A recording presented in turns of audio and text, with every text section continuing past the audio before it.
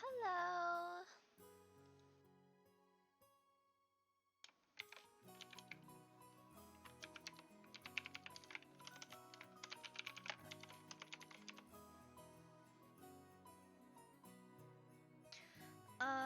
Let me just do something really quickly.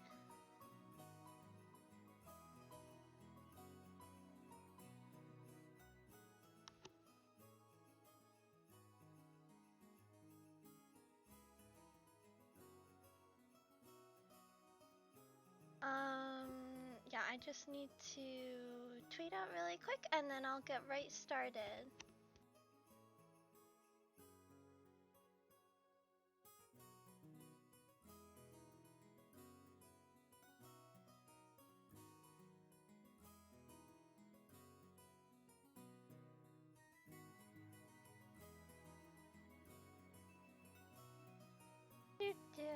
Okay, okay. The Ushiromiya Family Conference was held once every year on the first weekend of October. If a normal family were to hold a so-called family conference, you'd expect it to be nothing more than a reunion of rarely seen relatives who greet each other around buckets of sushi. Buckets? Who put sushi in a bucket?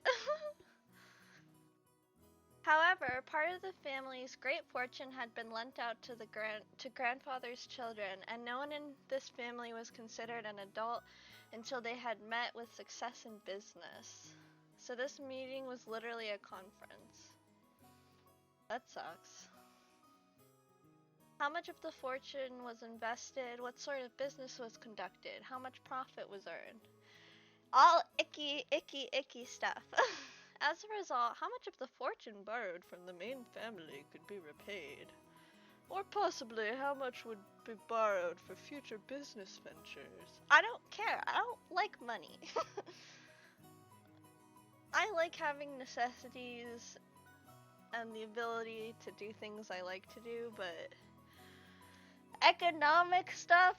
That is too icky for me. What lessons had they learned, and what could they learn from their mistakes? Well, that's important at least. It seems that topics like these were discussed very seriously in the past. My dad said it was like lying on a bed of nails. Apparently, it used to be a very serious family meeting where people were bathed in scornful and angry voices, and some people even got slapped despite their age. OMG.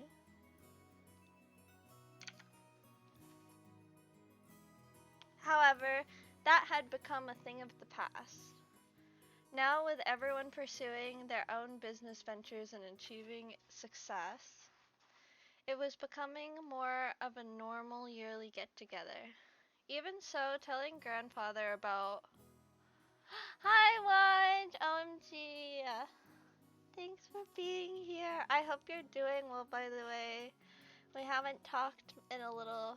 Well, we haven't talked much in a little. So I hope you're doing okay. Even so, telling grandfather about recent events was extremely stressful. So while it was nothing more than a simple get-together for us grandchildren, it was still a real stomachache for our parents. The absence of the man who was the source of all this trouble, regardless of the reason, probably made today's lunch taste much more delicious. They're saying food tastes better when the alcoholic bitch ain't here. The phrase, while the demon is not around, everyone can relax, come to mind. Anyway, let's introduce Jessica's father, whose face I haven't seen for 6 years. I wouldn't want to see that face. He looks like a really, one of those, rich actors who are, really mean to his fans. I don't know why. That's just the impression I get. The man sitting to my father's left is his older brother and Jessica's father, Uncle Kanji. Oh, you're just sick? I'm sorry you're sick. I love you too. I hope you feel better. Take some medicine if you can. This name sure is easy to read. Yeah, maybe if you could read Japanese, but I can't. Kraus. Now that we've gotten used to this string of weird names, our perspective is totally skewed, so Kraus doesn't actually seem that bad. It even starts to sound kind of cool. Oh, also, is the volume okay?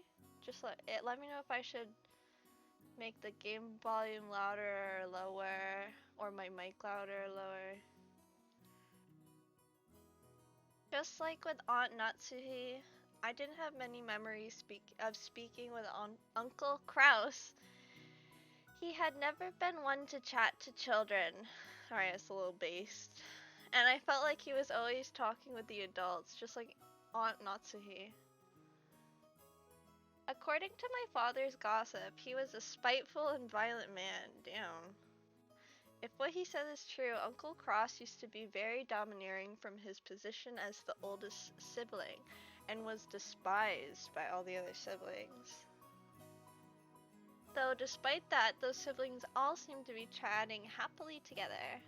Dude, Ava's face is so cute when she's happy. Oh well, even if their relationship was bad when they were children, sometimes when people grow up and live apart from each other, their relationships change. Yep, they do. That's probably what this was. After all, they had children of about the same age. By sharing the same family environment, they probably profited by exchanging opinions. Maybe because of that, a short while ago, the circle of parents began to discuss the exams Jessica and I would be taking. Jessica, in order to escape questions about exams from my father on her left, purposefully faced right while firing off a rapid series of comments, not giving him any chance to get a word in. Moving on, let's look at the end opposite from Kraus and the others. In the very last seat at the table, an old gentleman with a sturdy physique sat facing Kyrie-san. This was my first time meeting him. I had only just been introduced to him, but it seems he's grandfather's personal doctor and personal boyfriend, a man called Nanjo.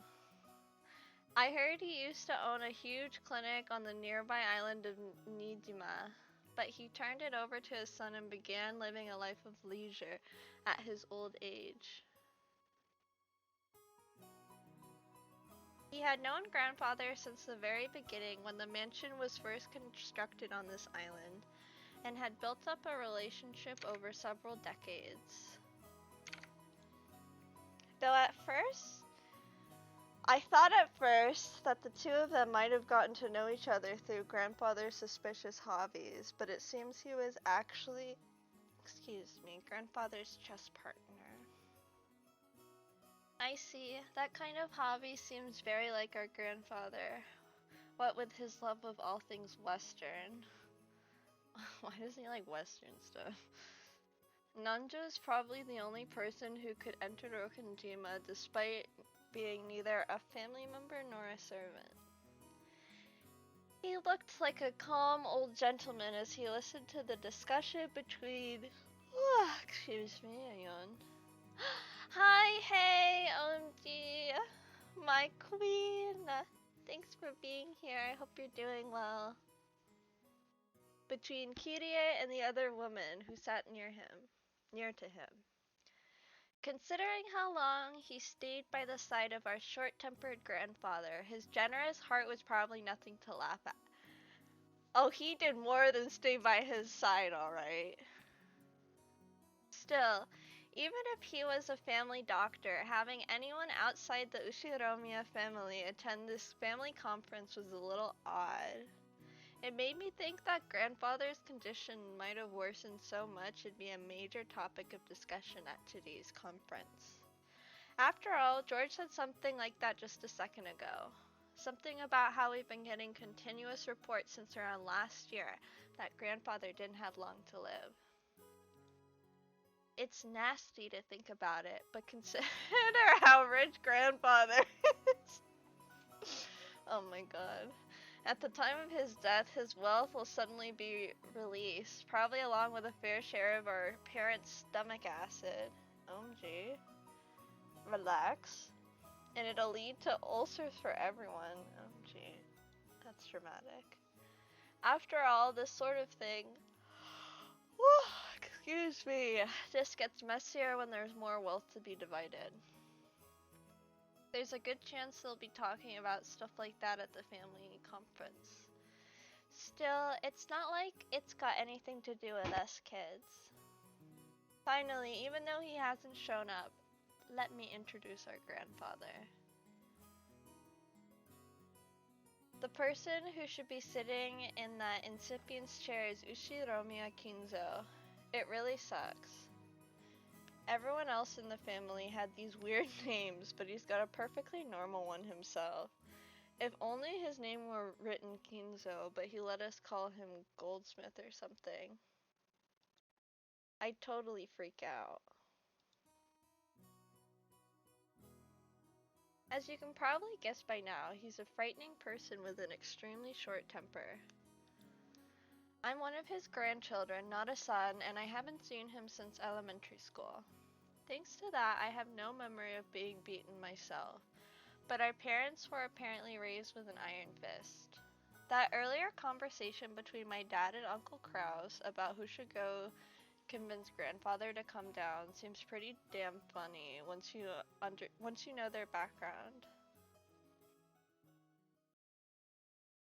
You can't really tell grandfather's story without covering that pivotal event before the Showa era. Is that a war, maybe?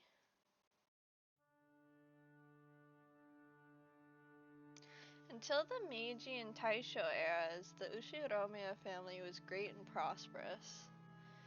They owned several spinning mills, making them rich enough to just double over laughing every day as the money kept rolling in. Incidentally, grandfather was a member of the branch family and had pretty much nothing to do with the main family. Not only was he way down the Not only was he way down the list of people who could inherit the headship, but he had hardly any contact with the glamorous main family. Ooh, red. Aw. However, during the Great Kanto earthquake, in the year Taisho 12, the mansion owned by the Ushiromiya family in Odawara, was flattened. Aww. Spinning mills in Tokyo were all burned down in a huge fire, and the Ushiromiya family lost most of its wealth and family members in an instant. So once they started trying to figure out who the successor to the Ushiromiya family should be, they apparently found no one remaining except Kinzo and his branch family. In Kinzo's later reminiscences, he referred to this as good fortune so great that it overturned fate. Your whole family died. That's not good fortune. That is horrible fortune. With that, grandfather's boring, everyday life did a 180. He was entrusted with reviving the dying Ushiromiya family, which had lost nearly all of its wealth. However, just because he had been entrusted with this task didn't mean he could accomplish it. Apparently, those around him weren't really expecting much. However, this is when grandfather began displaying his extraordinary talent and good luck. Grandfather used all of the family's remaining wealth, as well as everything from the hair on his head to his toenails, as collateral in order to borrow a massive amount of money. Once he built up a gigantic war chest, he immediately invested in businesses. It was like someone tumbling down a hill on a bike without any brakes, and then jumping onto a neighboring bike and then another one, just like some crazy street performance. I'll bet everyone thought grandfather had no business ability whatsoever. However, after several miracles in terms of good luck, with coincidences piling up and every chance taken advantage of, He was suddenly in control of powerful connections with the occupying forces. At that time, MacArthur and the GHQ were the ultimate authority in Japan. MacArthur, huh? Grandfather, in a twinkle of an eye, began succeeding in business under the protection of the occupying forces, quickly becoming very rich. By this point, it's probably safe to say that information, not luck, saved the day. He must have made some seriously deep connections with the occupying forces. Grandfather knew beforehand about emergency demands that would be made for the Korean War. No, it was more than that. He must have predicted those emergency demands from the very beginning, when he started investing his money. The history books make it sound like all of Japan made a large profit off the emergency demands during the Korean War, but that isn't actually true. Only a very limited number of the super rich played the money game and made an easy profit. Most of the citizens remain poor. Yeah, well, nothing's changed since then. In other words, Grandfather was a member of this extremely lucky group of winners. I'm pretty sure that this all happened during the Showa 25, during the year Showa 25 or so. 1950. So the Great Kanto earthquake happened in 1924 or so. That means Grandfather was able to revive the near-dead Ishinomiya family in about 20 years to a level even higher than it had ever been before. With that, you think he'd revive the main family in Odawara. I don't know why that word trips me. It's the W that trips me up. Awara, Odawara. That's hard! Anyway, sorry. But for some reason, he went and did something as crazy as buying an entire small island in the Izu archipelago. Buying an entire island is not something that you can ordinarily do today. However, Grandfather was clever. He contracted the GHQ and applied for the establishment of a marine resource base. He acquired this island as a business property and then tossed that project aside and claimed it as his own plot of land. After the war, there were prevention measures against food shortages. Having the sponsorship of the GHQ meant nobody could oppose him. From what I've heard, the Tokyo metropolis of that day offered this land to him practically for free. Later, Tokyo made difficulties by telling Kinzo to return the land, but the pushy GHQ intervened. Anyway, it seemed under-the-table bribes did their work well. In the end, the city gave up in frustration. Grandfather, with considerable skill and good luck, managed to weather the stormy seas of that period, obtaining a vast fortune in his own island. Of course, it probably wasn't all luck. He was obsessed with all things Western, which helped him cultivate his English skills. He was able to use this to his advantage and sink his teeth into the GHQ. A mansion was built on the island soon after. This mansion, in fact. Grandfather, with his love of the Western style, made this once uninhabited island a canvas upon which he could realize his dreams to his heart's content. Sounds like a very selfish man.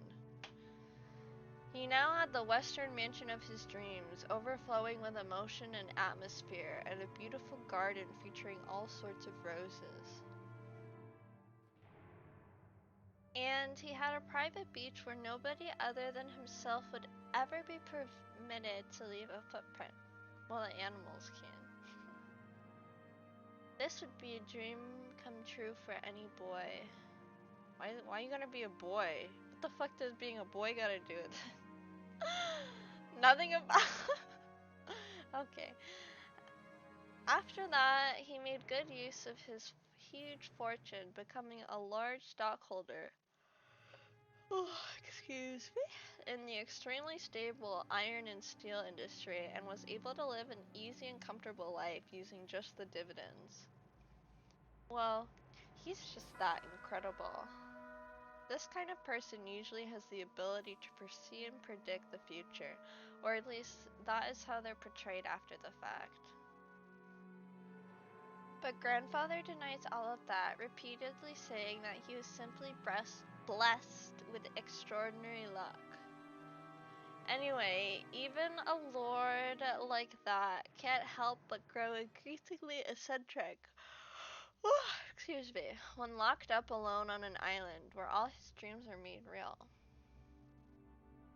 Everyone knows that he's had a Western obsession from the start, but none of our parents really know when his bizarre black magic hobby began. Did his love of black magic begin way back when he became fascinated with everything Western? Or did his miraculous stretch of good luck while reviving his family cause him to feel a mysterious power in himself? At some point, grandfather began to make the research of black magic his life's work. He filled the study up with suspicious books, chemicals, and magical items as he became increasingly bizarre.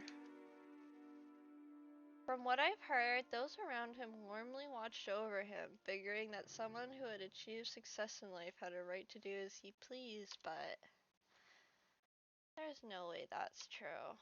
They were probably just creeped out thinking, that's disgusting, I don't want to get involved. Anyway, that agitated period was an age of big gambles, with both opportunities and risks. Let's say grandfather was born in this time period.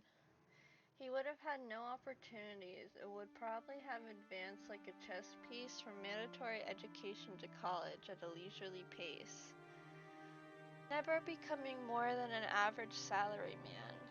If that happened, he'd probably have sat somewhere, happily talking behind his boss's back. No, not in a fancy dining hall like this. More like at a table in some bar. Then again, I'll bet this family conference would be a whole lot more relaxing if that were the case.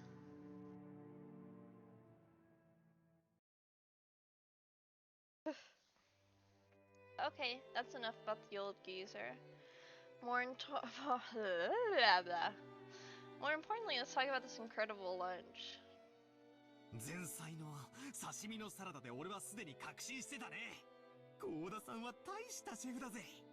しかも魚は近海で取れたやつだろ。スーパーの刺身とはわけが違ったぜ。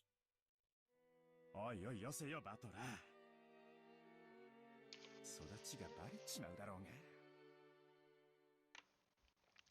Everyone let out a big laugh. Damn it, you say that even though you love those cheap pubs.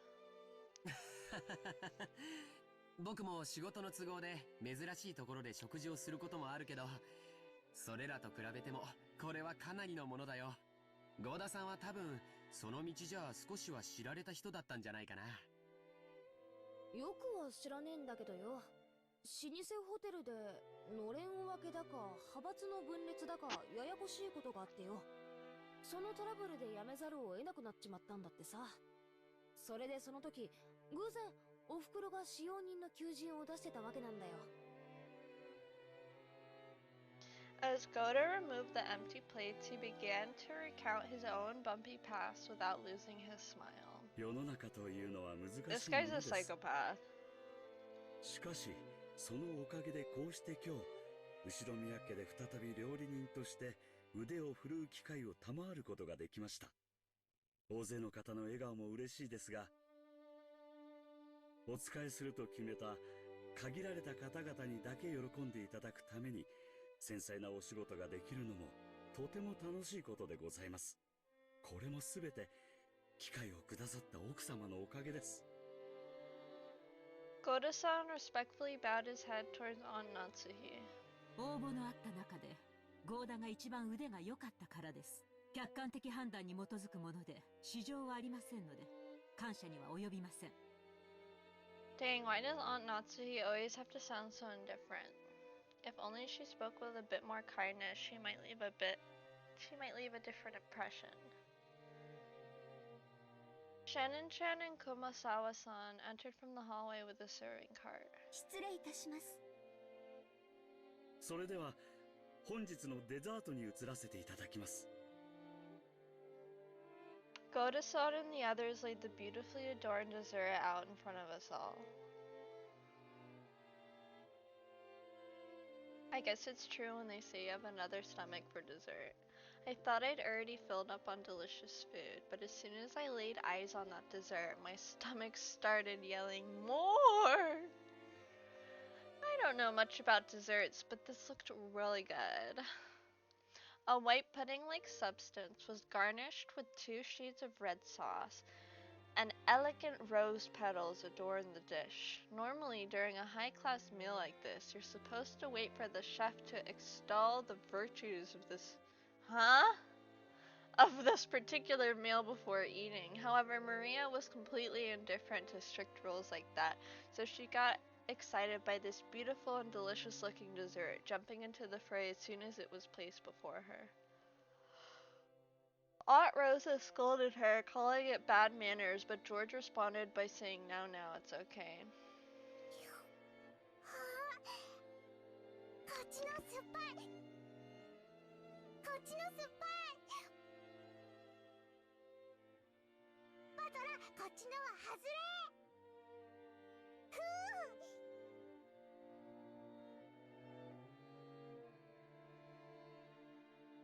Maria exclaimed as she sampled the 2 colored sauces. なんだと？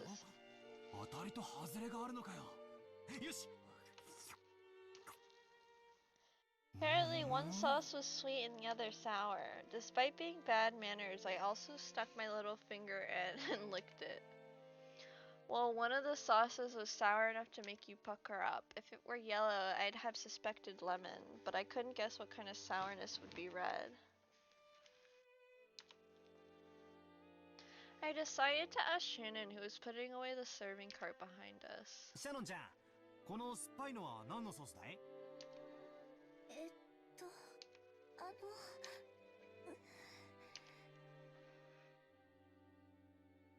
？Shannon-chan hesitated.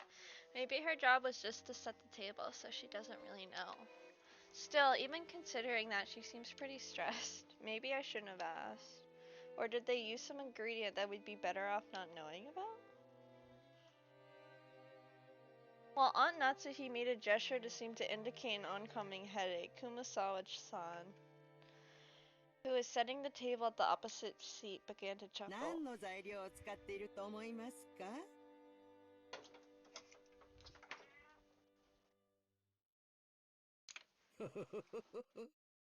驚きますよ。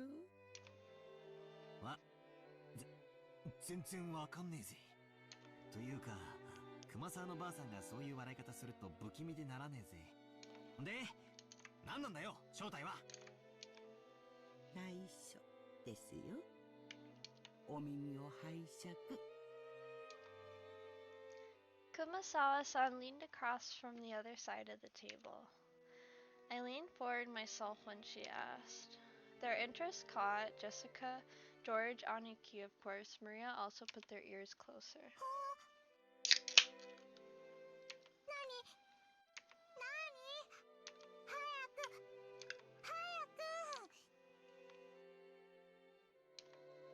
実はお魚のサバの絞り汁ですよ。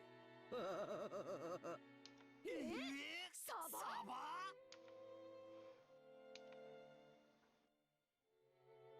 That's crazy, we all thought, horrified. Only Maria accepted it, nodding sagely. ほう、サバは酸っぱいよ。絞ったらこうなる。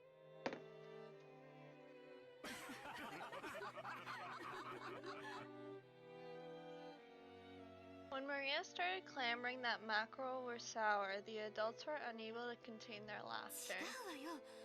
酸っぱいのはしめ鯖でしょ。 Only Aunt Rosa, her face red, whispered to Maria that mackerel is sour only once prepared as shimasaba. Now I totally remember. Kumasawa-san was always like this, wasn't she? I think I remember her tricking me too in all sorts of ways when I was young. The most lethal has got to be that one. Those flimsy black things in Chinese dishes, they're kikurage mushrooms. She told me they were penguin meat, and I went all around school like a smartass telling everyone, didn't I? 熊沢のばあちゃん、相変わらずだな。マリアが信じちゃうだろ。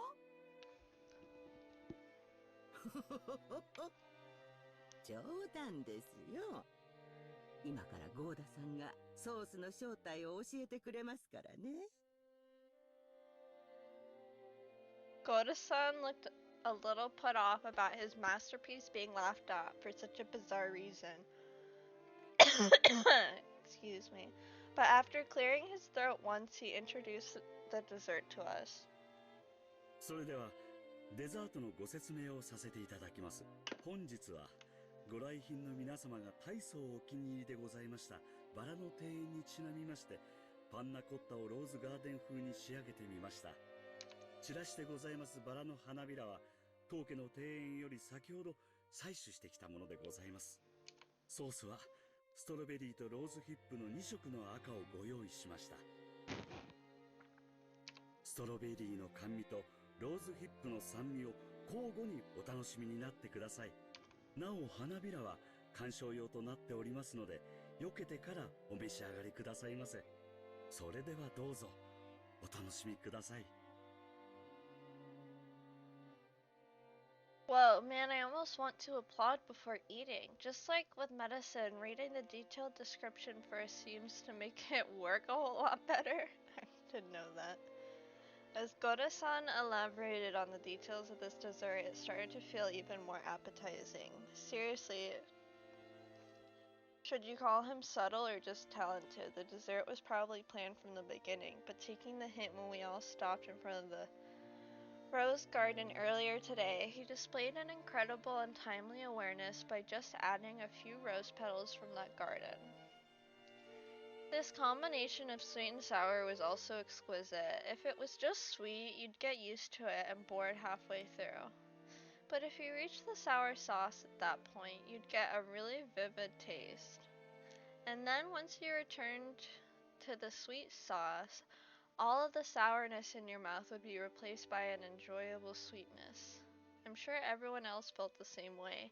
Every time Goda-san passed by one of our seats, someone praised the taste in his いか presentation. がですか、奥様。相変わらず見事です。お客様をおもてなしするに値します。恐れ入ります。奥様、ご存知ですか？ローズヒップには頭痛に効く効果もあるそうですよ。奥様に特にお気に入りいただけるかと思い、特別にご用意させていただきました。そう、ありがとう。ほら言ったでしょ、夏日姉さん。ローズヒップは頭痛に効くって。みたいね。効くといいんだけど。ああ、ゴーダさん、あんたには惚れるで。なあ、後であんたの待遇を聞かせてや。無理ならあんたの欲しい年収、指立ててくれるだけでもええんやで。あんたの腕が、この島だけで独占されとるのは、人類の食文化に対する冒涜や。その腕、わしの会社で振るって、お客の皆さんを喜ばせてみる気はないかのう。秀吉さん、うちのゴーダを引き抜かれるのですか？これは困った。ゴーダの待遇をもっと良くしないと引き抜かれてしまいそうだ。そうした方がいいわね。じゃないと引き抜かれて、3食が熊沢さんのサバ料理にされちゃうわよ。これは手厳しゅうございます。すっかり根に持たれてしまいまして。Ava's so passive aggressive. Everyone let out a huge laugh. According to Jessica, Kumasawa-san's macro jokes were a running gag that our parents had long since gotten used to. Kumasawa-san often claimed that mackerels had precious nutritional value which could slow aging, making people smarter and more. Supposedly, while it couldn't stop the outward signs of aging, it helped prevent aging on the inside. Since she was spirited enough to tell these kinds of jokes at her age, there must be something to that theory. それでは失礼いたします。夕食にはふるって。 Wait, they haven't even eaten dinner yet? Oh yeah, they just had lunch. たくさんのサバ料理をお召し上がりいただきますので、どうぞご期待くださいませ。期待してるよ。今晩はしめ鯖でキュッとしゃれ込みたいぜ。それは素敵ね。ついでに日本酒の美味しいのも出てこないかしら。ええ、ございますよ。六軒島名物のサバ焼酎なるものがございまして。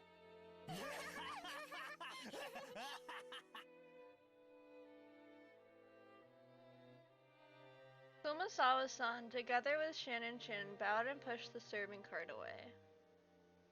It was pretty funny to watch Goda-san, who looked like his show had totally been stolen, explain in a serious voice that we would be having calf steak for dinner.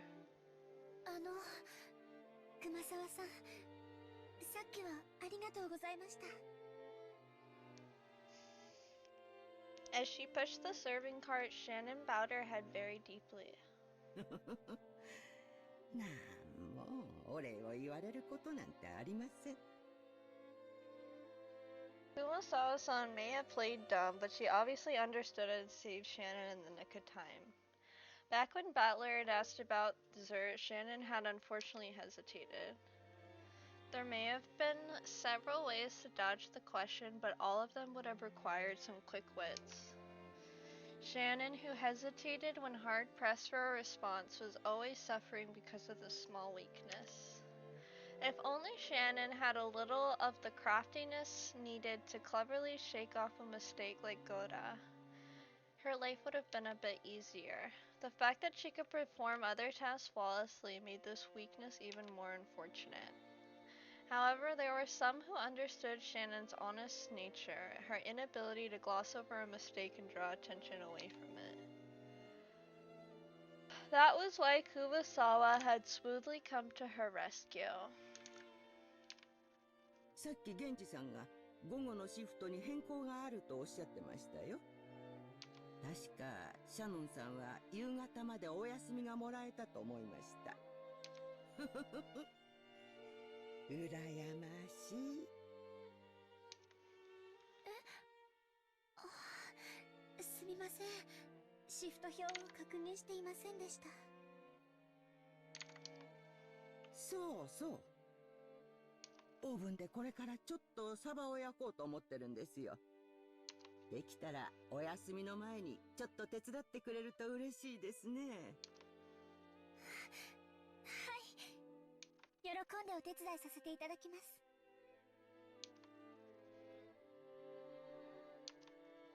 Oops, I forgot to read that. Oh no! Oh no! Let me read it! There we go. To Shannon, Kumasawa was like a mother among the servants.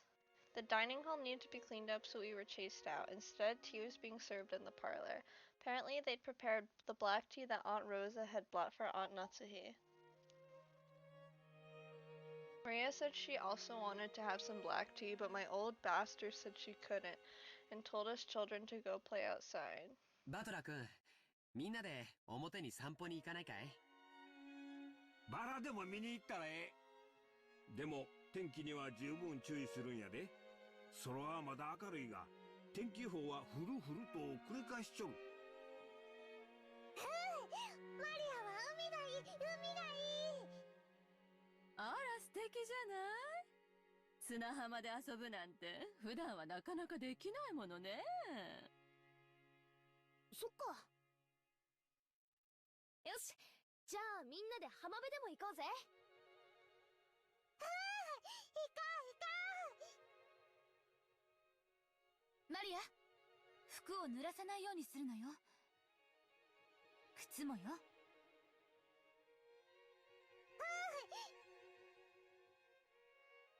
濡らさない。素直で可愛い。バトラ君、マリアちゃんの面倒、ちゃんと見てあげてね。おうよ、任せろ。ほう、お前もキリエに頼まれると素直で可愛いじゃねえか。たまには俺の言うことも素直に聞いてみろよ。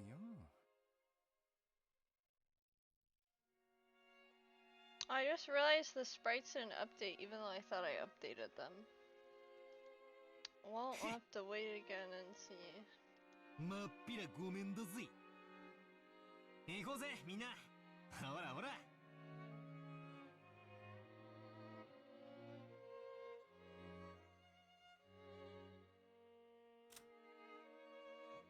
Oh, it's all filled out now. Cool. Progress. The children flew out of the parlor. They were replaced by Genji, who pushed a serving cart in and prepared to serve the tea. The parlor was filled with a sublime aroma which delighted everyone while they waited to sate their thirst. ルドルフのところは家族仲がいいじゃないか。良いことだ。よせよ。兄貴のところには負けるぜ。そうよ。これも夏日姉さんの教育の賜物ね。どうも。Natsuhi answered coldly. The conversation broke off then, and the parlor fell silent. Maybe Hideyoshi couldn't bear the silence because he broke it off himself with an exaggerated gesture. しかし、成長は早いもんやで。いつまでも子供だと思っとったが、図体はみるみるでかくなり、いつの間にか大人の仲間入りや。バトラ君なんか見違えたで。体は大きくなりましたけど、まだ子供です。うちの主人も未だに子供ですけれど。子供と大人の境ってどこなのかしらね。私、未だに大人になったって自覚が持てない。Me too, Queen. 一児の母の言うことではない。What the fuck you, bitch? そうね、私たちももう子供じゃない。大人同士よ。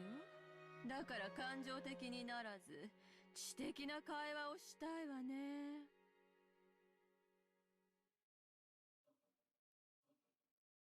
When Eva smiled with sharp sarcasm, everyone seemed to get more tense.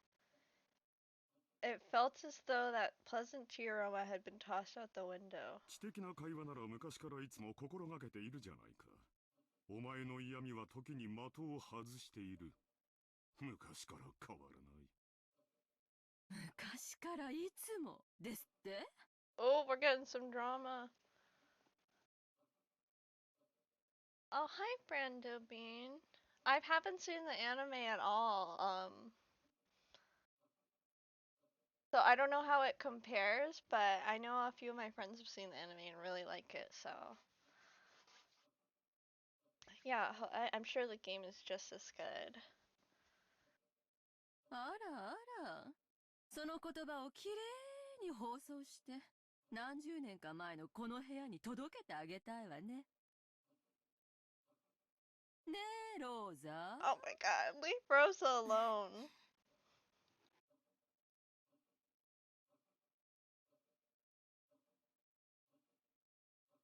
Rosa gave a vague smile. She knew that whether she agreed or disagreed, she'd earn the displeasure of one of her siblings. Man, this point, I've been put in this situation so many times, and it feels so bad. It was a bit of a worldly wisdom that had been essential for someone growing up as the youngest sibling. Me! Well, I don't have siblings, but I'm the youngest of my cousins, so I have young sibling energy. ガキどもがいない間に本題に入ろうじゃねえか。それこそ知的な話よ。As Rudolph glanced over the faces of all present, some let out a sigh and some let a small look of resignation cross their face. They were approaching their unavoidable true agenda. 去年の時点で余命3ヶ月だったんだ。ってことは、すでにマイナス9ヶ月ってことじゃねえか。いつお迎えが慌ててすっ飛んでくるかもわからねえ状態ってことだぜ。当主様は今でも健在でおられます。このような不穏当な話を日も明るいうちからなさろうとするなど、ルドルフさんの正気を疑わざるを得ません。She must be insecure about something else because it's really reasonable to bring this up because they've been saying he has 3 months to live for 9 months. Of course he's gonna bring this up. So I know so she's concerned about something else, obviously. I wonder what. だがな、夏日さん。こういうしょっぱい話はいざことがあってからじゃ遅いんや。今が元気だからこそ余裕あるうちにしとくもんなんやで。これも財産のエチケットみたいなもんや。諸君の関心は親父殿のようじゃないか。南條先生、あなたから説明してくださいませんか。彼らもそれをお望みらしい。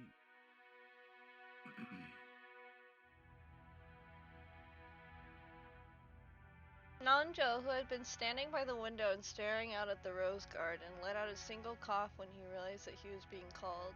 南條先生、お父様の具合はどんな感じなんですか。まずはじめに、私が去年申し上げました余命3ヶ月という言葉が一人歩きをしているようですので。言われずともわかるわ。余命というのはあくまでも見込みであって約束ではないとおっしゃられるのよね。さようです。ですから皆さんからたびたびお尋ねを受けますが、いつ亡くなるのかということは、人の命は体と心に支えられております。体が弱れば危うくもなりますが、それを補う心の強さがあれば小康状。体はともかくお心はまだしっかりしていて意気健康でいらっしゃれるということですね。キリエ、すまんがしばらく。 What? Fuck you! Don't tell her to be quiet! She was right! What the hell?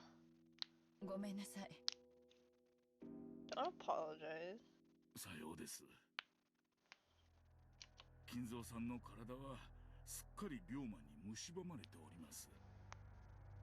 ましてやあのような強いお酒をたしなまれ続けてはとても。崖っぷちなのも酒のせい、ながらえてるのも酒のせいか。酒豪の親父らしいね。それで先生、もちろん見込みで結構なんですけども、お父様来年の今日まではさすがにどうかしら。当主様に対してあまりに無礼な質問です。Natsuhi jumped on Ava, not even bothering to hide her astonished expression. Ava stayed back daringly, but Hideyoshi realized what was going on and tried to smooth things over with a forced smile. ああ、夏井さん、カニーナ。エヴァ、お前も少し言葉を選ばんか。ごめんなさい、お父様の容体が気になって仕方なかったもので。そうですか。それは気づきませんでした。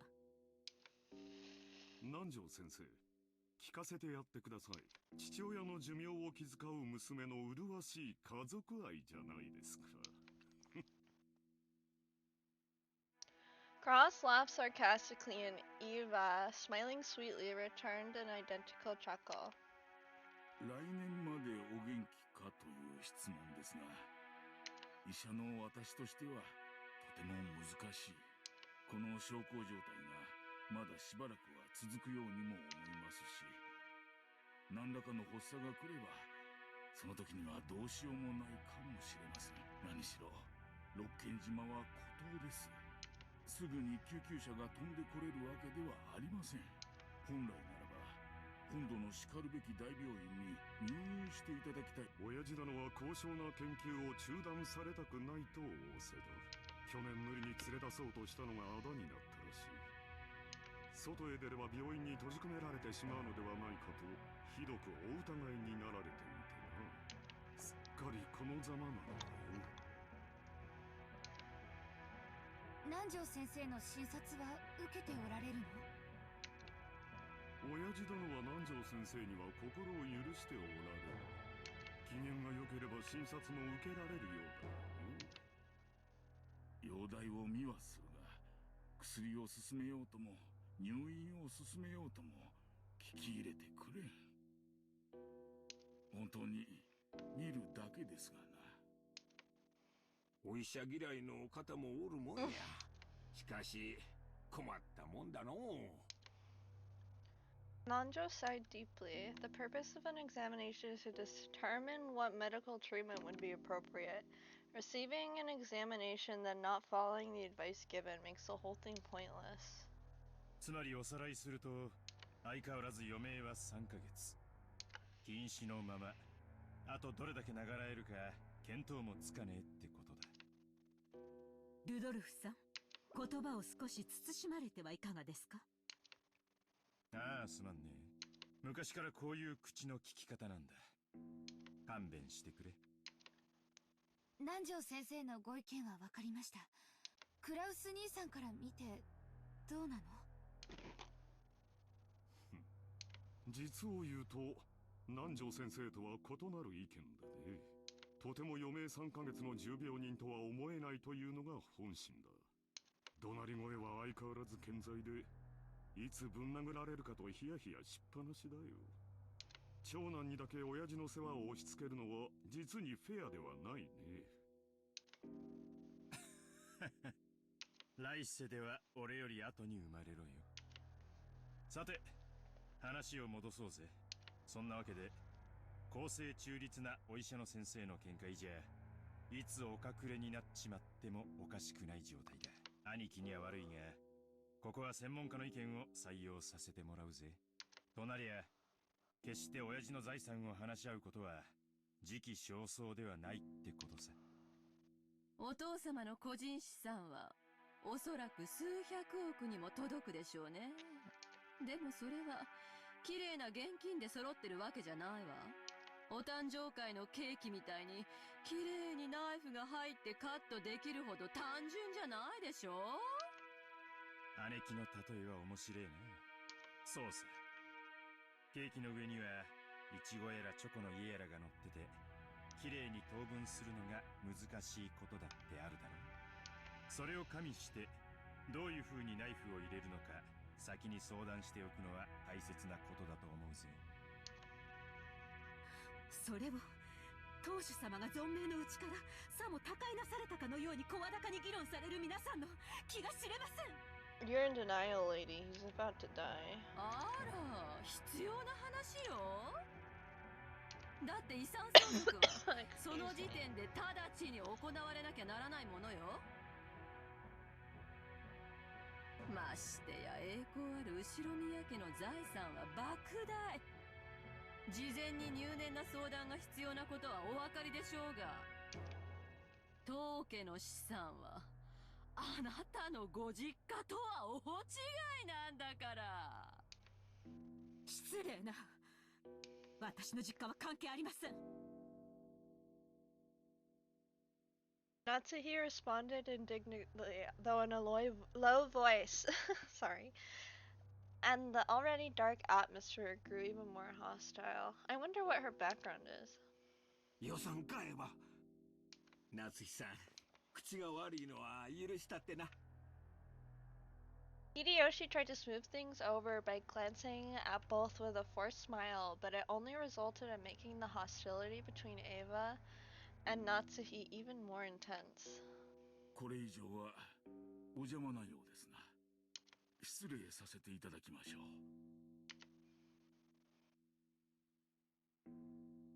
Nando rose from his seat and exited the parlor. To an outsider, it may have seemed like a normal act of courtesy, but his back was watched by several glances envious of his ability to escape.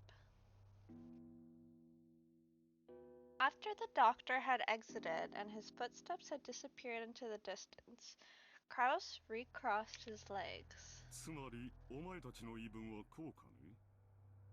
親父殿の余命は短い。遺産分配について早急かつ具体的な協議に入りたい。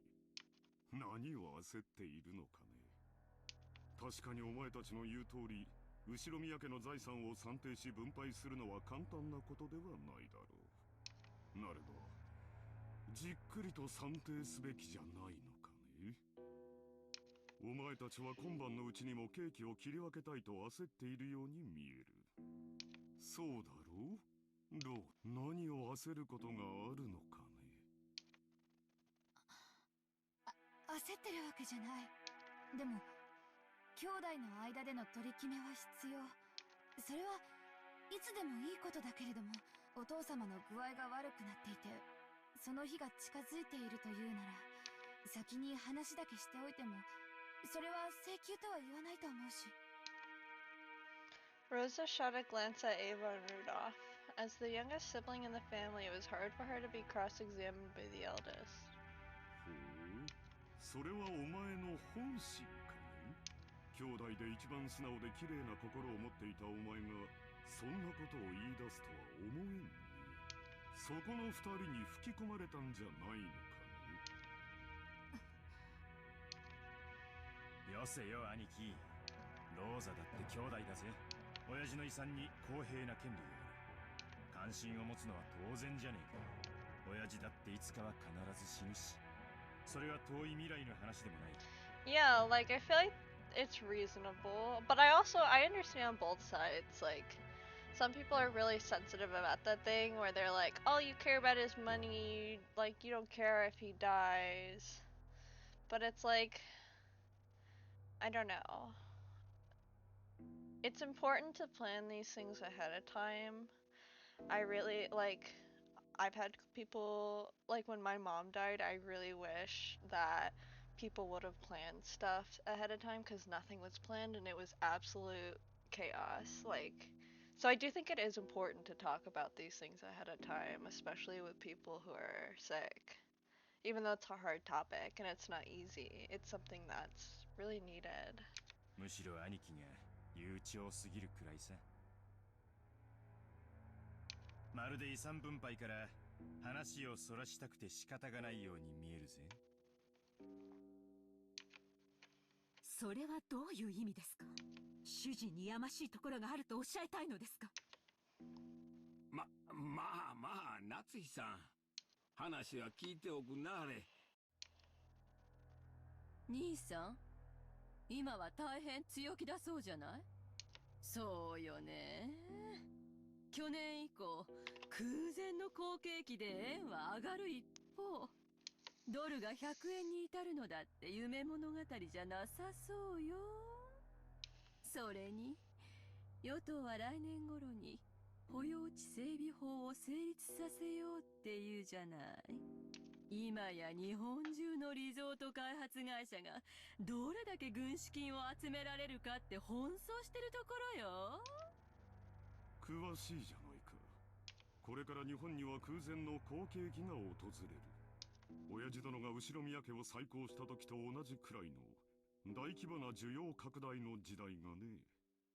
日本国民は働き、高度経済成 So 長を are 実 they 現して saying 世 that 界で一 like 番 a 豊かな bunch of 国 the 民となり、 families about to get 我が家 murdered の春を because 謳 of 歌す this? るようになった。 Oh gosh. Oh gosh. Because why else would they tell me about the grandpa's past and how everyone died? If like, oh gosh. Okay, I don't know. Maybe I'm wrong, but maybe I'm right. 国民の消費は増大し、それを回収できる施設があぶく銭を手にする時代になったのだ。今や国民のニーズは3種の電化製品ではない。スキー場、ゴルフ場、総合プール、リゾートホテルにテーマパーク。数年前に開業したデルゼーニーランドには行ったかね。素晴らしい遊園地じゃないか。あそこでは大人も童心に帰り家族で楽しむことができるんだ。Disneyland? Okay! Surely not Disney. Just realized that. かつて家族を顧みずにメッシ奉公することだけが美徳だった時代はもはや終わろうとしている。我々は世界で一番豊かな国民としてようやくそれを享受できるようになったのだよ。クラウス兄さんの読みは大したもんや。わしも数年前に聞いた時はそんなアホなと思ったわ。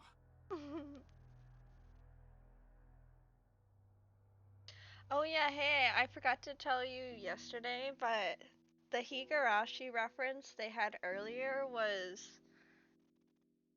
Okay, it was a really weird scene where Battler... Okay, let me look at this.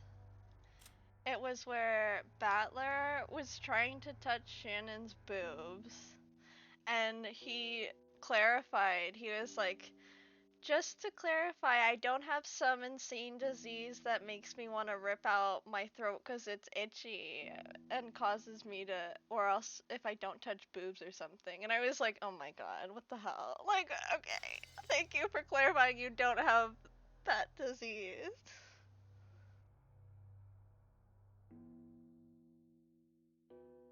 Ugh. It was funny though. I was like, oh my gosh. でもな、G5 のプラザボーイ Right? 聞いてから変わったんや。It was just so random, especially because it was that scene of all scenes for them to make that reference. It was just out of nowhere. I was like, okay, what is happening? I don't like this scene.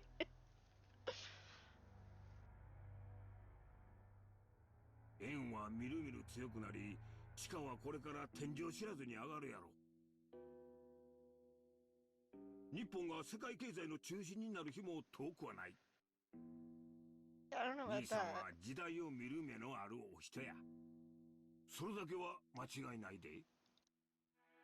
秀吉兄さんに同じで。Okay, but why are they bringing up that Japan's gonna boom? Like, although I guess I don't understand, like, so why do, like, these two are really defensive over even, like, approaching the topic of him dying, and, like, don't want to talk about his inheritance, and these people are like, oh, well, it's because Japan's on the rise and the money's gonna boom. But what does that have to do with their inheritance? If they're gonna get rich off of other stuff, then why not also get that stuff and the inheritance? That's what I don't understand. Like, why? But maybe it'll explain. 兄貴は10年越しで時代を読めてるよ。その嗅覚は親父譲りだろうな。大したもんだぜ。だが親父と違ってちょいと見通しのタイミングを読み違っちまったところはあるよな。兄さんは必ず日本が好景気を迎えると信じてあちこちにリゾート計画を起こし、そのほとんどで失敗し続けたわ。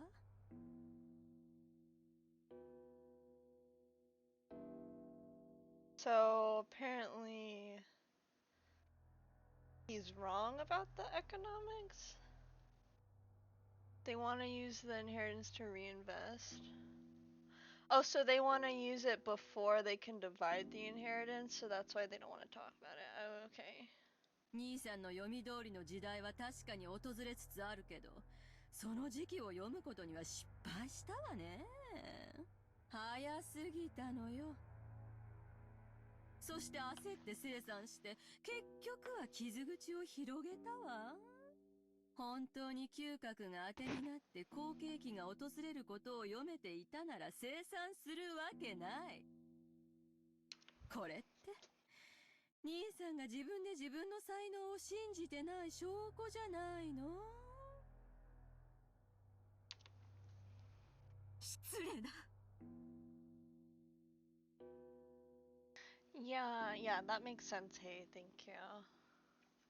主人を侮辱するつもりですか? So they're saying that, oh, like, their business has actually been doing bad, so they want the inheritance money. Yeah, for sure.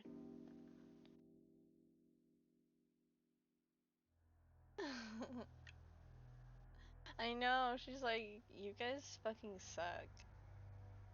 And then, oh man. Natsuhi's forehead creased as she rose from the— oh, she got up! She's like, bitch, I'm ready to fight! Hold my earrings. Cause she got heavy earrings on. Look at those big chunks. Ava, paying no heed, stared at Kraus with a confident smile.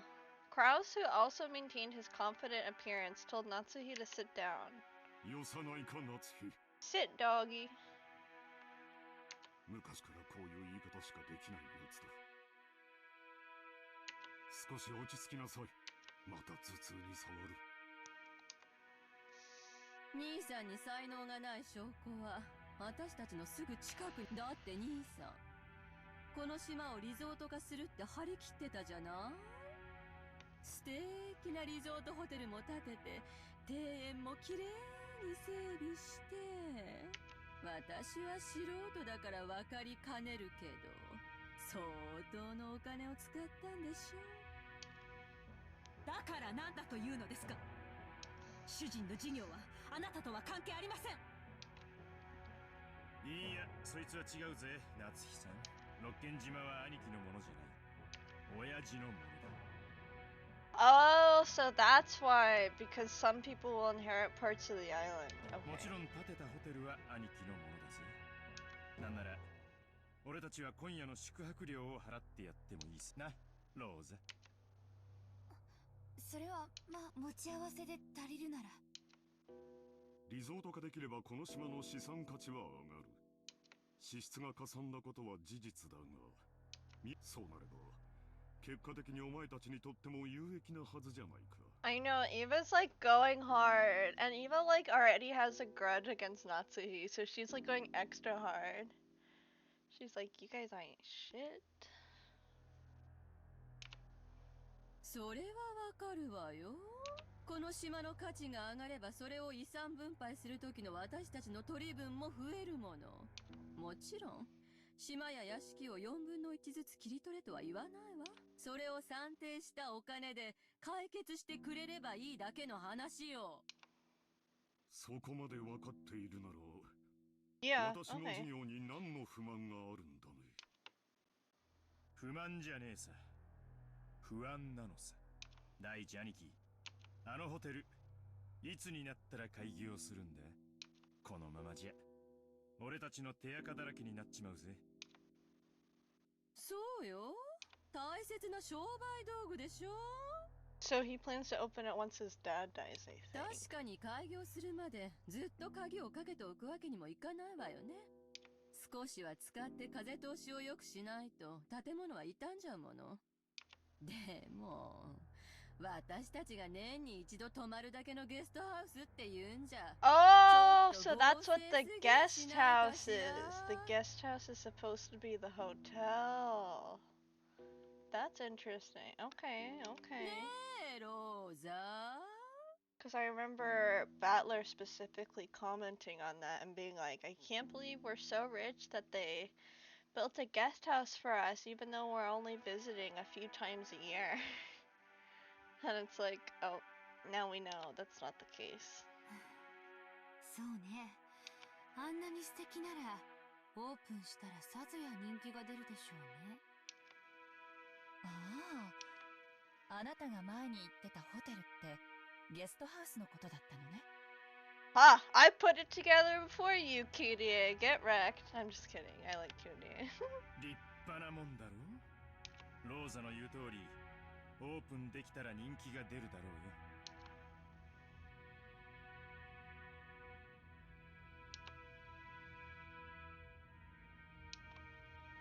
よ。Oh shit, I forgot I'm supposed to read that. The lodging they had been guided to wasn't originally intended to serve as a guest house. It was originally constructed as a resort hotel. However, even though it was built 2 years previously, there was still no prospect of it opening. 兄さんのいつもの事業と同じよ。着目や企画はご立派。そしていつも途中で立ち行かなくなって何も回収できずに終わる。この島をただ住むだけにしか使わないのはもったいないって、そしてリゾート化してマリンスポーツやらフィッシングやらハネムーンやらを誘致して盛り上げようってのはなかなかいい絵だったと思うぜ。俺だって長男だったならこの島を何かに有効利用できないかと頭をひねったに違いないさ。でももう出来上がってから2年も経つのよ。2年経って未だに開業のめどはつかないの？任せてる管理会社はどこ？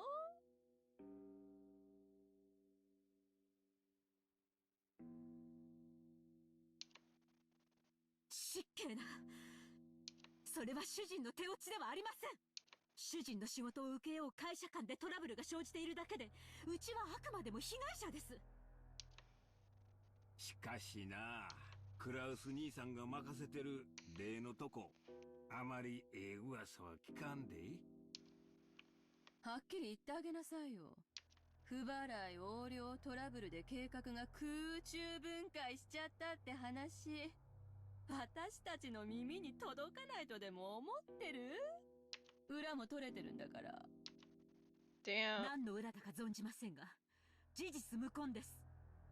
観光業への新規参入には方々への根回しが必要になります。相手が信用に足りるかを測ることも大事です。それに手間取っているだけに過ぎません。ホテルの完成が早すぎて勇み足になったことは認めよう。だが維持費がかかってるわけじゃない。やがて大きな意味を持つ布石だ。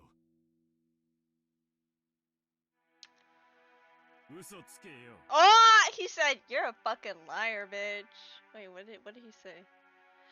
Oh, we're not paying 生 maintenance 産した costs. くても売れないだけだろ。観光ルートの確立してない何もない離島にやたら豪華なホテルなんて買い手がつくわけもねえさ。それに事業に集めた融資はどうなってんだよ。維持費はかからんでも回線借 I 金 know は it's getting spicy. すまんがクラウス兄さん、この島の開発計画の話ちょいと調べさせてもろたんや。正直こっちも話 And they like all planned this ahead of time apparently too. 秀吉さん、確かに今の財政状況だけを見たらそういう印象を持たれるかもしれない。だがこれは先行投資なのだよ。その読みを誤り、これまでに多くの負債を生んでしまったことは認めざるを得ない。He's trying so hard to dig himself out of the hole, but he just keeps admitting, yeah, you're right about that, you're right about this, but this. Okay, yeah, you're right, but what about this? これまでに失った分はすぐに取り戻せる。いや、それどころか、これまでの投資だってやがては私のもとに戻ってくる。そう例えるなら、放った稚魚が鮭となり、肥えて帰ってくるようにね。それは認めるで。これからリゾート業界は空前の好景気を迎えるやろ。これまでの負債を埋められるほどかはわからんが。だがな、クラウス兄さん、これまで散々負け続けた兄さんがどこから軍資金を調達したっていうんや。それも半端ない軍資金や。They're saying it's his あ dad, れだけ right? の穴を埋められる軍資金やで。秀吉さんは何をおっしゃいたいのですか？ Oh, you know what he's trying to say, ああ、 girl. 夏樹さん、ほんま怒らんといてえな。わしらも調べたんや。これまで負け戦続きのクラウス兄さんに最近の Is it her 強気な family or 莫大 something? 投資を支えられるほどの融資を誰ができたんか調べ I た don't know ん if she や。 comes from a poor or rich family. 結果いねえんだよ。 What? Oh, 弱り目 okay. と逆に張るのがマネールーレットの鉄則だ。 You think so? Maybe they're stealing from their dad. And that's why they don't want to bring up the inheritance, because they'll find out that all the money is gone. 兄貴はこの界隈じゃちょいと知られた弱り目さ。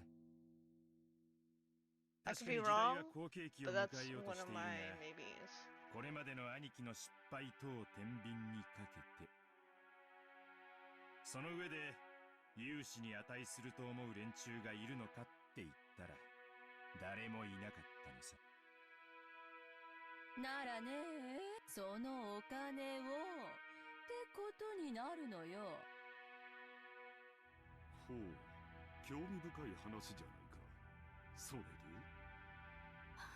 あなた、このような暴言をいつまで放置されるつもりですか。 Girl. 座れよ、夏日さん。担当直入に言おう。兄貴は親父の個人資産を自分の事業に流用してる。 Yep, he thought これ what は I ほぼ thought. 間違いねえ。これが俺たちの誤解だってんなら、どうかぜひそれを解いてもらいたいもんさ。ルドルフ、流用なんてもんじゃないわよ。これは横領よ。刑事告発できる立派な犯罪なんだから。無礼極まりない。仮にも後宮本家跡継ぎの後宮クラウスに向かって信じられない暴言です。 Yeah, she's hiding 暴言 something. じゃないわよ。図星でしょ。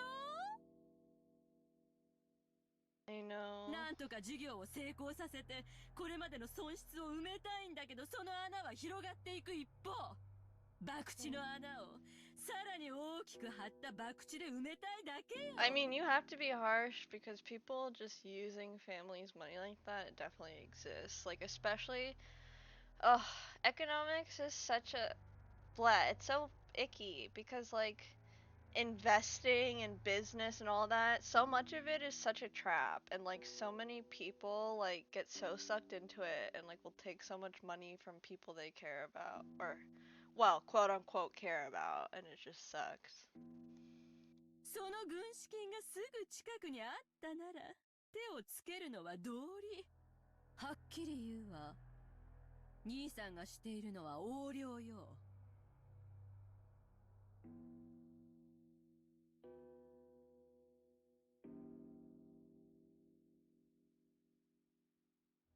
お父様に対する裏切りよ。 Wait, hold on one sec.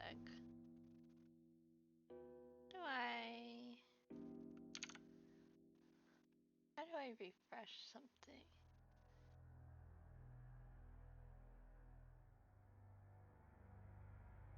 Here.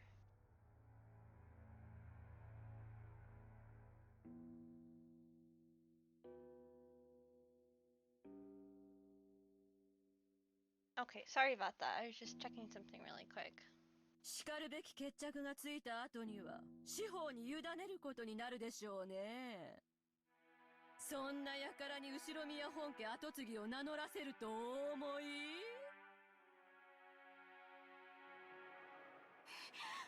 言うにこと書いて、当主様への裏切りとは聞き捨てがたい。この栄光ある後宮家の敷居をまたぐ資格はもはやあなたにはありません。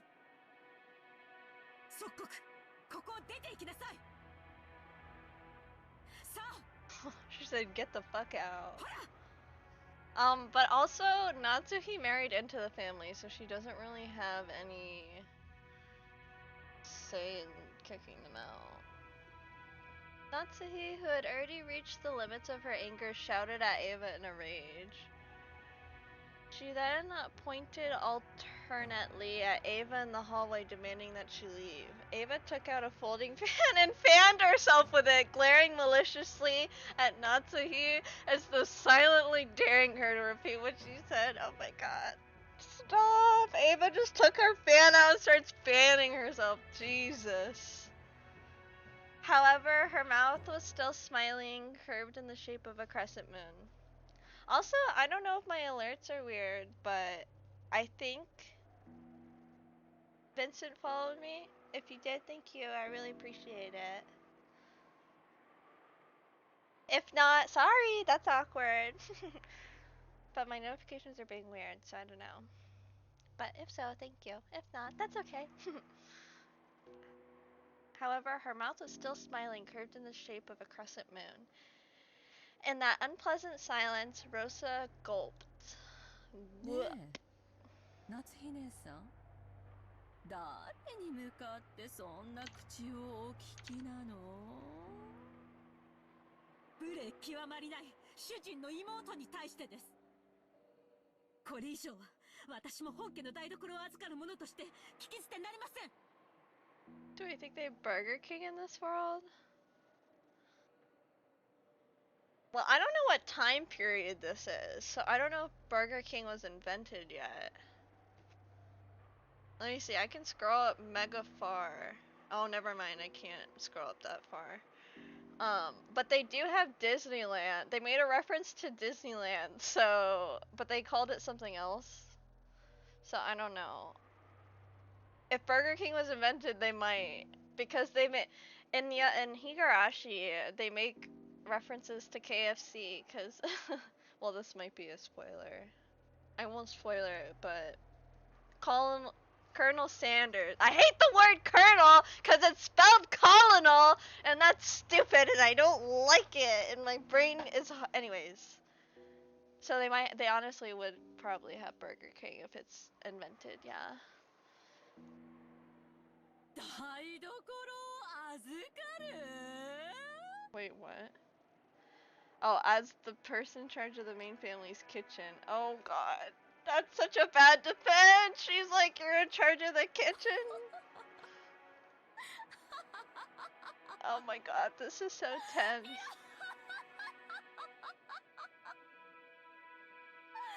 Ah!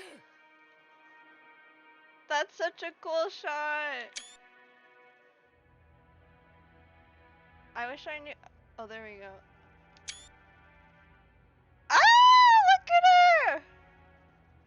Be silent. Lowly maidservant. Oh my gosh. Oh my gosh. Ava folded the fan with a snap and rose to her feet energetically. Compared to the elegance and playfulness she'd shown until a second ago, she was now unimaginably aggressive. バカバカしいお前が下がりなさいこの後ろ宮エヴァに当主様の左肩を許されている後ろ宮家序列第3位のこのエヴァに下がれと身の程を知りなさいそしてお前のそのみすぼらしい姿を鏡に映してみるがいいお前の服のどこに翼が Oh, the symbol of the wing, that's the thing I talk about all the time. どこに片翼のわしが許されているのか貴様など後ろ宮家の跡継ぎを残すためだけの存在じゃないの Oh my god. Okay. That's a little far. Don't call her a borrowed womb. Jesus Christ. That's an insane insult. Like, I can't even. That is so insane. That. Oh my gosh.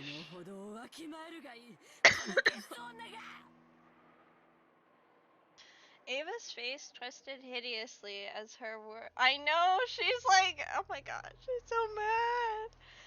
Ava's face twisted hideously as her words gouged into Natsuhi's heart like talons retching at it.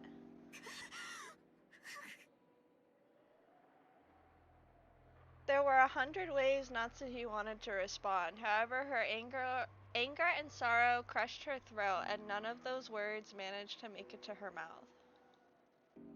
Her anger had nowhere to go and became a single hot tear that slowly dripped down. Nani? Ah, that smile! Oh my god! Ah, that's creepy! 何か言い返したいならどうぞ言い返しなさいよほーら Ava faced her with a provocative gaze. However, Natsuhi could do nothing but tremble, her clenched fists quivering. Kraus quietly broke that powder keg tension. What's he gonna do? Natsuhi. She couldn't lie because she's actually an intro. What the? Okay. Excuse me.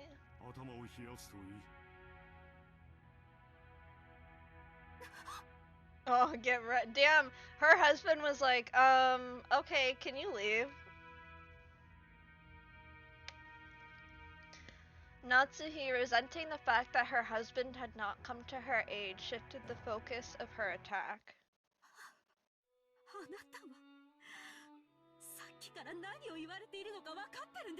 Does she not know that he's embezzling?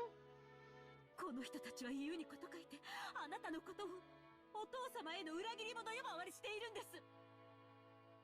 私たちが後宮家の栄光を守り、お父様からそれを受け継ぐため、日々高潔であろうとする全ての努力をないがしろにして踏みにじる。なんという聞きがたい暴言。あなたもあなたです。どうして言い返さないんですか？どうして？あなたが言い返さないから私が言い返しているのに、さっきからあなたは私に任せっきりで。Oh, I feel bad for her then. I mean, I don't particularly like her. Like, I'm definitely on the side of the other people who are like, dude, you're embezzling, that's fucked. But I feel bad for her in this scenario. And I also don't like that she was called a borrowed womb. That was brutal. I feel bad. Yeah, and he didn't even defend his wife. Oh yeah, of course. Well, thanks for being here at all. I really appreciate it. I hope you have a good rest of your day.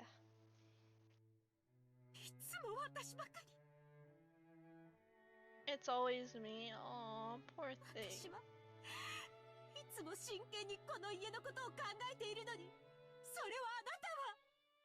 Aw, poor thing. It feels like she has no one, and that feels really sad. Natsuhi was already unable to hide her tears. She flew from the room in that state. After that, all that remained was a somewhat embarrassed mood about the parlor. When the sound of footsteps grew distant and the silence returned, Kraus shrugged his shoulders slightly.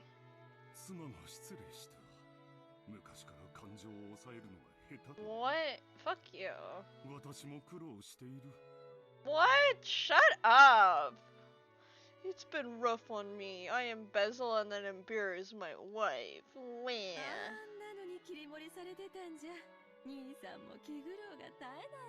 Okay, you're being too harsh, Eva.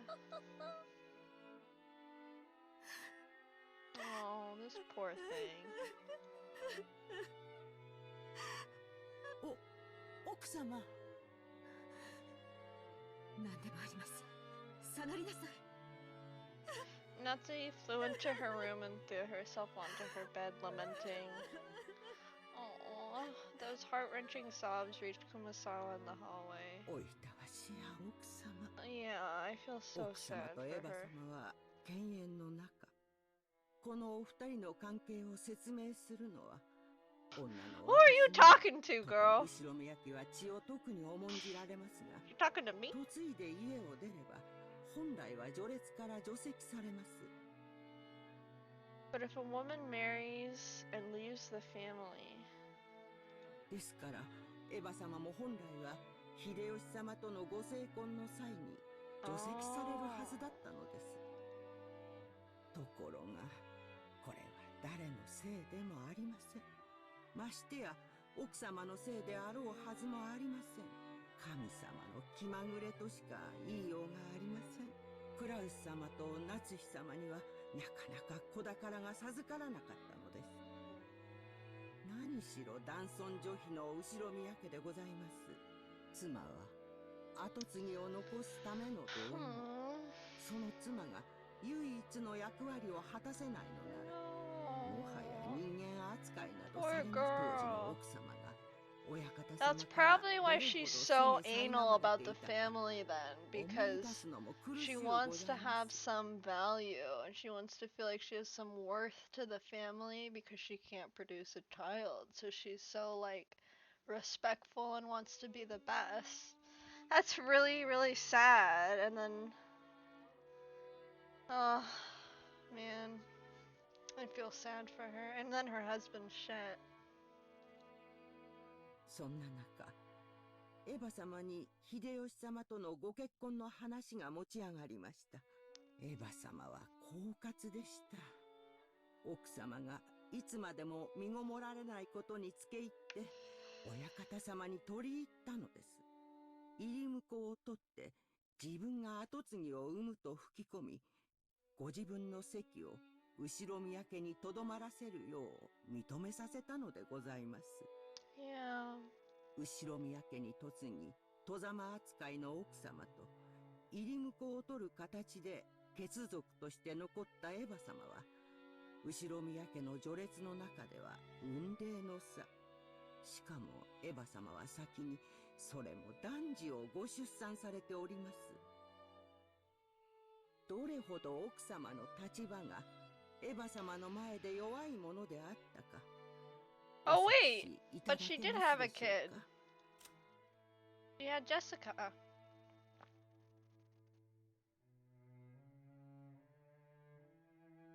But they had George first. Oh, and this is the Tears, I guess? This is the youngest. Huh. Huh.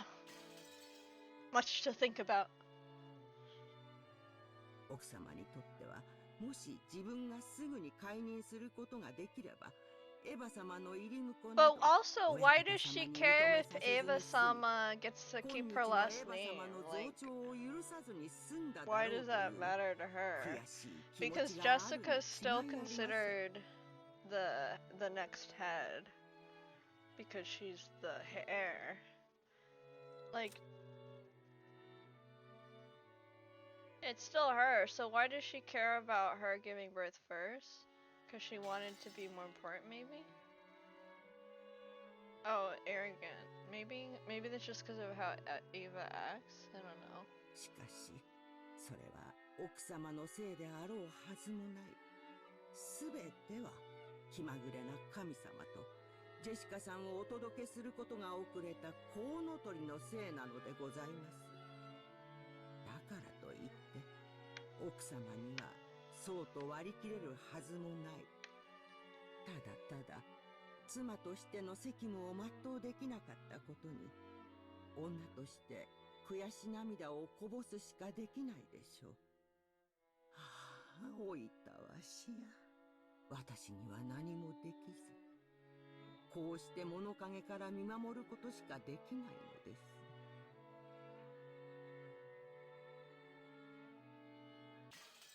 Oh God.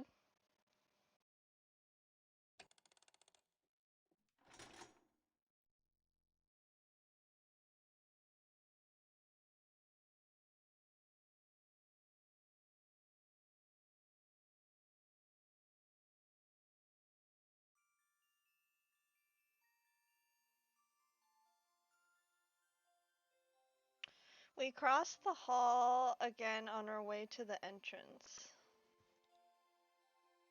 As we did, we once again spotted the witch's portrait.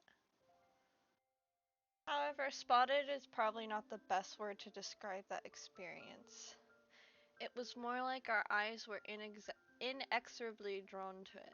That woman's eyes, with their sage-like glamour, definitely had the power to make those who viewed it stand rooted to the spot. 魔女ベアトリーチェか。本当かね。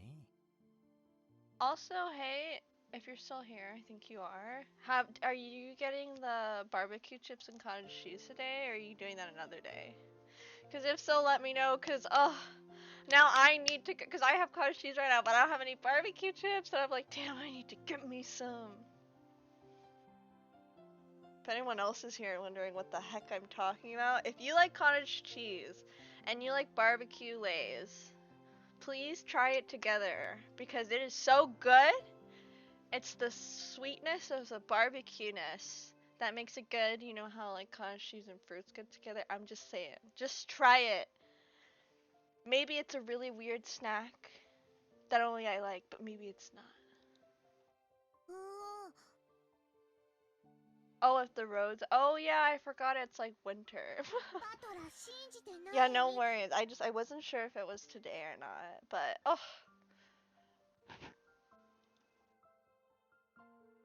Back when he had asked what this picture was, the first person to tell him had been Maria. Therefore, when Battler showed signs of doubt, Maria must have felt that Battler didn't have faith in her. Of course, that wasn't what Battler meant.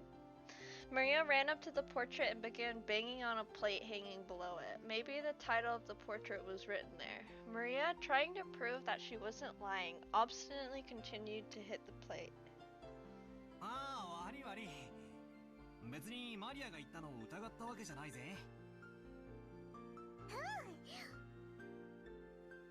バトラ納得。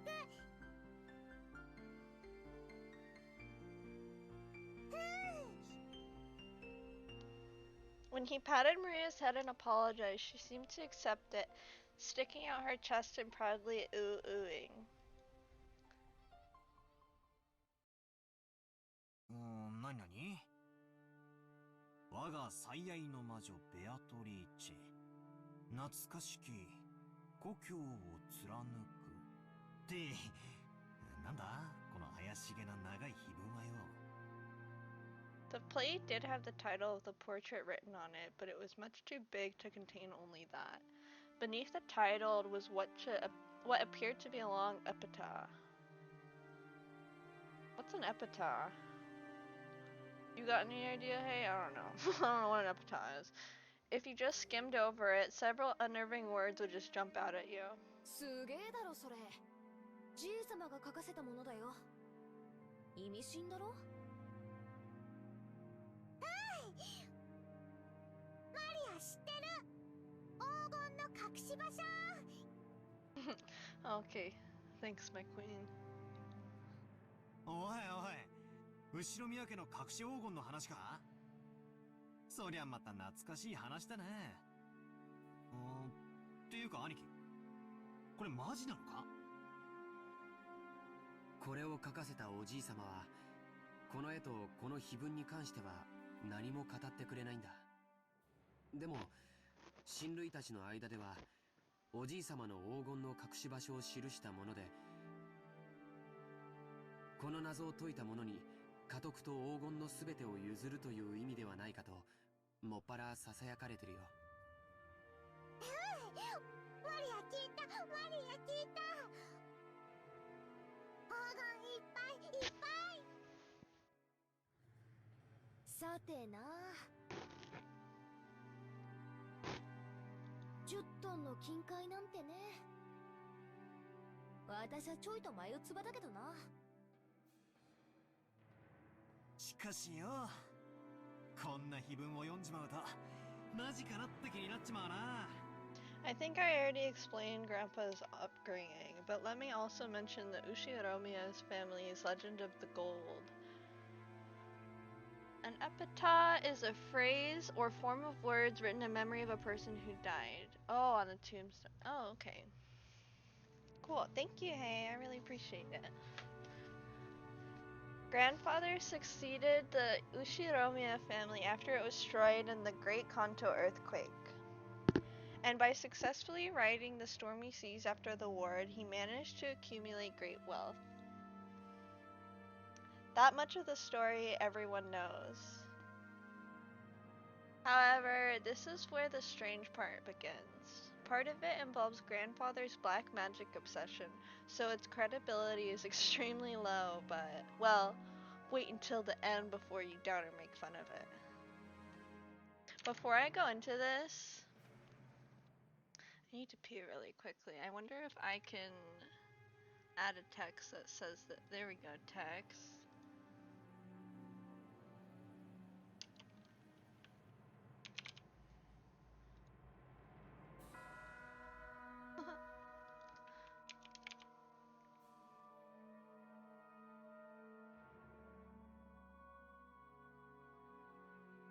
Oh my god, that's so tiny. There we go.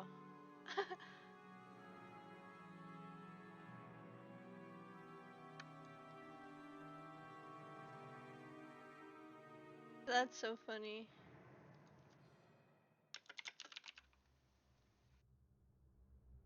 Okay, so I'll be right back. 1 second.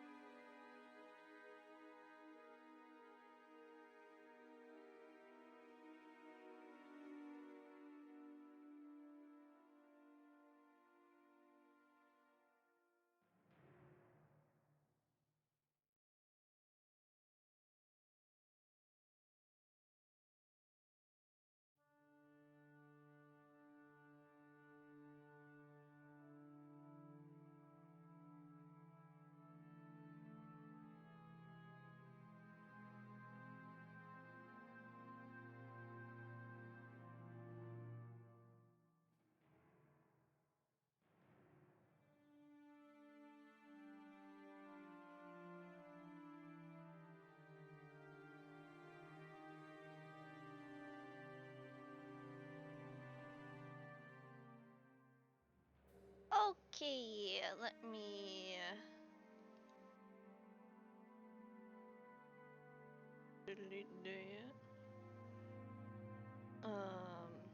and then open my game back up. Okay, let's continue.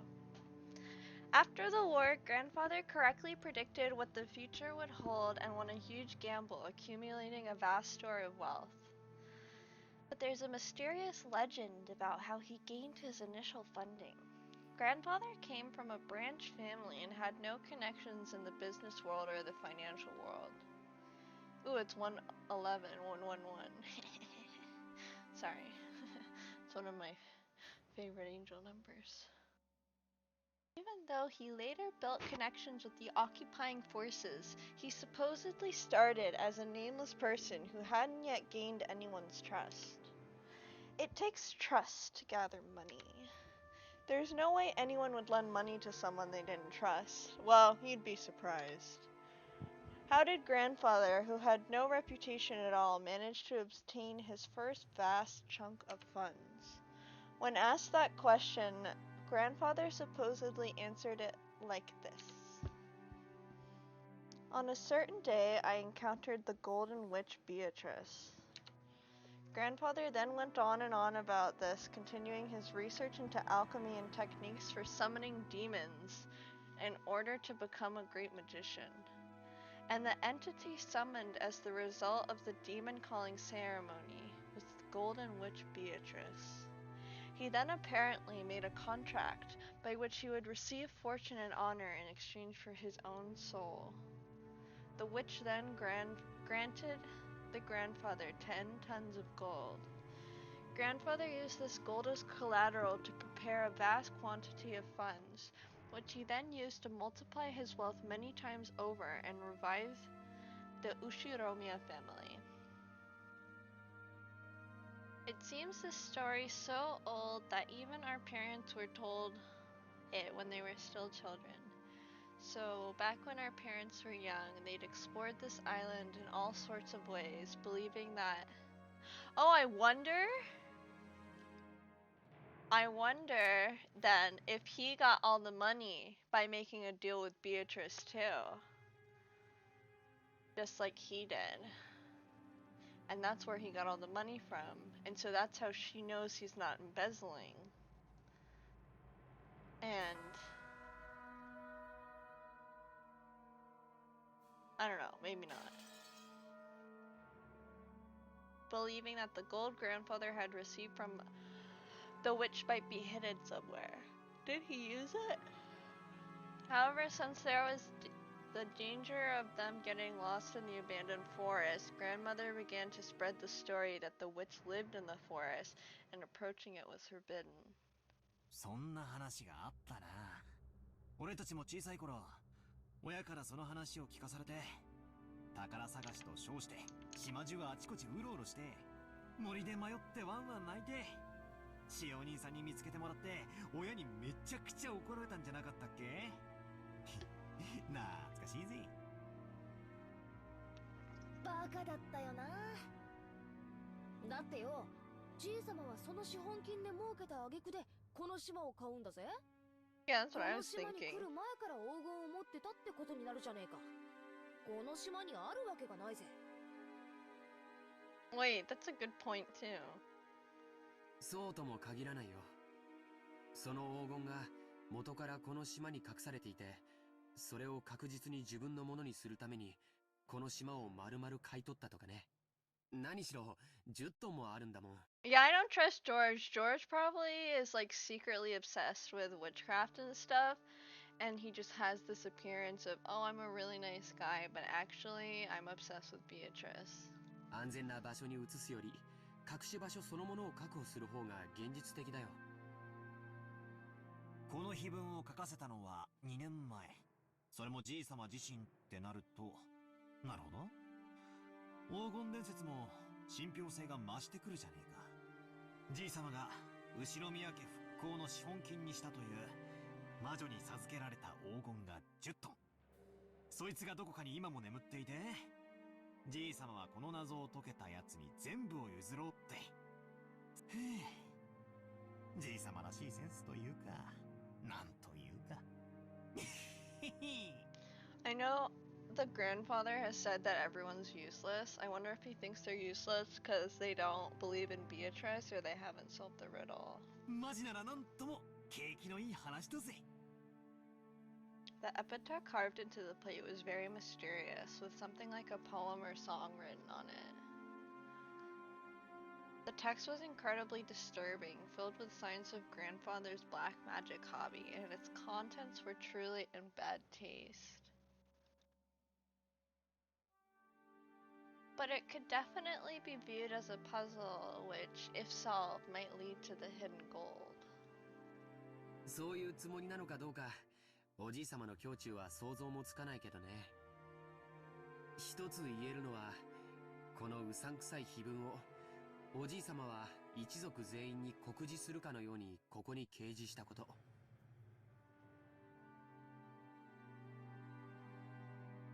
そして黄金の存在はほのめかしながらも、未だにその隠し場所について一切触れないこと。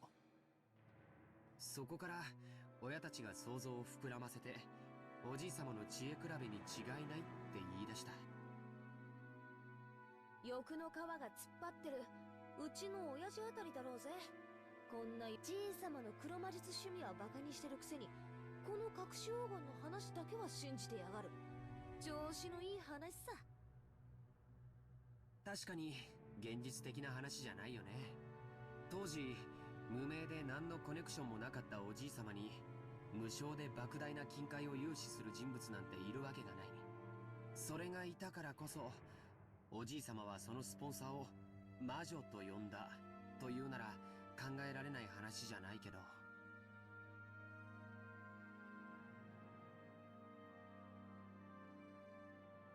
でもよ、10トンだぜ10トン。一体現金に直したらいくらくらいになるんだ？っていうか、とんでもない量になるはずだぜ。とんでもない量だよ。人類が有史以来発掘した黄金はせいぜい10万トンって言われてる。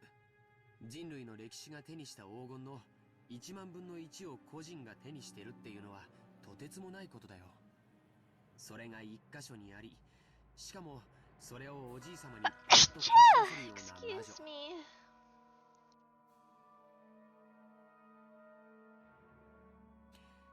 ただものじゃないね。私はよ、その10トンって数字も Oh, thank you, hey. You're so cute. 第一よ、じいさま以外に見たやつはいないんだろ。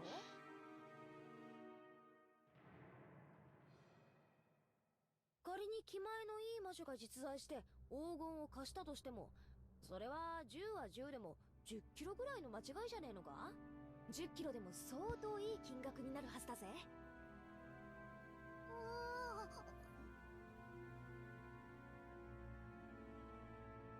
Maria, who wasn't following the story and felt like she was being spoken to in riddles, finally found a place where she could ask us a question. It was a question I also wanted to answer right then. Whether it was 10 kilograms or 10 tons, it still felt like a huge amount, but I had no idea exactly how huge. Also, hey, don't you think that, Kirie kinda reminds me of Rose?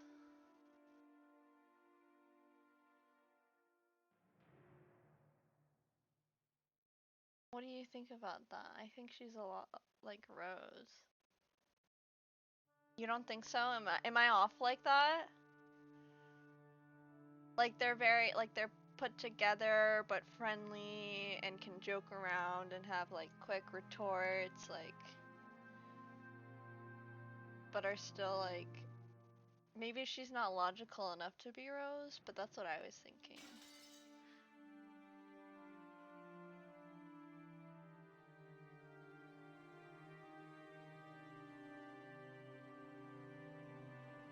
Oh, you haven't? Oh, okay, for sure. George Aniki folded his arms and tried to remember the market price of gold. さあ、金も相場の影響を受けるから何とも言えないし、純度や鋳造先の信用によっても変わってくる。換金に手数料もかかるし、ただ希少金属であることは間違いなくて、このまま採掘が進めば人類はあと半世紀ほどで全てを掘り尽くしてしまうんじゃないかって憶測もある。デタラメに言って、I know there is a lot of business talk. 1キロあたり200万円程度の But 価値 to はあ be るんじゃないか fair, と思うね。 business is the reason why a lot of things happen in life, like a lot of drama, I mean by things, you know what I mean? Like a lot of events and emotions and stuff have to do with business. So I understand why this game is kind of centered on that. ひゅ私よ、10キロってのは今適当に言って控えめな数字なんだけどよ。それでも2000万円の価値があるってことになるじゃねえかよ。マリア、体重28キロ。I weigh 28 kilograms. ということは、マリアちゃんと同じ重さの黄金なら、その価値は5000万円を超えるって計算になるね。そりゃたまげるな。10トンならいくらだ？10キロで2000万が1000倍だから、はあ、200億円か。こりゃたまらねえや。How much is 20 billion yen actually worth? We can only measure it relative to our own pocketbooks. Anyway, let's say that a person's wages over a lifetime are about 200 million yen. What is that about? $2 million about? You grow up and work like crazy, sacrificing your life for your company, and you're finally freed as you approach old age. Everything, including retirement money, might end up to about 200 million yen. In other words, that's the amount of money that'll be made through a human's life. No, you could even call it the value of a life. I don't agree with that at all. I think human life cannot be measured. Can't put a value on that. It's too... I just don't think it works like that. But I'm sure a lot of business people think it works like that. Ugh. So 100 times that sum is an unbelievable amount of money. If you work from age 20 to age 60, that's 40 years of work. So it's equal to 4,000 years of work wages. if you worked every day starting from the Jomon period, you'd only reach that number about now.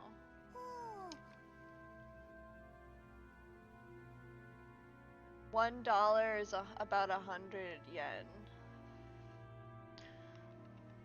Oh, yeah, I don't know how, it's hard when it gets to like billions and stuff. Cause 20 billion, what is that? Is that 2 billion? Or is that...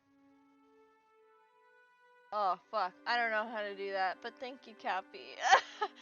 I don't know how, the conversions to math is too much for me. ああ、すげえよ。マリアの大好きなショートケーキだったら、多分一生かかっても食い切れないくらい買えるぜ。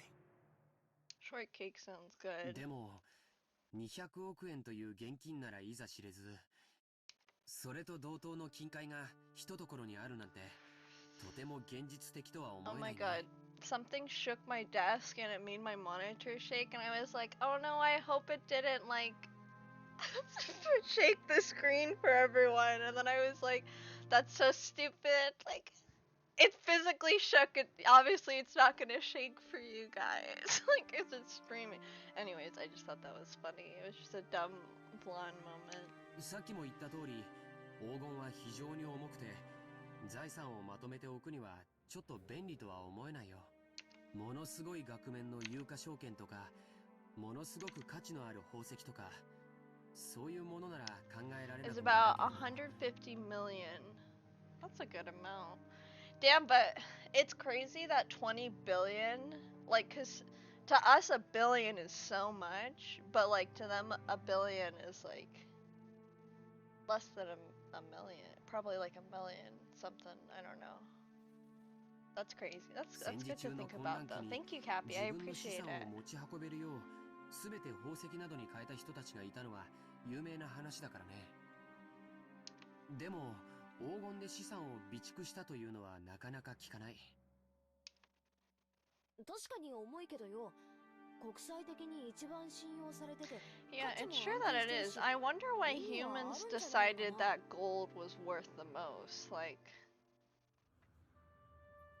why don't we change gold to some, like the gold standard to something else? Like, that's really easy and accessible and easy on the environment. Like, so we don't have to go mining for some resource. Why is it even used for money? I don't like, just because it's shiny.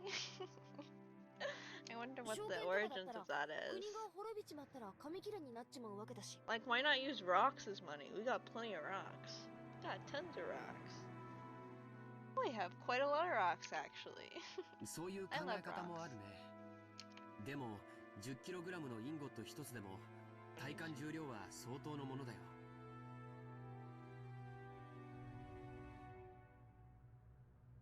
聞いたことない？ Yeah, she brings up a good point. 50kg の人間は背負えても 50kg の俵は担げないって。それだけの莫大な重量の金塊を個人が所有するリスクと手間は計り知れないね。Why is he arguing against it so hard? ってことはつまり200億円の札束がうなってるって話ならともかく200億円分の黄金が山積みになってるってのはちょいと現実味がないわけだな。Well, it wouldn't be pointless. You could just slowly convert it. そういうことになるね。黄金伝説なんて響きはとても面白いんだけど、そもそも10トンの黄金という時点で少々無理があるね。I don't trust you. Shut up. そうやってリズムで考えるとみるみる嘘くさくなっていくぜ。夢のない話さ。でもそこは何しろ親切なお金持ちからの融資を大げさに吹聴して魔女から授かった10トンの黄金なんて例え方をしたのかもしれないよ。 Yeah, I don't believe that at all. 10トンという数字も象徴的な感じがするしね。つまりI don't believe you, George, actually. 10トンの黄金に匹敵する価値があったってなことだな。じいさまに大金持ちの勇敢マダムが気前よく恵んでくれて、そのご婦人を魔女と呼んだってことじゃねえのか？ I mean, that is a possibility. I see. Jessica's example isn't bad. Someone who generously lent a huge sum of money to grandfather when he still had no reputation might as well be called a witch. That's kind of harsh, but then again, being a witch isn't a bad thing. Furthermore, grandfather actually did use that money to build a vast amount of wealth later on. The fact that this person was so great at judging people might also justify calling her a witch. Also, since she went to the trouble of lending all that money, she might have enthusiastically overseen how it was spent. But like all this stuff, I don't agree with this because what's his face? The alcoholic guy is so very clearly into black magic and a witch, so I don't believe what they're saying. The decision to unexpectedly get involved with occupying forces and profit from the Korean War demands might have been inspired by the witch herself. That might explain why he claimed to have received both wealth and the honor from her. なるほどな。ってことはつまり、この魔女様は後宮家復興のための資金を恵んでくださった復興の大恩人ってわけだ。となりゃ、じい様が感謝の気持ちを込めてこんだけでかい絵を描かせて掲げさせたってのも、Yeah, that's no, he's like おかしい obsessed 話 with じゃないの her. かもな。ひょっとするとよ、当の本人は見るからに魔女っぽいばあさんだったかもしれないぜ。それをじい様が美化してこんな美人に描いてくれたってのは考えられる話さ。案外当の本人に会ってみたらこんなに美人じゃないかもしれねえな。Well, that's foreshadowing. ありえるね。ベアトリーチェって名前はいかにも洋風だけど、僕たち一族の名前がみんな洋風であることを考えると、このベアトリーチェって名前も日本人名を無理やり洋風にアレンジしたものなのかもしれないよ。なるほどなるほど。この美人は絵の中にしかいないってわけだな。Yeah, I don't believe それじゃ that. あの立派そうな胸は揉めそうにないぜ。 Oh my god. Battler, shut the fuck up. そんなのが地球上のどこにいるってんだ。 Clueless. I laughed and made fun of the witch. That's never a good idea. You should never make fun of things you know nothing about, because that always bites you in the ass. Trying to distinguish myself from the kid I was 6 years ago who feared the Witch of the Forest when Maria tugged on my sleeve. I could tell by how hard she pulled that she was a bit upset. Yeah, like, also Maria told you about the witch and you're just laughing at it in front of her. So she's like, fuck you. なんだよ、マリア。 What do you mean, what is it? ベアトリーチェはいる。 Maria stared up at me. I wonder if Maria made a deal with Beatrice. She had on her usual sour look, but I could tell she was angry by the color of her. Oh my god, what if her wish was to get rid of her father?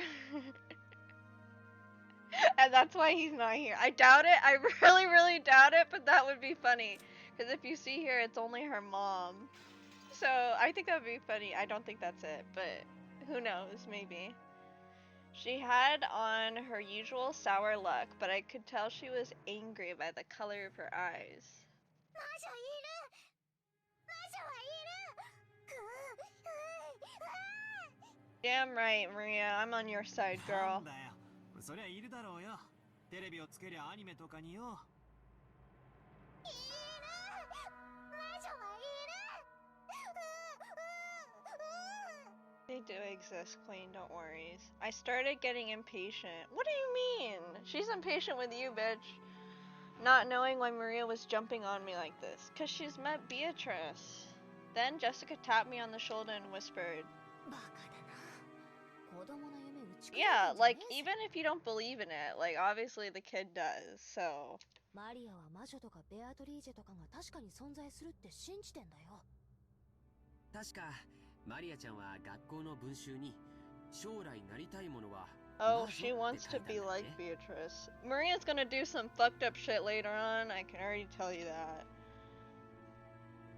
Maria nodded seriously. Tears started to run from the corner of her eyes. Aww. I see.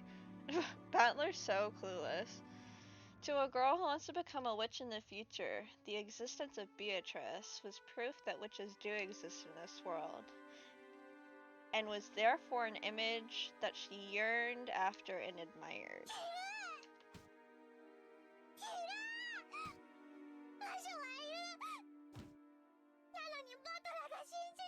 That's right, beat him up. うん、いるよ、魔女は。お兄ちゃんは信じるよ。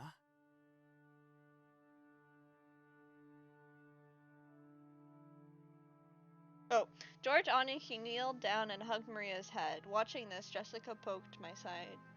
So that's what it is. It's like shouting that Santa Claus doesn't exist in front of a child who believes in him on Christmas Eve. I'm not the kind of guy who likes to shadow kids' dreams. 悪かったぜ。別にマリアの夢にケチをつけたわけじゃねえんだ。謝るよ。ベアトリーチェはいるよな。今もこの島の森の中に住んでいて、夜な夜なこの屋敷で何をやってるのか覗き見しに来るんだろ。だから森には入っちゃいけない。夜はいつまでも暗い森を眺めていてはいけない。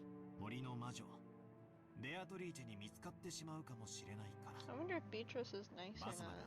そう言ってたんだもんな。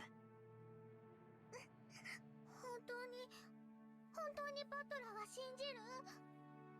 おお、信じるぜ。ケチをつけて悪かったよ。ほら、仲直りしようぜ。I stuck out my hand. Maria grabbed it with her tiny hand and we made up. Maria didn't grumble anymore after that, so George, Aniki, and Jessica were relieved. あら、皆様、ここにいらっしゃられたんですか。てっきり海岸へ行かれたとばかり。Shannon Chen, carrying a basket, was surprised to find us all gathered in front of the portrait. シャノンか。いやさ、バトラはベアトリーチェの肖像画を初めて見るからさ。まあ、見とれてたってわけだぜ。そうですね。見とれちゃいますね。ベアトリーチェ様って本当にお綺麗です。さぞや親方様を虜になさったろうと思います。パトロン説の他にも、おじい様の初恋の人だという説もあるんだ。First love? So he married after knowing Beatrice? Did he marry just to have kids? Or did he have kids before he made Beatrice?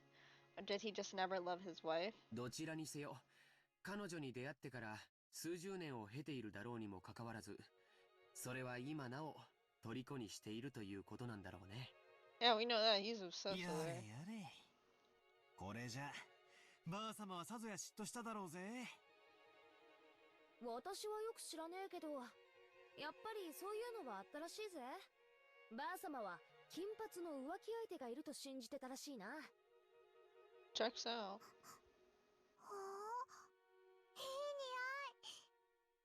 OMG, okay, random theory. Wait, random theory. This could be totally wrong. Okay, but Jessica has blonde hair. And if you notice, neither of these two have blonde hair. So either I'm thinking that Natsuhi made a deal with Beatrice to get Jessica, right? And to have a kid. Or Kinzo had an affair with Beatrice, and then those genes were passed on to him, like, and it's in his genes, and that's why Jessica has blonde hair. Those are my two theories. But I could be wrong, because here's, Battler with red hair.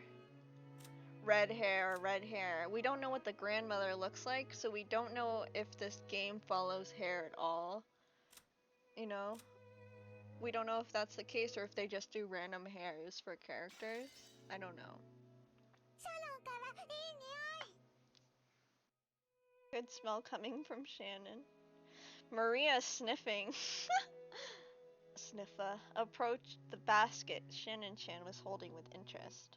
After hearing that, I noticed a fragrant scent with a touch of vanilla.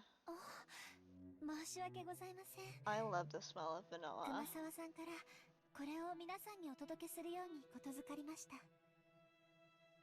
なんだろなんだろう。素敵だね。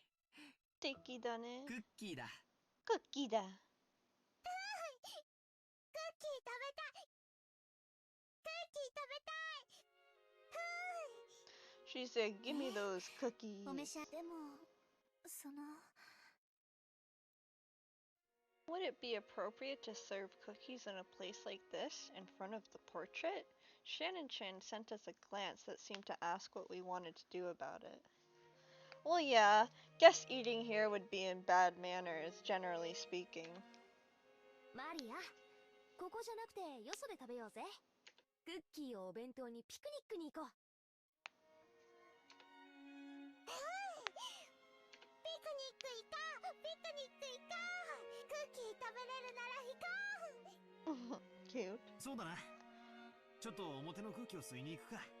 魔女様の御前でつまみ食いもねえもんだぜ。 Hey, I think maybe it's like I was telling you, here I am like coming up with all these theories. It's exactly how it was with Higurashi, where I'm like, maybe it's this, or maybe this thing is a thing, or I don't trust this person, or I think Battler has nothing to do with anything, and he's just a clueless dude, though. I'll tell you that. That's our just like Keiichi was, or Keiichi had nothing to do with anything. He was just there, just like Battler. Just fucking clueless. But Battler's a little different than Keiichi, that's for sure. He has a bit more charisma and, like, intelligence, I think. I think Keiichi's a little bit more, like, But Battler's also older, so I think that's why. A more mature, that's a good word. Well, Battler's not mature at all. He's extremely immature, but... Oh, we're going to the beach. Shannon-chan. Let's go to the beach. 申し訳ないんだけど、腰を下ろせる敷物と水筒にお茶を入れてきてもらうのをお願いしてもいいかな。はい、かしこまりました。 Shannon Chan received her instructions and gracefully bowed before retracing her steps. Was it retracing? Yeah, whoops. We headed for the beach on our own. Everyone headed for the entrance in a group. Feeling as though that the witch was staring down our backs, I turned around once more. アトラ、まだ信じてない？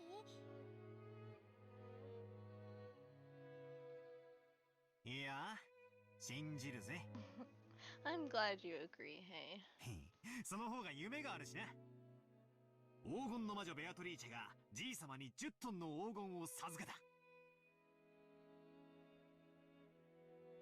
それで、その黄金がどこかに眠っているかもしれない。しかもそいつをじい様は怪しげな碑文に書き残し、見つけられるもんなら見つけてみろと俺たちを挑発してるってんじゃねえか。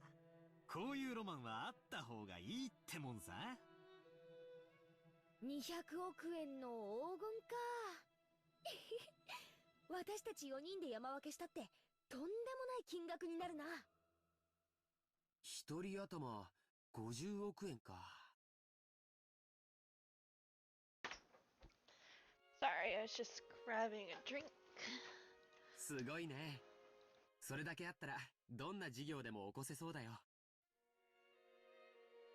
いや、そもそも働かずに生涯を優雅に過ごせるだろうね。Ooh, ew. Maria's constantly ooh-wooing.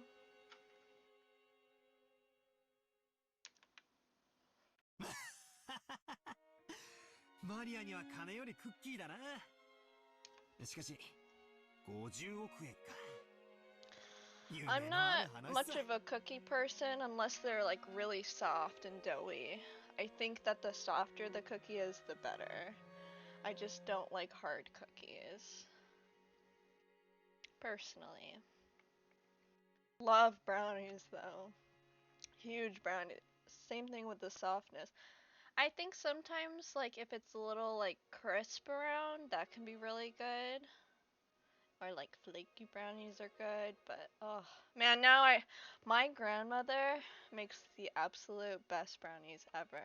Like, I wish I could gift you some, hey, or send you. Oh my god, wait, maybe I could. Maybe I can ask my grandma to send you some, cause she sent me some sometimes, and they were good.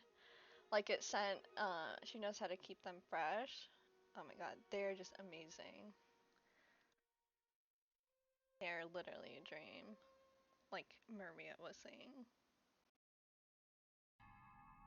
Crunchy on the outside, but soft and chewy. Yeah, definitely. I don't like when they're hard, but yeah, crunchy, good. Cream cheese chocolate chip? That sounds great. Cappy, I'm literally the biggest cream cheese fan ever. Like, I meanwhile the music is super ominous while we're talking about all this good dessert stuff. Like,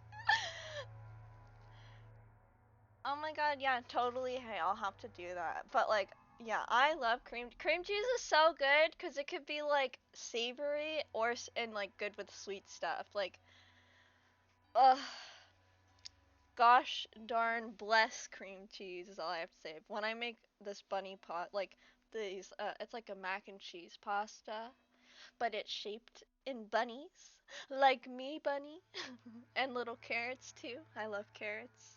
And there's this little cheese powder it has, but I add some cream cheese and almond milk, and it tastes so good. Oh, it's possible that you all truly believe in Father. Oh, Kraus came in and heard this. Interesting. So the adults stopped fighting and he came in. So they're in a pissed mood. Wait, what? Oh no, never mind. They're just also talking about the gold. だが黄金の話だけは間違いじゃない。お父様が出自不明の金塊を持っていたことは、複数の死んだマルソーの会長は生前、お父様に某所で積み上げられた金塊を実際に見せられたという。We're back in the drama. お父様はそれを指して10トン分あるとはっきり明言したわ。老いぼれのざれ言じゃないか。親父殿と一緒に存在しない黄金の存在をでっち上げただけだ。取るにも足らない。存在せん黄金にあないな軍資金は集まらへんで。会長さんは生前、その紳士のお人柄であれだけ大勢の財界人から尊敬を集めたお人や。詐欺の片棒なんか担がへん。兄貴、マルソーの会長は確かに見たんだ。10トンの黄金をはっきりとその目で。しかも親父はそのインゴットの一つを任意で抜き取らせ、会長に持ち帰らせて鑑定させた。それは10キロのインゴットで、鑑定結果は純度49。インゴット表面には後ろ宮家の家紋である片翼の鷲が刻印されていたという。That's cool. 後ろ宮の黄金伝説は瞬く間に財界のフィクサーたちの間に広がったわ。Is that a tattoo? That's really cool. 鋳造元不明の黄金は換金率が悪い。ボロ儲けのチャンスだと思った彼らはそれを担保に認め、結果お父様は莫大な融資を受けることができた。バカバカしいにも程があるじゃないか。お前たちはいくつになるんだ。まだそんな子供の頃のおとぎ話を真に受けているのかね。第一、その10トンの黄金の証拠はどこにあるんだ。親父殿と親交の深かったごく一部の人間のざれ言だけじゃないか。I thought you were defending your father, not calling him a liar. もちろん口伝だけさ。でもよ兄貴、親父が調達した莫大な金はそれに見合う担保が必要だった。仮に黄金がデマでもそれに匹敵する価値あるお宝を親父が見せたのは紛れもない事実じゃねえのかい。都市空間の親父殿が作った黄金幻想さ。ありもしない黄金をあるかに振る舞い、スポンサーたちを騙したんだ。一世一代の大博打だったのだよ。運よくその資産の運用に成功できた。もし当時の外需拡大がなかったら後宮家の再興はならず、親父殿は世紀のペテン師として追われていただろう。じゃあクラウス兄さんは黄金など最初から存在せず、全てお父さんのでっち上げだ言うんか？もちろんさ。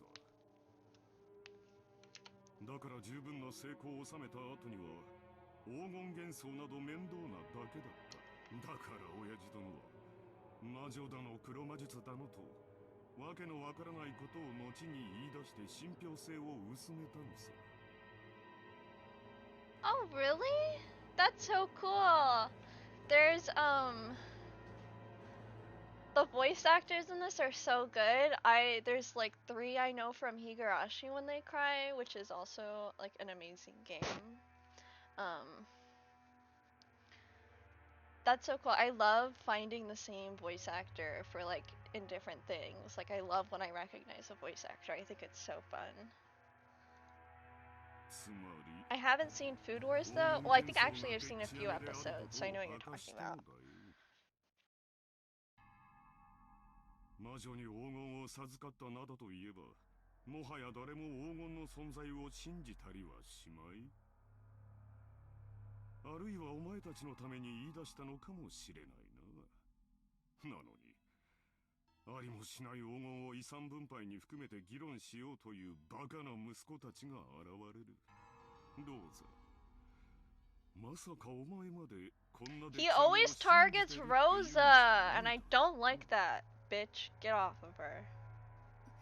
私はお父様が本当に黄金を持っていたかどうかを確かめることはできない。でもお父様の4人の子供の一人として正当な分を主張したいだけよ。ほう、ローザも言うようになったじゃないか。なるほど。お前たちはこう言いたいわけかね。私が黄金を独り占めしようとしていると。兄さんが莫大な軍資金を調達したのは事実。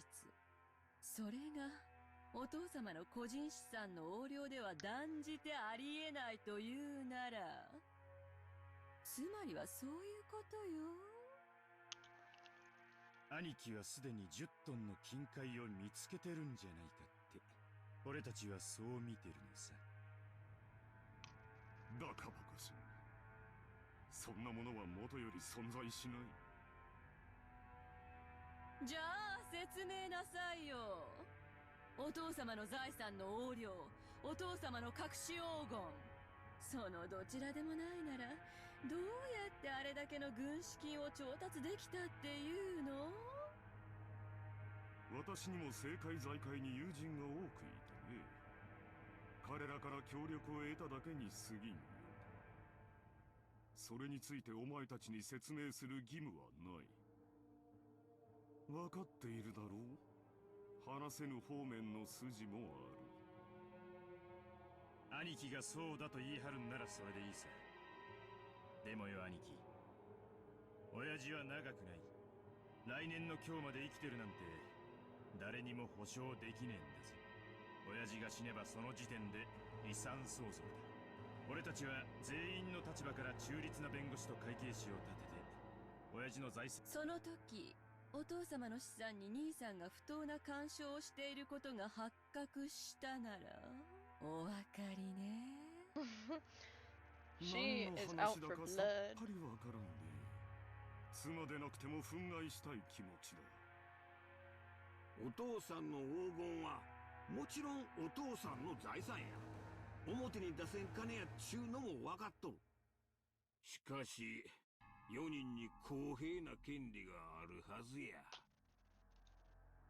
つまり兄貴が黄金を独り占めしていないかどうか、兄貴についても財務状況を調査させてもらうぜってことなのさ。いい機会じゃない。兄さんの言うところの友人知人にバックアップしてもらったというところを証明なさいよ。私たちはくだらない疑いを持ってしまったことを潔く謝れるわ。ねえローザ。そうね、クラウス兄さんこそ話をはぐらかしてるわ。やましいところがないというなら証明してくれればいいだけの話なのに、兄さんはだがまあ兄貴の立場にも配慮するさ。親父の名代ということで俺たちより一つ多く責任を背負ってるところもあるだろう。今まで散々気楽に過ごしてきた俺たちがそれを察しないでブーブー言うのはこりゃフェアな話じゃないぜ。ほう、さっきから落とされたり持ち上げられたりと忙しい。本題に入りたまえ。つまりな、お父さんの財産をあれこれ調べて重箱の隅をつっつくんはブスやないかって話なんや。クラウス兄さんの言う通り、うまく説明できん金の動きもあるやろ。そこを理解した上でわしらは兄さんに相談を持ってきたんや。お互いにとって悪うない相談や。相談？ほう。遺産分配時に今日まで親父の面倒を見てきてくれた兄貴のご苦労を最大限に汲み取り、分配に寛大。間違えないでよ。別に私たちの権利を放棄するって言ってるわけじゃないのよ。ただその権利を主張する際に兄さんの立場に立った寛大な理解があってもいいんじゃないかしらということなのよ。つまり条件を飲んでくれたら、わしらは遺産分配時にお父さんの財務状況調査をクラウス兄さんに一任してもいいっちゅうこっちゃ。 They're trying to give him an out. All of the siblings from Ava downward suspected that Kraus was trying to steal their father's wealth, so letting Kraus report the state of that wealth was extremely contradictory and a huge concession. If, as they claimed, Kraus was actually embezzling money, Kraus would be able to hide the fact, besides which it'd be possible for him to control the distribution of the inheritance in a manner favorable to himself. Kraus, realizing that this sounded too good to be true, couldn't help but feel suspicious. He couldn't help but worry about what they'd ask for in exchange. ほう、信用ゼロの私に長兄としての信頼を返してくれるというのか。その見返りは何だね。同じ兄弟としての公平な権利さ。俺たちの兄貴は親父の財産をかすめ取るようなやつじゃない。だがしかし兄貴に融資するパトロンも存在しない。となりゃ、つまりこういうことなら兄弟は納得するわけさ。兄さんは10トンの黄金を見つけ、それを担保に軍資金を作った。そう、お父様がかつてそうしたようにね。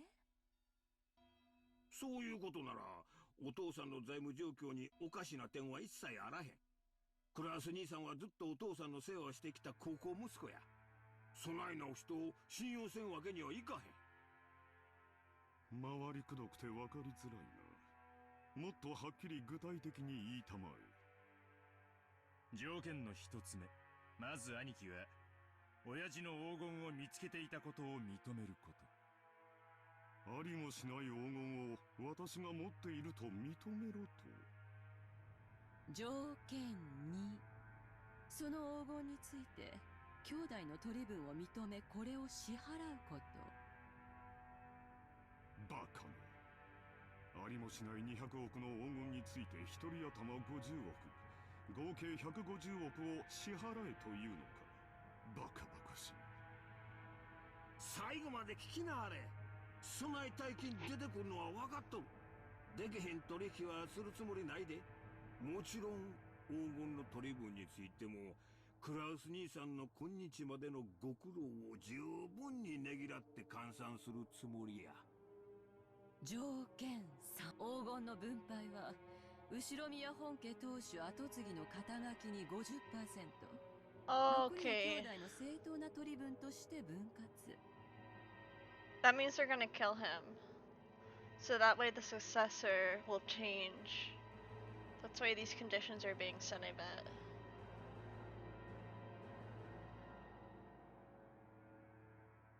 もちろんクラウス兄さんもこれには含めるわよ。200億のうち125億を兄貴、25億をエヴァ姉さんに、25億を25億をローザに。ありがたくて涙が出る分配じゃないか。存在しない黄金のためにお前たちに75億支払えというのかね。何よ、兄さんの取り分は私たちの5倍じゃない。私なら踊り上がっちゃう好条件よ。Jesus. 条件の4、分配金は親父の死亡時に遺産分配に含めて清算する。ただし手付金として俺たちの取り分の 10% を即納してもらう。支払いは来年3月までだ。どやクラウス兄さん、お父さんの財産をめぐる信頼を回復する絶好のチャンスやないか。さすがに75億の大金はお父さんが亡くなったからやないと無理やろ。だが手付けの7億半はなんとかできんこともないんとちゃうか。半年で7億ってのはちょいとしんどい話だが、政界財界に友人が多いってのが自慢の So 兄 many 貴なら numbers in なんとか economics. できるだろ。本当なら今すぐ75億を一括で払ってもらいたいところよ。でも兄さんの立場に配慮してとりあえず1割を納める誠意を見せてくれたら。Jesus, the way she's talking is so 残りの funny. 9割は遺産分配時に持ち越してくれていいってことなのね。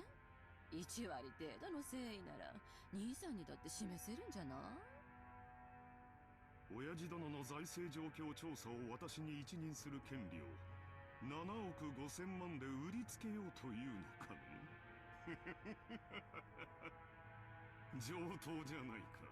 お前たちも成長し、この私に取引を持ちかけられるようになるとは。これらを兄さんが飲むなら私たち兄弟はお父様の財産状況調査を兄さんに一任する。ただしその調査結果は公弁の対象となる。当然よね。75億分私たちの取り分が減るように調整。原則的に文句は言わねえつもりだ。兄貴が綺麗にやってくれたならそれでいい。よっぽど露骨なことをしなけりゃ俺たちはことを荒立てるつもりなんかねえんだぞ。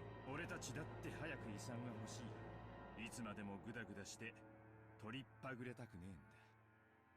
公弁された場合の再調査は誰がするのかね。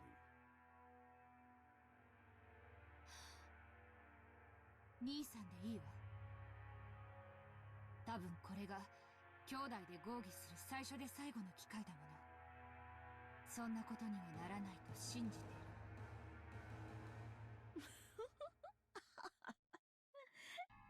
ローザもたまには言うわね。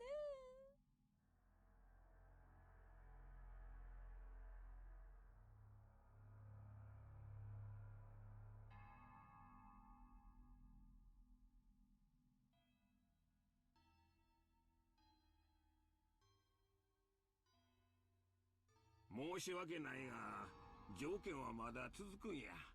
条件5、この取り決めはお父さんの遺言状に優先する。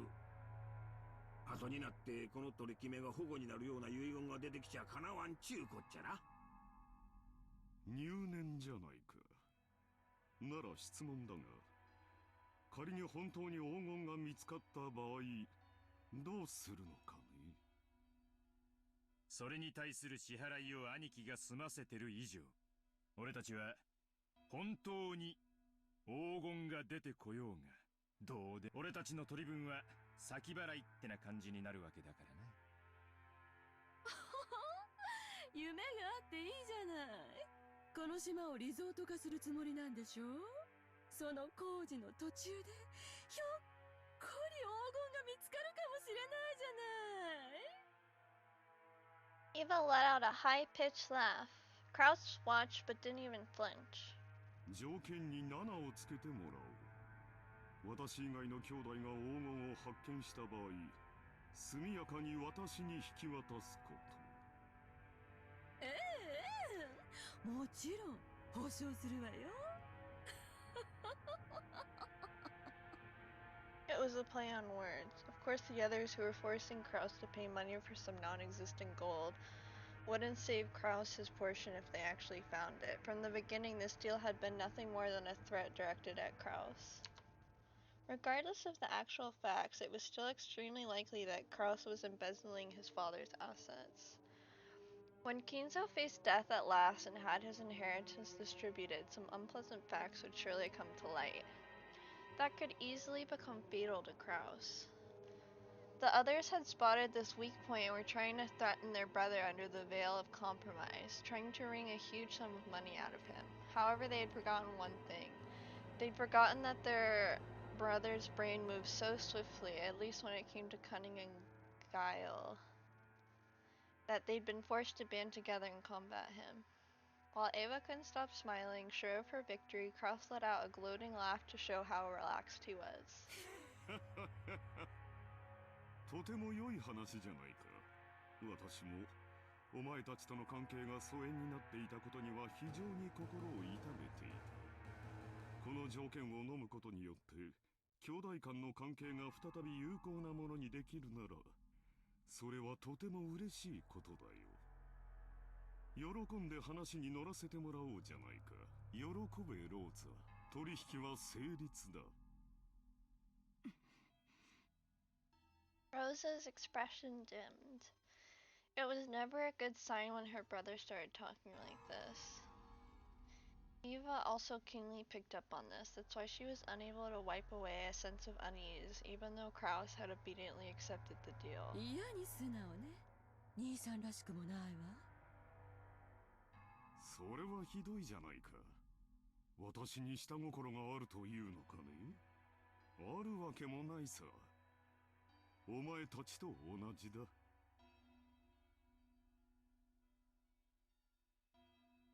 Just the same as all of you. He seemed to emphasize that one part. The color of Rudolph's face darkened. To him, it sounded though Kraus was saying, I have a plan similar to yours, so Rudolph panicked. He rushed to bring this nearly resolved discussion to a conclusion. ならいいんだ。じゃあ兄貴、ここにサインをもらえるか。今の話を書き出した俺たちの誓約書だ。人数分ある。同じ内容に全員がサインする。Rudolph took 4 written contracts out of his breast pocket that had the details of their deal written on them. クラウス兄さんの提案した条件7ももちろん今から追記するで。安心したってな。兄貴、ペン使うか。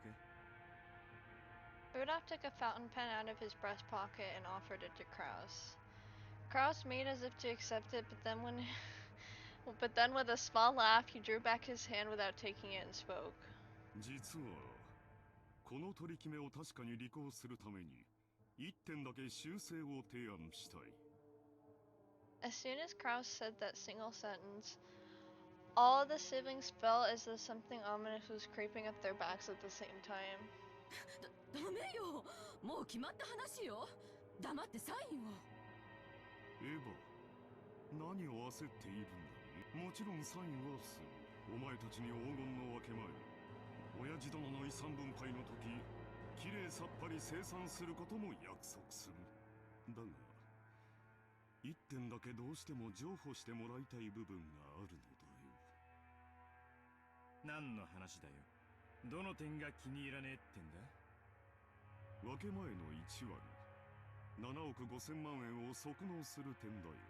お前たちの指摘通り、私の財政状況は決して裕福ではない。数々の先行投資によって未来に必ず回収できると保証されながらも、今のこの時点では火の車であることは認めなければならない。つまり今すぐに動かせる金は全くないということだ。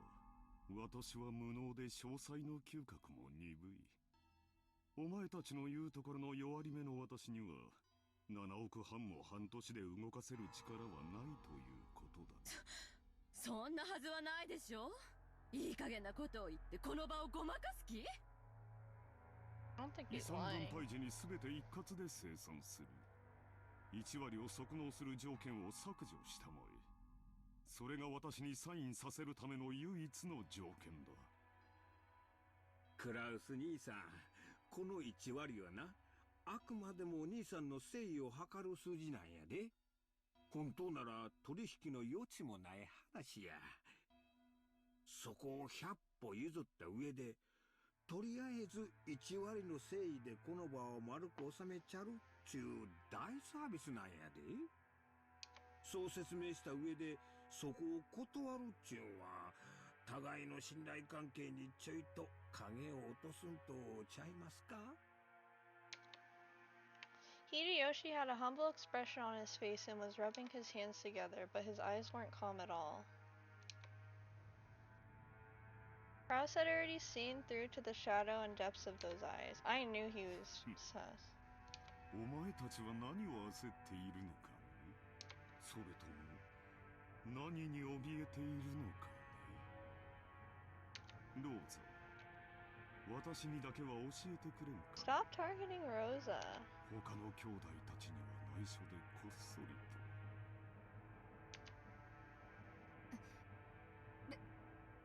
別に私は。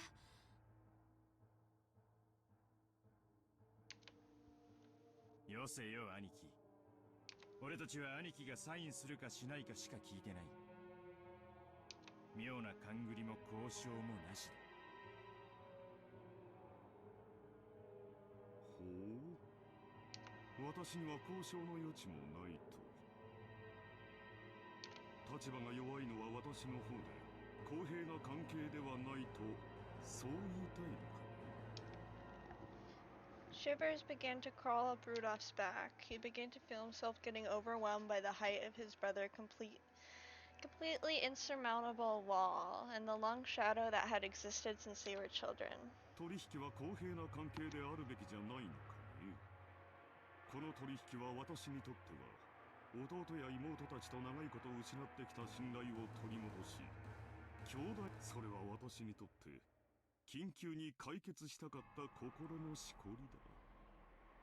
それが今日解決できてとても嬉しいと思う。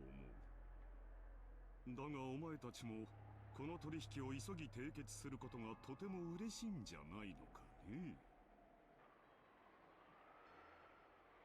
Krause stared at each of his siblings. They avoided his gaze with animal-like instinct.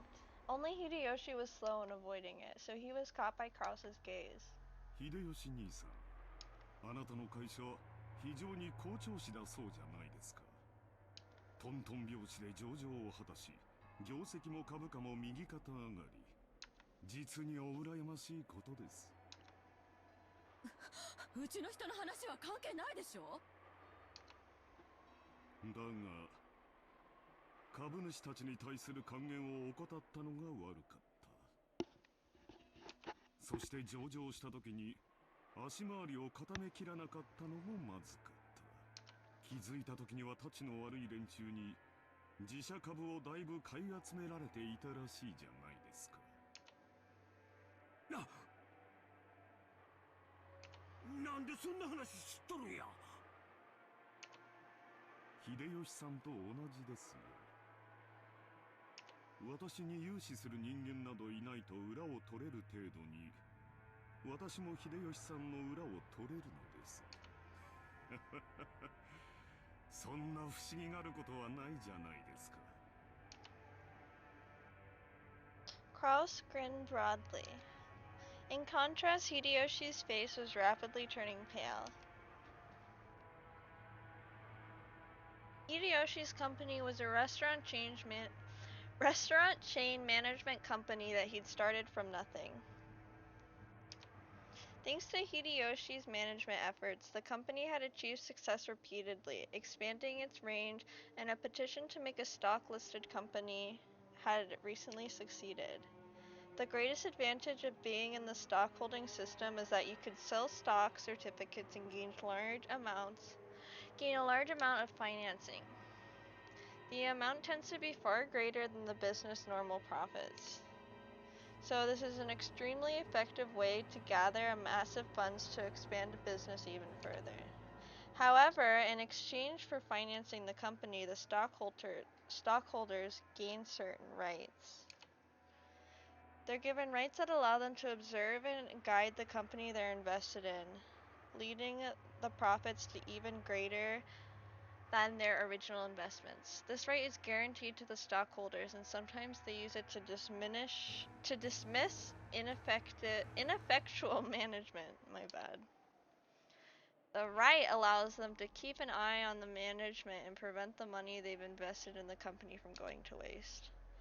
However, if they use it forcibly, they can eject the former management and take over the company.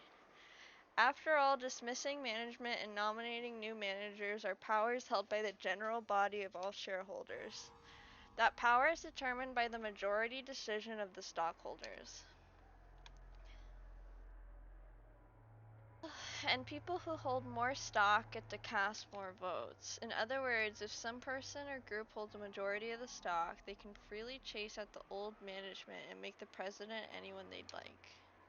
If they want, it's also possible for them to make themselves the president. Most companies take various defensive measures to stop malicious people from buying up their stock and threatening their position, like ensuring that lots of stock is bought by those close to them, such as company employees.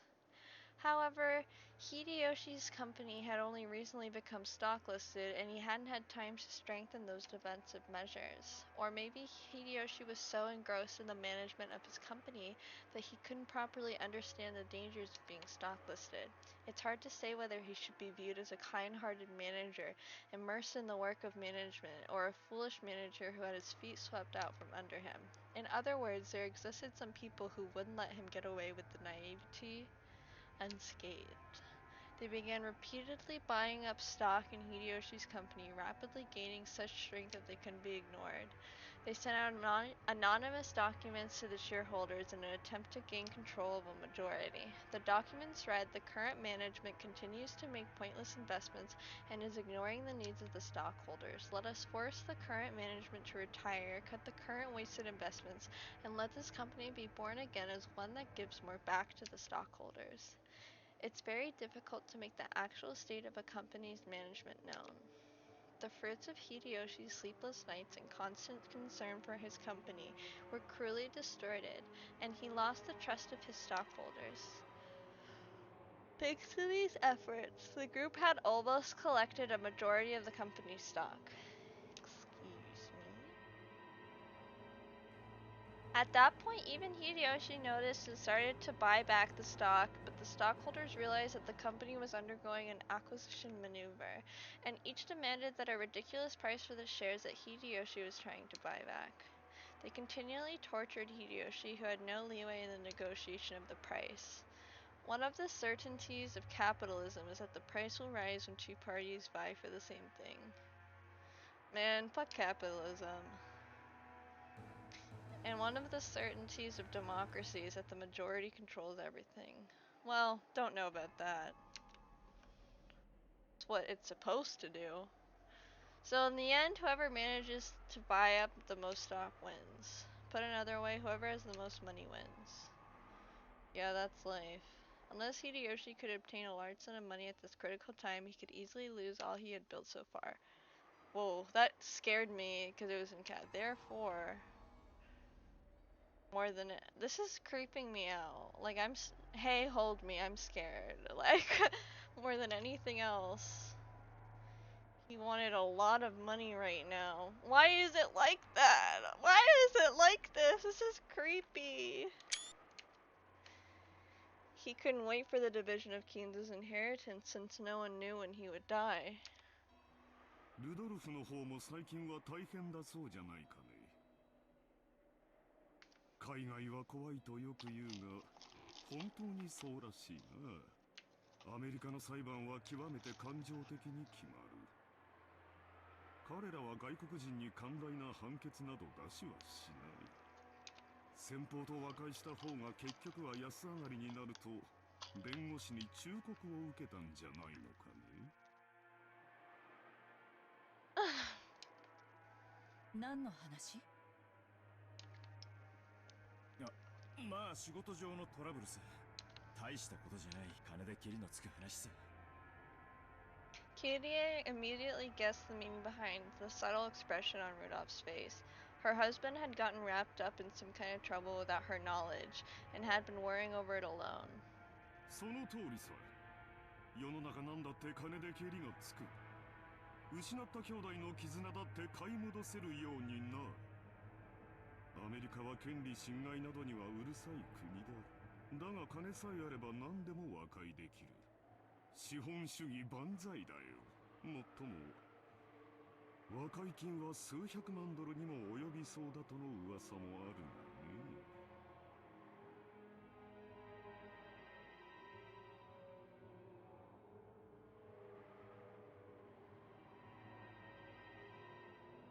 Oh, whoops. Rudolph had been building a large amount of wealth with a certain type of niche industry. However, a niche is a niche. It definitely wasn't a business exposed in the light of day. An American corporate giant was trying to accuse Rudolph's company of violating their rights. For various reasons, it was thought that the victory for Rudolph in this trial would be extremely unlikely, and he was being forced into an all-out surrender. But even so, there was a way for this to be resolved with money. If he could just pay that money, it might still be painful, but he'd be able to pick himself back up. But if he didn't pay, he'd lose everything. It's doing it again! Therefore, I hate it! It's creeping me out. Why are the cats so scary? He wanted a lot of money right now. ローザは清く正しい妹だ。危険なマネーゲームなどには手を出さない。I'm gonna save just in case. だが、お人よしな性分が災いしたんじゃないかね。連帯保証人は気安く引き受けるものではないと思うがね。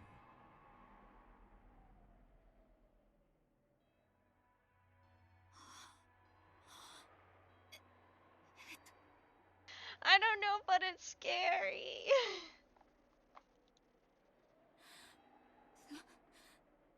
それはクラウス兄さんとは関係ない。 You tell him, girl. Rosa uncharacteristically laid her bare emotions and yelled. After all, no one was supposed to know that. As Kraus watched, she let slip a muffled laugh. Without exception, every one of them, more than anything else, wanted a lot of money right now. In other words, the situation had been reversed. After all, the person the younger siblings were threatening was the only one who had no urgent need for a large sum of money. The other three, however, wanted a lot of money quickly, no matter the cost. In other words, the longer it took to establish the deal, the better position Kraus would be in. Kraus was extremely sly. He had knowledge of their Achilles heel from the beginning. Even so, he had not been certain. Therefore, he had hidden his knowledge until the very end, striking back only after analyzing their attitudes. 私もできることなら、可愛い弟や妹たちの危機に金を工面してやりたいと思っているよ。だが、残念なことに持ち合わせがなくてね。7億半もの大金が工面できるスポンサーに心当たりがあるなら、先にそちらを当たってもらいたいのだよ。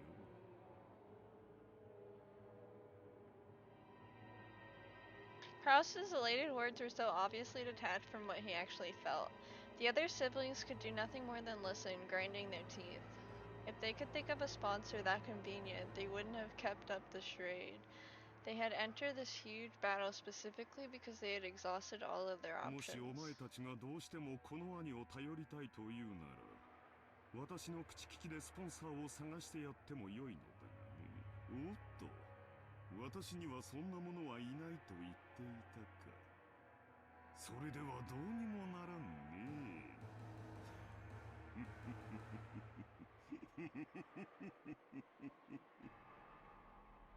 Krause's low, gloating laugh began to fill the parlor. The younger siblings, who had been driving the older brother into a corner until a moment ago, could do nothing more than grimace and grind their teeth. 冗談じゃないわ。兄さんに借りなんか作れるもんですか。冗談じゃない。冗談じゃない。クラウス兄さんを頼ったらどう助けてくれるの？言ったではないか。Wait, is she Chi Sensei's voice actress? Hey, you think? I'll have to hear her voice again. 私にできるのは他のスポンサーを探すだけだよ。もちろん利息を融通してもらえるようには最大限交渉するがね。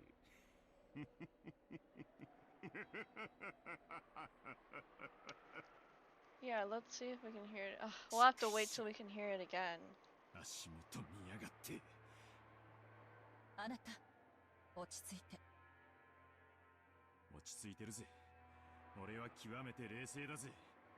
クソったりが。Kirie grabbed her husband's hand, but that action made him feel even more pitiful, so Rudolph shook it off. Krause laughed as though watching something highly amusing. こんな時、本当に親父殿の隠し黄金が見つかればいいんだがね。そうすればすぐに25億ずつをこの場で切り分けてやれるのだが、残念残念残念至極。非常に極めて実にどうしようもなく残念だ。今宵は兄弟みんなで酒を酌み交わしながら、親父ベアトリーチェの碑文の謎をみんなで解き明かしてみようじゃないかね。仲良し兄弟が4人揃えばきっと解けない謎はないはずさ。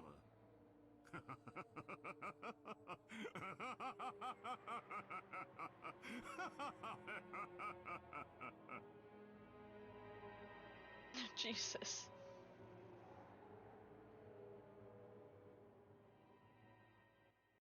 We going to the beach now? Oh, we're with the alcoholic. Ugh. Not this guy. 面白いことをする。それでその突きつけた条件というのは何か。はい。クラウス様は黄金の発見を問わずにその分け前としてエヴァ様、ルドルフ様、ローザ様に。Oh, this is Satoshi's VA, by the way. I could tell immediately when you started talking. ただしその1割を3月までに支払うこと。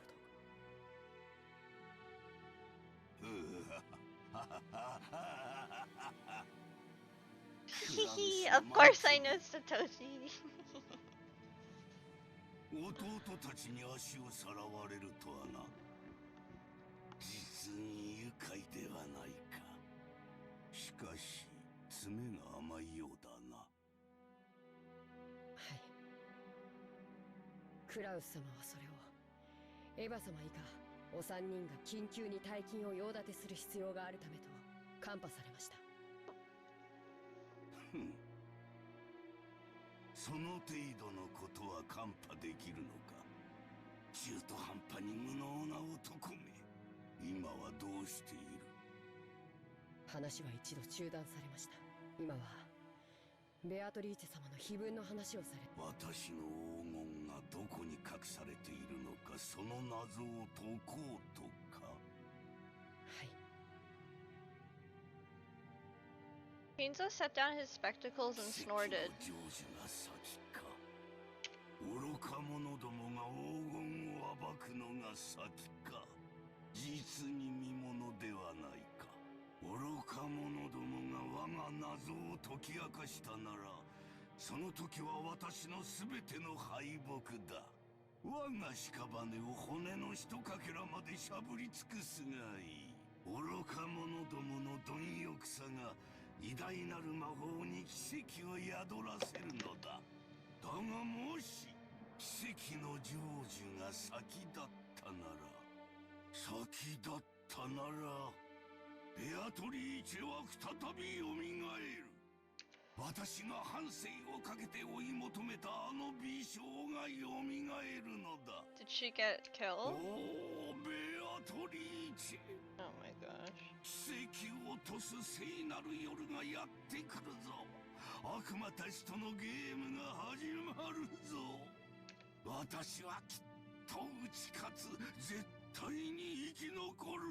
This dude is nutso. 他の奴らの命はくれてやる。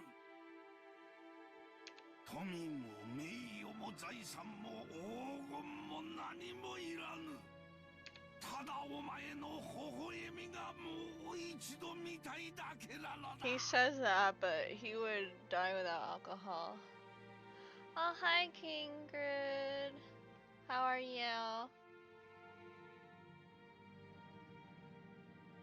You missed a lot of spicy stuff. They were fighting.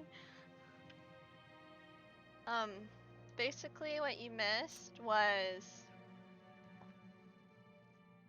Oh man, where to start? Okay. So basically, they think this guy, Kraus, right? He's the head sibling.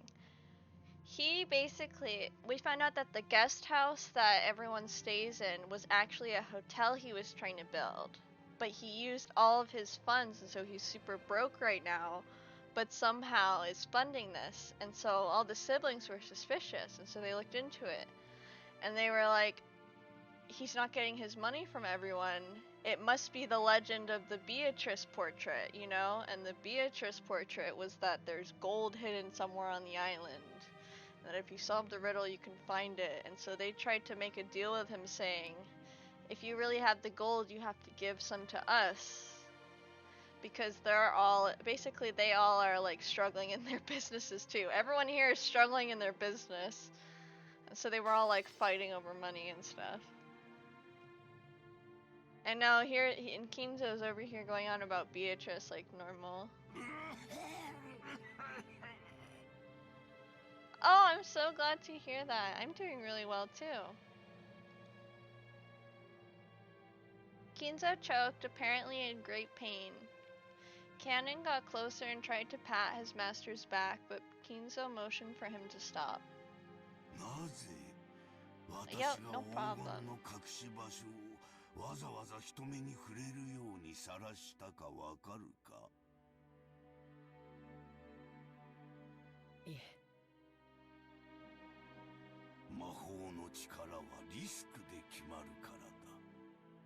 ベアトリーチェの黄金を暴こうとする人間が多ければその危険が高まれば高まるほどに、それでもなお成就できたとき、魔法の力は偉大なる奇跡を起こせるのだ。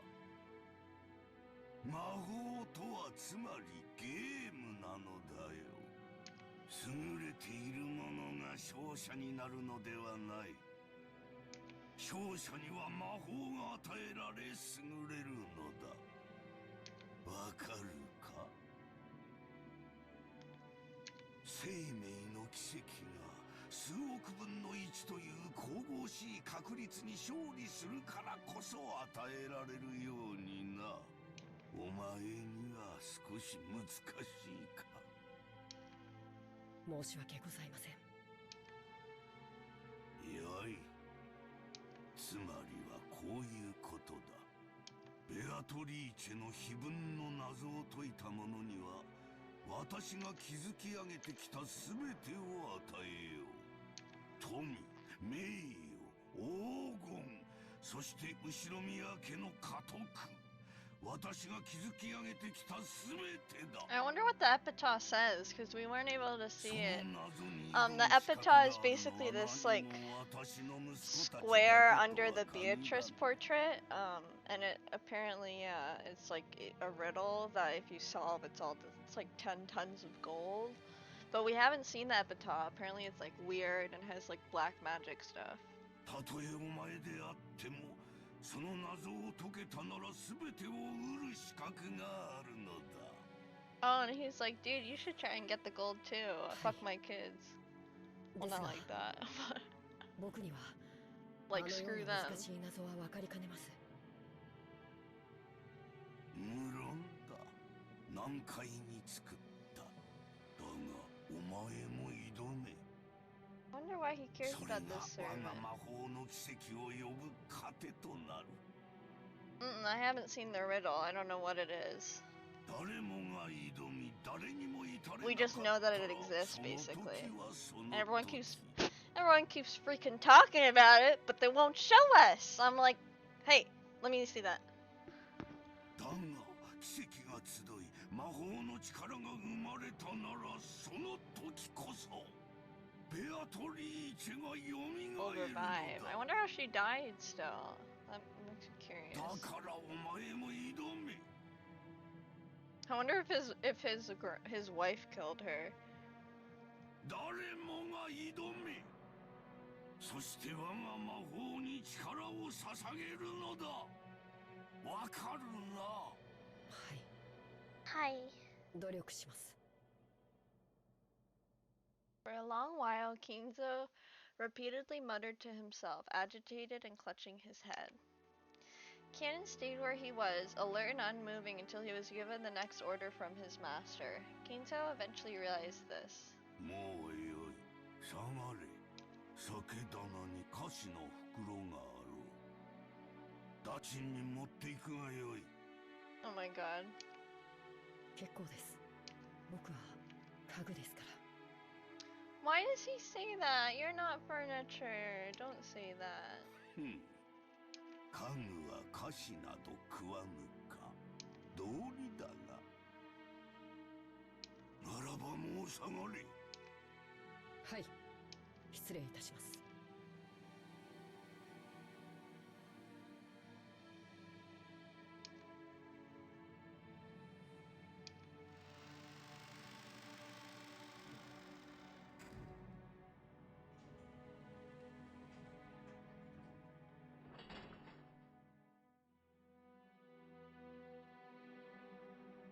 But it was not the sound of cannon locking the door. It was the door locking automatically. No one could enter without Kinzo's permission, and once they left, they could not enter again. It was a mechanism that Kinzo, unable to trust his blood relatives, had created to seal himself up in his own study and isolate himself from the outside world. He was already unable to trust anyone excepting not the children who shared his blood, but those servants who called themselves furniture.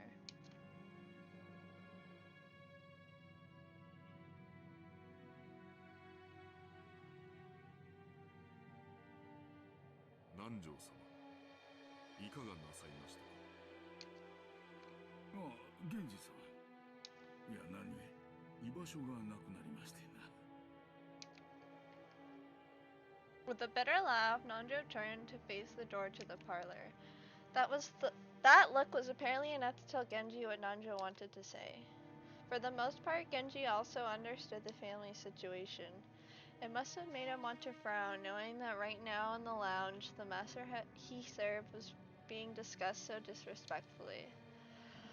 But it would have been very difficult to gather that from his indifferent expression. しかし、私にはわかりませんな。どうして金蔵さんはこんな挑発的なものを書かれたのでしょう。 Nanjo looked at the portrait of Beatrice. No, he actually directed his gaze beneath the portrait at the plate with the epitaph. 私には親方様のお考えは分かりかねます。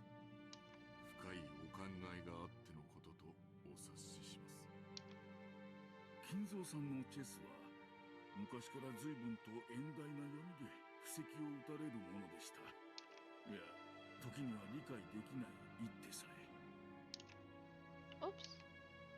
私ごとき凡庸では何を目論まれているのか皆目見当もつきませんな。私はこれを親方様の何かの遺言状ではないかと考えています。それを理解できた者に財産や家督をお譲りになられようということなのでしょう。つまり私のようなよそ者に解かれてしまう前に兄弟4人で協力し合って謎を解け。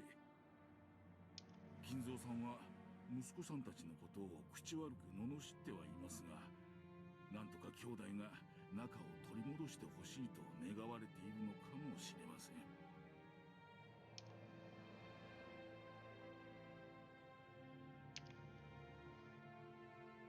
It certainly would be heartwarming if, as Nanjo had suggested, this epitaph had been made to repair the siblings' relationships. However, both Nanjo and Genji knew nothing could be more impossible than this. They'd known Kinzo longer than anyone, and Kinzo trusted them more than his own relatives. But even they could not guess his true motives. Really? Pretty sure his motive is just to get with Beatrice. Like, he's been shouting about her for a while. I don't know why you guys don't get the motives. 南條先生はいかがですか。いやいや、この老いぼれには少々難解が過ぎますが、実は以前この碑文を手帳に記しましてな、夜な夜な寝る前に挑んでみたのですが実に難しい。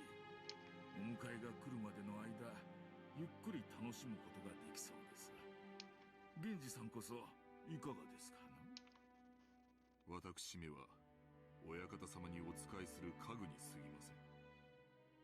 Why do they do that? You're not furniture, you're a human being. も財産も私には不要。やれやれ、本当に謙虚な方です。だからこそ金蔵さんもあなたには心を許されるのでしょう。ならば光栄なことです。 As Nanjo lightly laughed in response, he once again looked at the epitaph. Oh, behold the sweet fish river, running through my beloved hometown. You who seek the golden land, follow its path downstream in search of the key.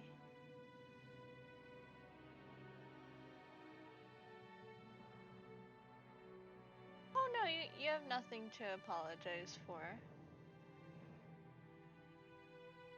The epitaph on the portrait called My Beloved Witch goes as follows. Okay, we got the whole epitaph now. Behold the sweet fish river running through my beloved hometown. You who wish to seek the golden land, follow its path downstream in search of the key. As you travel down it, you will see a village. In that village, look for the shore of the two will tell you of. There sleeps the key to the golden land. The one who obtains the key must then travel to the golden land in accordance with these rules.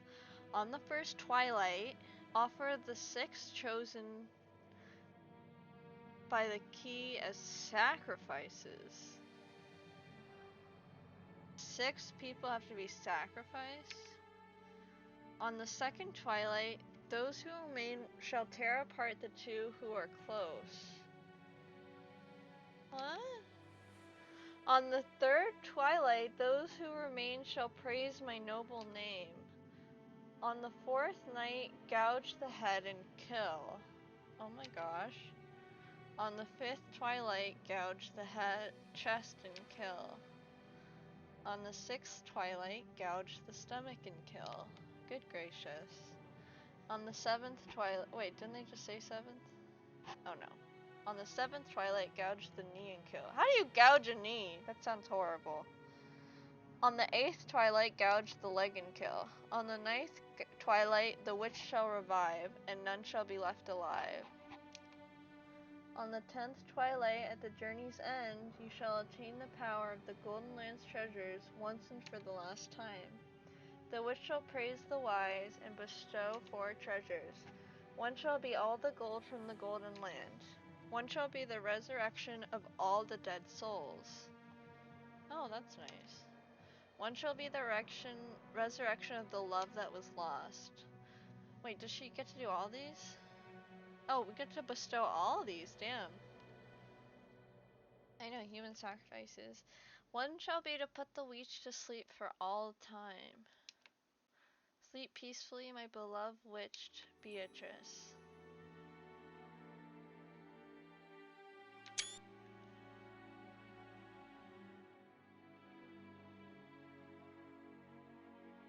Well, that's not what I was expecting.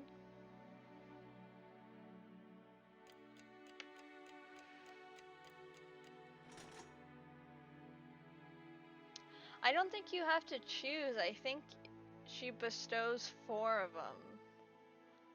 So I think she does all of that. I would choose to, you know, bring everyone back to life. Because, you know, they were sacrifices. Oh, this is pretty. Why are they talking about it? It's creeping me out. しかしマリアは豆だな。ちゃんとメモしてるとは偉いぜ。おい、マリアは忘れっぽいからちゃんと書く。Me too, Maria. ママに言われたからちゃんと書く。There was a notebook inside the handbag Maria was always carrying around.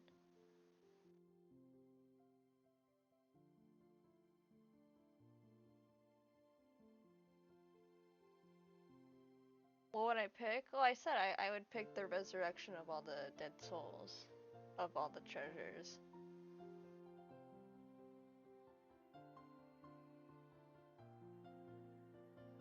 What was I doing? Oh yeah, and Beatrice Epitaph was copied into it. What would you pick? Out of the 4. What were the 4? Let's see. 4 treasures. Yeah. One was the resurrection. That's the one I would pick. One was resurrection of love. One would be to put the witch to sleep. And one would be all the gold. I guess.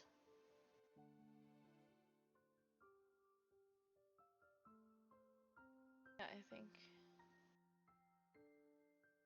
all of them. But I could be wrong. Maybe they have to pick one too. Thanks to that, we were all able to challenge the puzzle of the epitaph while walking down this beach. Jessica and the rest had already tried to solve it several times, and had already gotten bored with it. However, since this was a first for me, I was so excited that I couldn't stop. It really tickled my sense of adventure. まず1行目。懐かしき故郷を貫く鮎の川か。じい様の故郷ってどこだっけ？戦前の後宮家は小田原のあたりに屋敷を構えてたって聞いたぜ。小田原。で、となりゃ小田原に流れてる鮎の泳ぐ川に関心がいくわけだろ。まずはその川が起点になるからな。I feel like the river's on this island. 黄金鏡を目指す者はそいつを下って鍵を探せとあるわけだ。小田原にある川ってなんだ？鮎が泳ぐ川だぜ。小田原で鮎って言ったら早川だろうね。渓流釣りで有名だよ。Why do you know that, George? I'm sus of you. Oh my god, why do you hate fish? What did they do to you? マリアももう少し大きくなったらわかるぜ。鮎の塩焼きをベロベロベロってな。What? No, Maria, you won't ever understand, because he doesn't make any sense. うまいぜ。さっき飯食ったばっかりだってのに、もう腹が減ってきちまうぜ。ビスケットでもお持ちしましょうか？ああ、悪い悪い。そんなつもりで言ったんじゃないぜ。気にすんな。Shannon Chan was faithfully keeping us company since she didn't have any afternoon chores for a while. I would have thought that since she's a servant, accompanying us would force her to take care of us and tire her out, but that didn't seem to be the case for her. On the contrary, she seemed to enjoy joining in on a conversation with people close to her age. When I asked, I heard that she was the sort of worker whose room and board were supplied by her employer. So normally the only person close to her age was Jessica. Yeah, I can imagine how that might be pretty dull. I think it's hard. Let's see. Let me read your whole comment.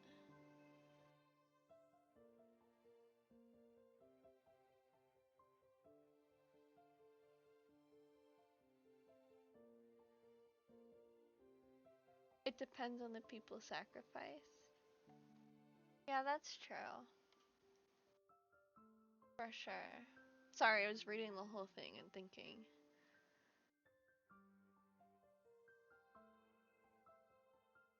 Oh, yeah, I guess if the witch is still around and someone else does it. But if someone else does the witch thing, wouldn't they have to kill other people? Man, I don't know. It's too big brain for me, but that's still a cool answer. I liked reading it. さて、小田原で愛の川って言えば早川だってことは分かった。It's interesting that they put resurrect the dead and put resurrect love, because you'd think that someone you love might be dead, so wouldn't that tie in with the same idea? You know what I mean? So it's interesting that they separated that. I wonder what their reasoning is.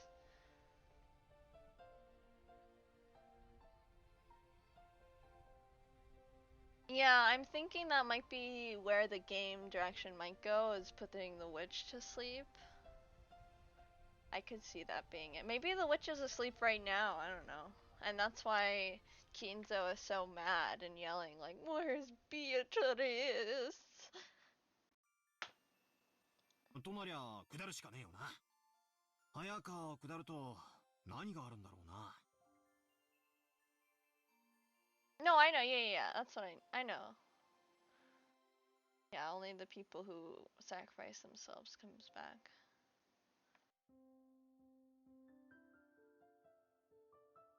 But maybe you're sacrificing people you love on the way, because I'm assuming these people are gonna be the sacrifice.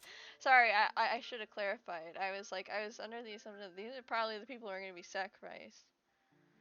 What was it? At least 6, and then it was like 3 more, and then it was like everyone else is gonna die but 1.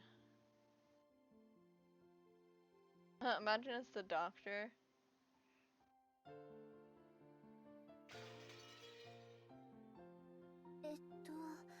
下流に出て海に出ると思います。そうさ、河口部に出る。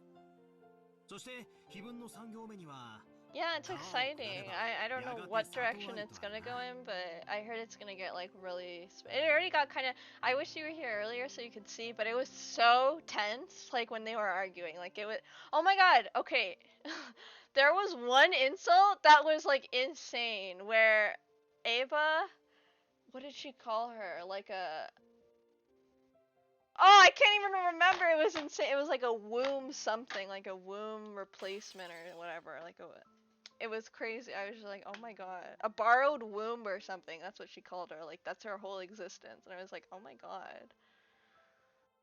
Anyways, sorry. ちなみにそういう河口部は It's 大 very 抵 intense. 大昔から輸送の要衝になってて大きな都市があるもんさ。ここが次のチェックポイントだな。なかなかいい筋だね。バトラ君の想像通り、そこは大昔にとても栄えたことだよ。小田原城があるところだね。修学旅行で小田原城に行った気がします。素敵なお城でしたよ。ああ、私も小田原城だったぜ。洋館に住んでてなんだが、やっぱり日本人は和風の方が落ち着くよな。おお、マリアお城退屈。遊園地がいい。True, theme parks are fun. そうかそうか。よしよし。黄金を見つけたらこのバトラ様が気前よく遊園地を1日借り切って遊ばせてやるぜ。しかし小田原城とはな。小田原城の隠し黄金。お？こりゃなんだかいかにもって感じだよな。まあ、2年前の私たちもそこまでは行き着いたぜ。小田原で鮎の泳ぐ川を下った里。そこが多分小田原城あたりだろうってところまでは私たちも行き着いたさ。問題は次の行だろ。さて、バトラの鎮推理はどこまでいけるか見ものだぜ。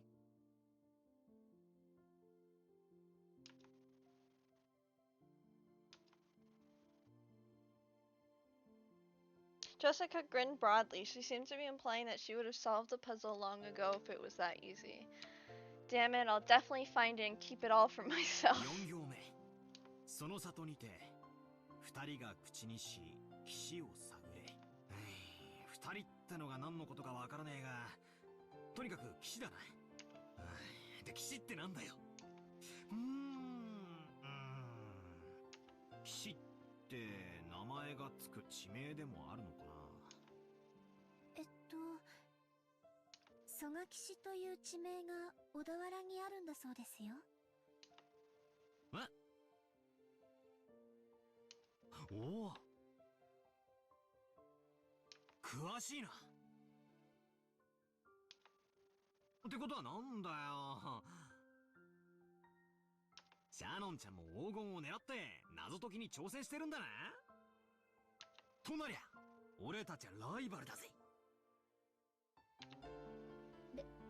別に黄金なんて興味は。ただ以前にジョージ様から教えてもらっただけで。2年前の私たちも同じ推理に行き着いたってわけさ。わざわざ地図を広げて調べたんだぜ。Who's the hottest girl or guy? That's a good question.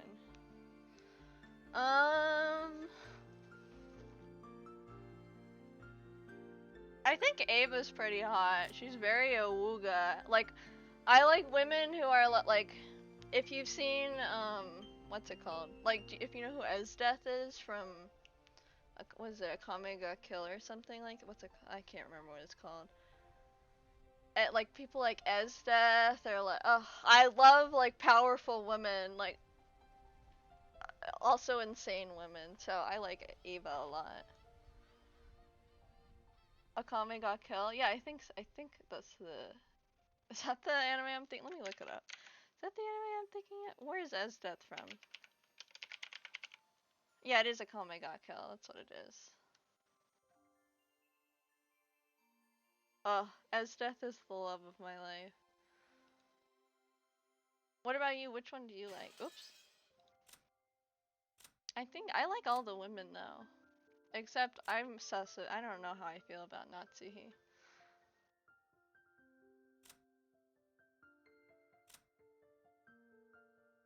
It's a good, yeah, I really liked it a lot. Oh, man, Esdeath though. I am in love with that woman. 小田原城の北に5キロくらいだったかな。そこには確かに蘇我岸という地名があるよ。I'll show you all of them? Okay. Here's Kenzo. Here's the alcoholic bub. This is the head sibling, who's Jessica's dad. He's a little... has very cutting remarks. And then this is his wife, Natsuhi, who's very prim and proper and like super inferiority complex. And this is their daughter, Jessica, who I relate to a lot. Like, I say a lot of, like, sometimes I'll say stuff and then she'll say exactly what I said. I think she's fun. She's like a spirited girl. This is the doctor. He's pretty tame. He's like a old grandpa guy. This is Ava, who I was talking about earlier. Hideyoshi, who's Ava's husband, who's like acts friendly but is like really shady with business. This is George, who is like quiet and tries to do the right thing all the time. This is the main character, Battler, who we play as. I think he's cute. He's 18, I think. Yeah, I think he's 18. He's cute and he's very reckless and stupid, very immature. Maria creeps me out because I think she knows something about the witch or whatever, but otherwise she's very cute and sweet. And then this is her mom Rosa, who I like. She's the youngest child, so she got picked on a little bit, but she's like soft-spoken and nice. This is the head servant who's very like, you know, like no nonsense. This is the servant Shannon, who George likes. She's very like shy and does stuff wrong and then feels bad about it. This is her brother, who's very closed off and angry and grumpy and edgy. This is a servant who tries to always look the best to everyone and is really like bitter and competitive. I don't like him. And this grandma is just a little troll who likes to goof around and mess with everyone, so. Oh, I forgot this. I forgot these two. Yeah, Kyrie is Battler's stepmom. I like her. She's really cool. And then that's Battler's dad. He's kind of... he's just there. He kind of picks on Battler, and they don't really get along. Yeah, it's hard to pick.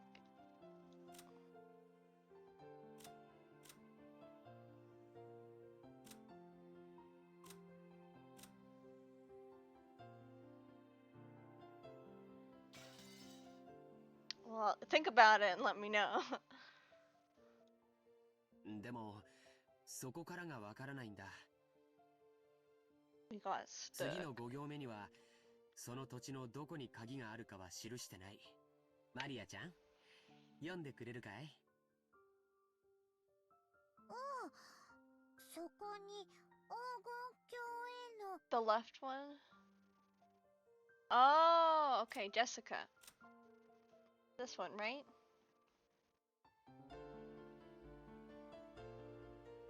This one, yeah. Yeah, I like her too. She's cool. 鍵が眠る。読めた。蘇我市ったって広いだろうし、かつてそこに後宮家の家があったわけでもない。その広大な土地のどこかに鍵が隠されててノーヒントってんじゃ、こいつはお手上げってわけだぜ。確かにな。鍵が手に入らないことにはその先の行に進めないぜ。ジョージ兄貴、蘇我市ってのはどんなとこなんだ？さあね、行ったことはないからわからないけど、地図によると山の中みたいだよ。確か浅間山の山麓みたいだったね。なんだかパッとしねえな。宝のありかを隠した謎ってのはもっとぴったりとハマるもんじゃねえのかよ。Yeah, I know. I know. I'm gonna change the sprites, I think, in the next, cause let me. Oh, it doesn't show you. Well, I might as well save. But we're only on chapter 1, and I think there's 3 or 4 chapters. So for the other chapters, I'm gonna change the sprites because there's different versions. I think I tried to, but I think because the saves are weird, it didn't update. But I think in the other one, the boobs won't be so outrageously large, because they are. They're like, all of them are like so huge. I don't know why. 私は蘇我市を疑ってるぜ。私たちが知らないだけで、例えばじい様の子供時代を過ごした家とかがあるかもしれないだろ。1行目に懐かしき故郷をって行があるくらいだもんな。シャノンはじい様によく酒とか継がされてたろ？昔話とか聞かされたことないのか？親方様は昔の話はほとんどされません。ただ、後宮家が滅びかけた関東大震災について非常に人事のように話されることがありましたので、関東地方よりずっと遠方にお住まいだったかもしれません。後宮本家は小田原に住んでたかもしれないけど、分家はその限りじゃなかったろうね。おじい様はよく自分のことを分家も分家、後継ぎに最も縁遠かったと言われるくらいだからね。ってことはつまり懐かしき故郷ってのがすでに小田原じゃない可能性もあるってことだな。Okay. じいさまの故郷なんて聞いたこともないぜ。聞いても素直に教えちゃくれねえだろうしよ。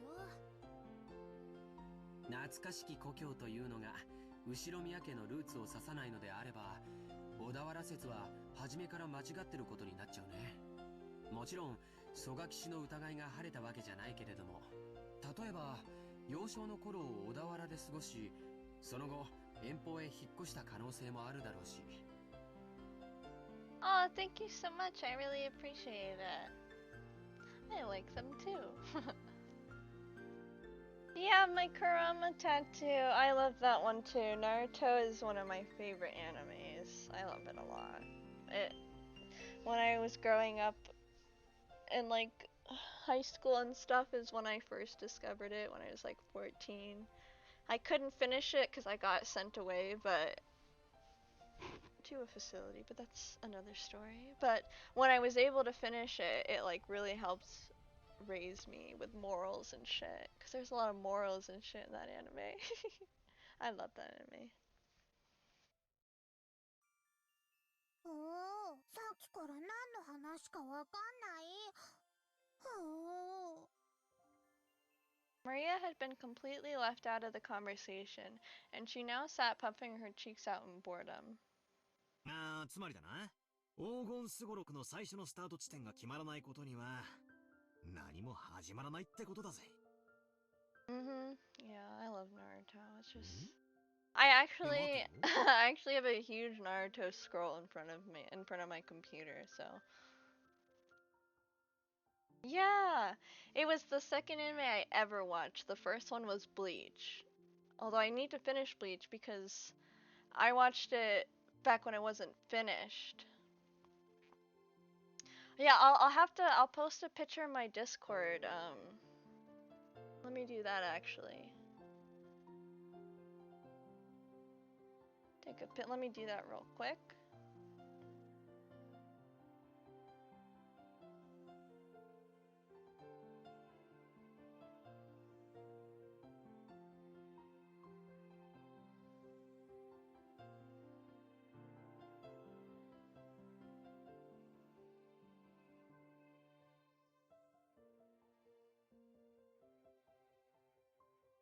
There we go. I put the wall scroll in the Discord media if you want to look.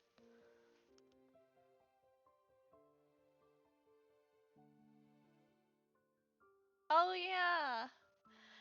Headbands are, oh, I love that. No, I don't think I have pictures, but I cosplayed Naruto one time. It was super, it was very cute, I remember. And I loved wearing the headband. Yeah, I know. I wanna get back into cosplay definitely. I'm just waiting a little bit for my financial situation to be more steady, and then I would love to get back into cosplay because I have so many. Obviously I want to do Shion, who's the picture I have as my talking person right now, the PNG. But I have so many characters I would want to, and so that's in for the future me. 最初の5行で見つかるのは鍵だろ。鍵なんてなくても扉はぶち壊して入ることだってできるはずだぜ。とりあえず最初の5行をすっ飛ばしてその先の推理に入ってもいいんじゃねえか。おお、その発想はなかったぜ。まあいいや、どうせ暇つぶしなんだ。続きを聞かせろよ、バトラの推理。でもその先からは急に物騒になるんですよね。Shannon Chan frowned slightly, after looking back at Maria's notebook to recall what was written there. Yeah, I was forced to agree.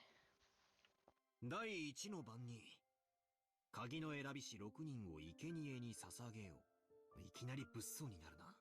第2の番には寄り添う二人を引き裂け The と来た two も who んだ。 are close. I wonder who the two who are close are. I wonder if it's them because they're brother and sister. No. I think Shannon's gonna die. 恋仲を破談させるのか。 Oh, never mind. Maybe it's Shannon and George. 文字通り引き裂くという意味なのか。わかりかねるけど、どっちにせよ気持ちの悪い話だぜ。その第2の番の解釈を別にしても、第1の番に6人、第4の番から第8の番までで5人。 That's 11. 少なく見積もっても11人が。おお、ベアトリーチェが蘇るための生贄。なるほど。魔女復活のための生贄か。そういう解釈にもなるな。Oh yeah, that's cool. It's not for everyone, but yeah, I love it a lot. その結果、第9の番に魔女が蘇って、最後は極めつけだな。第9の晩に魔女は蘇り、誰も生き残れはしない。結局はみんな死んでしまいます。それでようやく次の第10の番にゴールってことになってんな。みんな死んじまうのに黄金鏡へ至るだろうって言われても困ったもんだぜ。鍵を手に旅に出た当人も生き残れないに含めるのかどうかは解釈の分かれるところだね。しかしよ、最後のところには面白いことが書いてあるぜ。ゴールした後、魔女からもらえる4つの宝の行だよ。1つは全ての黄金。問題は次だ。全ての死者の魂を蘇らせるとあるぜ。みんな死んじまったっていうのとかけてるような気がしねえか。それを言われれば、次の失った愛すらも蘇らせると第2の Oh 番の yeah, the pair of the torn apart. That makes sense why they... にかけているようにも見えますね。そうだね。そして4つ目も第9の番にかけてある。第9の番に蘇った魔女を4つ目の宝が再び眠りにつかせている。好意的に解釈すりゃ死んだり別れさせたりと忙しいが、最後には全部チャラになるわけだな。 That's what I was thinking, exactly. 目覚めた魔女も再び眠るし、手元にはたっぷりの黄金だけが残るって寸法だぜ。 There has to be a catch. Wait, okay, so if I can... Battler, stop talking, please. Thank you. If I can remember, Kinzo... Oops. Kinzo made a deal with Beatrice in exchange for his soul. So I'm wondering if the one who holds the key or whatever has to give her the soul, because she's not just gonna do all this for nothing, right? Like, there has to be a catch. ついでに起きたり眠ったりな。やれやれ。せっかくの隠し黄金の話も違いないな。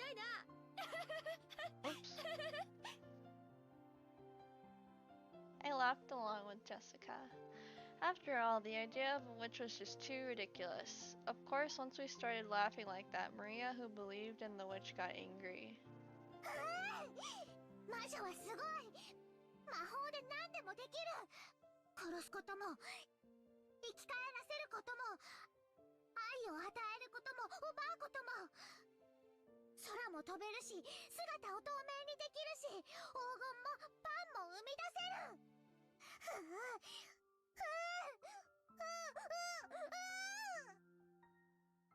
いけね。悪い悪い。冗談だよ。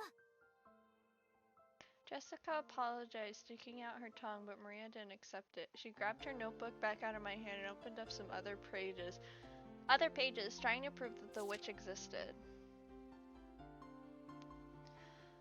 Oh, thank you. The butterfly was from my mom, so I really like it. It's a very important tattoo to me. Those pages had colorful drawings of witches on them, and well, conveyed the fantastical image Maria had of witches. It wasn't the normal sinister image of a crooked-nosed hag flying around on a broom, but a dreamlike person with unnatural powers who could do anything and wore a beautiful dress. It was just what you'd expect from an imaginative young girl. Floating through the sky, crossing a rainbow, dancing around all night with a teacup and a teapot that would never get empty no matter how much you poured out of it. With a flourish of her staff, the stars in the sky would become would become candy and pour down, and flowers that produced sweets would bud by the roadside. To Maria, witches were the only concept that could embody the magical dream that so captivated her. As she grew older, it was the last remaining thing that could give richness to her dull and plain everyday life. That's why Maria believed in witches. Oh, well, it's just that my mom died and she loved butterflies in the color purple, so I got a got a purple butterfly on my chest. Pretty simple. That's just the story behind it.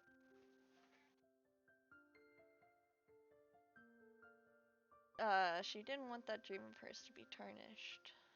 That's why she didn't want anyone to tarnish the epitaph, which affirmed the existence of witches.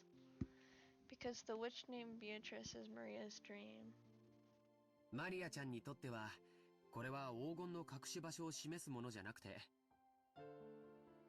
魔女を蘇らせるための魔法なんだって。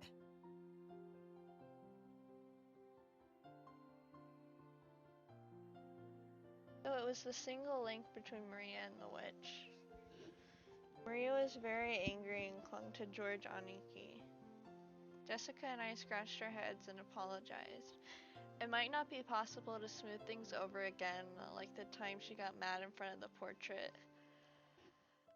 Maria did seem willing to be easily consoled, unlike Jessica and I, who hung our heads wondering what to do.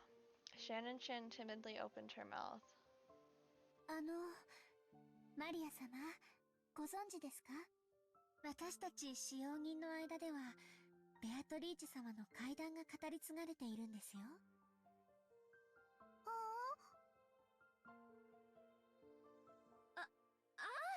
そうだったっけ？シャドン、聞かせてやれよ。私は知らないんだけど、使用人の間じゃかなり有名な話らしいぜ。何の話だ？怪談？うん、僕たちが生まれる前からある話らしいね。母さんにも話を聞かされたことがあるよ。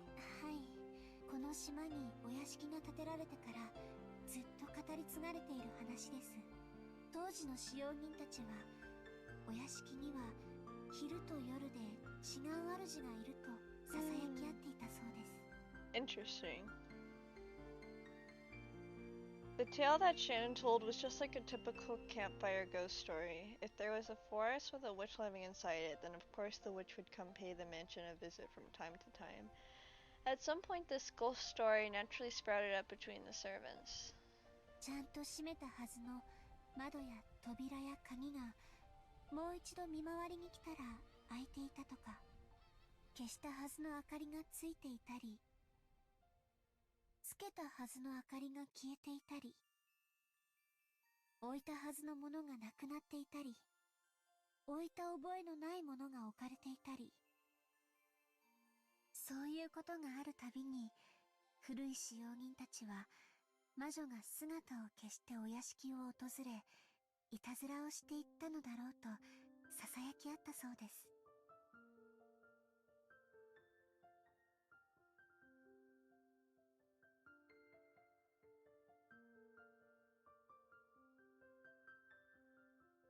Oh, cool.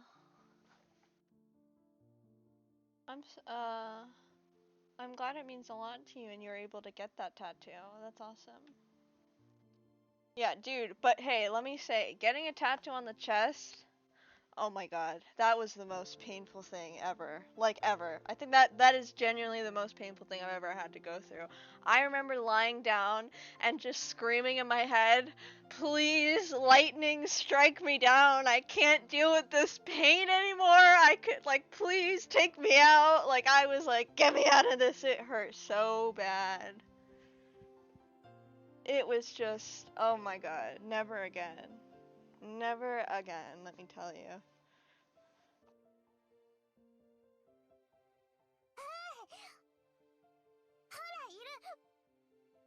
トリーチェはいる。ああ、いるよな。私も昔よく登校の時に限ってカバンが見つからなかったりしたもんだぜ。 Very true. Yeah, you got them forever. Yeah, at least, yeah, that's the good part is like I had to bear through that pain, but at least I never have to do that again and it's just there forever, you know? Like, I mean, maybe get a touch up, but that's just, oh, that's in like years and years because I don't want to touch that. Maria puffed out her chest with an ooh ooh as though this was the final proof of the witch's existence. If I opened my mouth, Maria would probably be hurt again, so I didn't. I mean, you hear this kind of story everywhere. Depending on the place, they might blame it on a dwarf or an elf. The only difference is that they call it a witch on this island.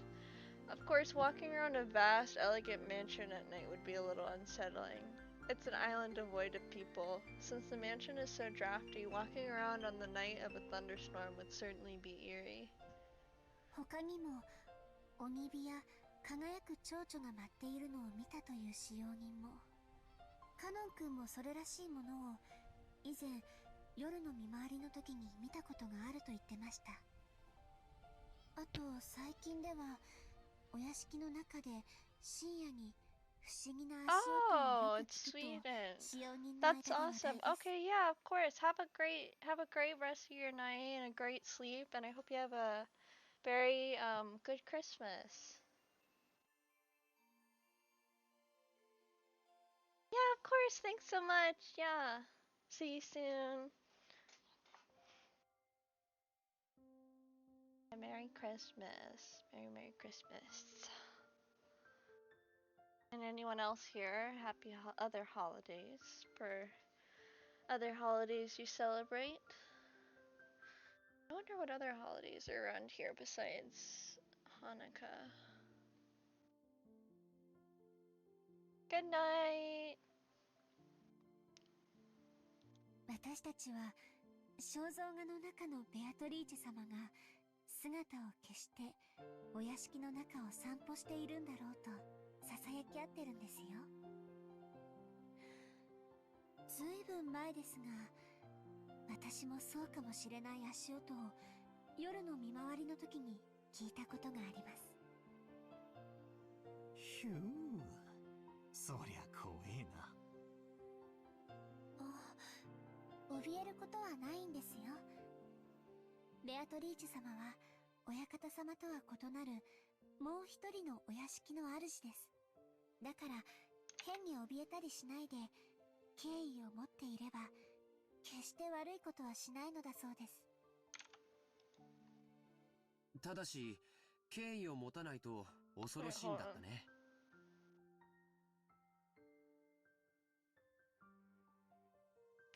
Well, there's no chance in hell that Battler's gonna be respectful because he's fucking 私が stupid. 務めを始める直前に階段ベアトリーチェ様のことを悪く言っていたそうです。That's so funny. だから使用人たちはベアトリーチェ様のお怒りに触れたのだろうと噂し合ったそうです。バトラとチェシカきっとお怒りに触れる。わあ、悪かったぜ。謝るよ、マリア。もちろん魔女様にも謝るぜ。ベアトリーチェ様、ごめんなさい。よそ者のザレ言と思って。At least he apologized. Maybe he'll be spared. 私も謝るぜ。ベアトリーチェ様、ごめん。これで魔女様、私たちを許してくれるかな。わかんない。魔女は気まぐれだから許してくれるときは許してくれるし、許さないときは許さない。それは困ったね。マリアちゃん、バトラ君とジェシカちゃんがベアトリーチェ様のお怒りに触れないようにするいいおまじないとかないかな。何か魔除けとかさ。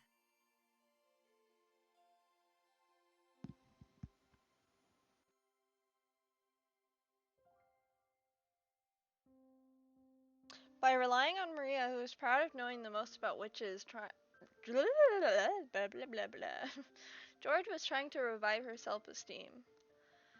Once again, I gotta admire his ability to calm kids down. After taking a moment to cross her arms and seriously ponder whether there might be a charm that could save us, she started flipping through the pages in her notebook. I thought it was just a scribbled diary, but there also seemed to be quite a few pages that looked like they come from a book on black magic. Maria solemnly considered a group of these pages which contained things that looked like magic circles. Apparently, grandfather wasn't the only one with a black magic hobby. When Maria finally found what she was looking for, she snapped the notebook shut and threw it into her handbag. She then began fishing through that bag's contents. There seemed to be various jumbled up things in there. After a while, she took out various pieces of junk, although they were probably important magical items to Maria, and repeatedly threw them back in, saying they were wrong. It was a little humorous, just like when Doraemon what is that? Took out the wrong tool. Finally, she seemed to discover what she was looking for. With a face that was unimaginably cheery when compared to the intense expressions she had worn until now, she held those out to Jessica and me.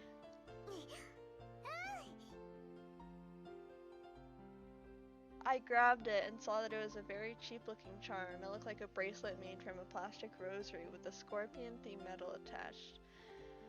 Haven't you ever seen those cheap Zodiac-themed— Don't call them cheap! I like those things. The kind you might win in a crane game at an arcade. It really looked like something like that. There were two of them, probably one for me and one for Jessica. However, the fact that there were two of them made them feel even more like cheap manufactured good, making it pretty hard to think of them as magical items. これを私とバトラに？このお守りならベアタリーチェも大丈夫。サソリは魔除けの力があるから。そうなのか？サソリにそんな力がねえ。バトラが信じない。I said too much and angered Maria again. Maria took out her notebook again and pointing out various pages, she went on and on about how the scorpion had such incredible holy power. Excuse me, I'm sorry. That it had been used in magic repelling magical circles since ancient times. That's interesting. 他の使用人の子から聞いたことがあります。サソリって魔術では魔除けのシンボルとして描かれることもあるんだとか。へえ、そうなのか。サソリは悪い魔法や災厄から守ってくれる。そしてエメラルドは心に平和をもたらしてくれる。だから二重で効果がある。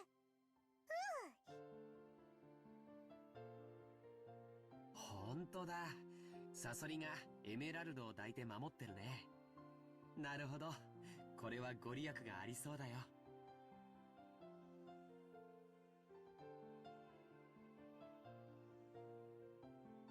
Oh, I really wanted to make fun of those worthless-looking charms, but as I watched Maria explaining with all of her heart and realized that she'd found them for our sakes, I started to feel like it might actually work, even if it was just a prize from some game center.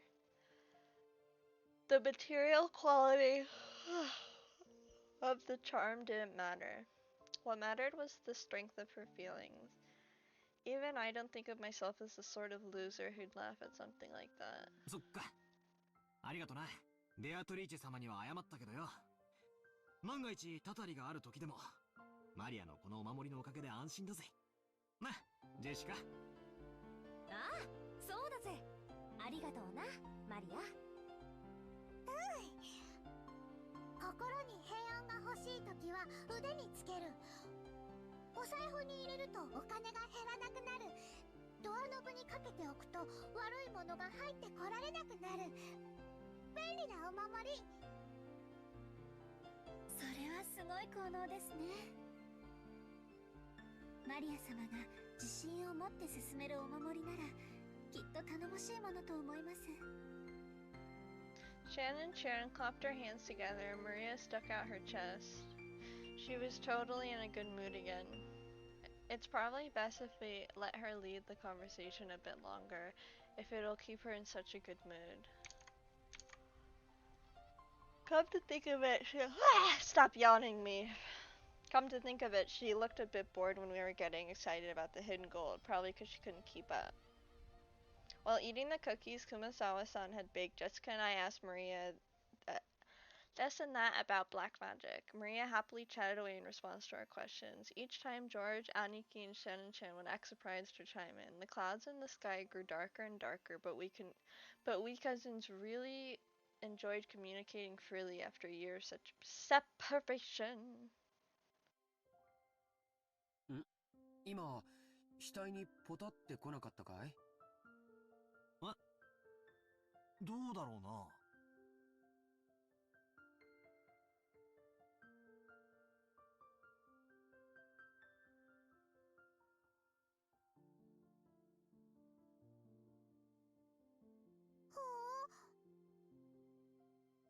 リアポタッと来ない。マリアだけ来ない。安心しろ。俺にも来ねえぜ。それに今夜になれば誰にも等しく大雨が降るだろうよ。そうだね。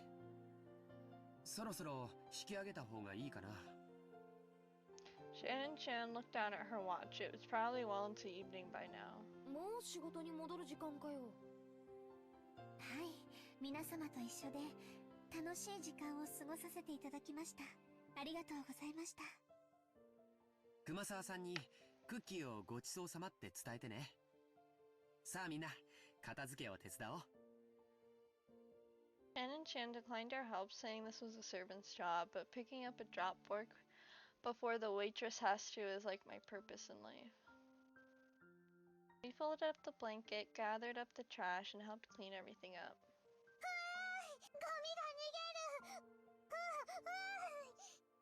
そいつは逃がさないぜ。マリアより先にいただきだ。やーい、マリアが拾う。マリア、靴を濡らすなよ。怒られるぜ。To Maria, chasing after some trash sent flying by the powerful winds was just another game. By the time we were finished, the wind was blowing pretty strongly. Probably a good time to head back. 皆様のおかげで助かりました。ありがとうございました。Yeah, she's gonna die. もう本当に時間がないみたいだね。先に戻っていいよ。George Aniki perceived from her hurried appearance that very little of her free time was left. 源氏さん、時間には厳しい人だからな。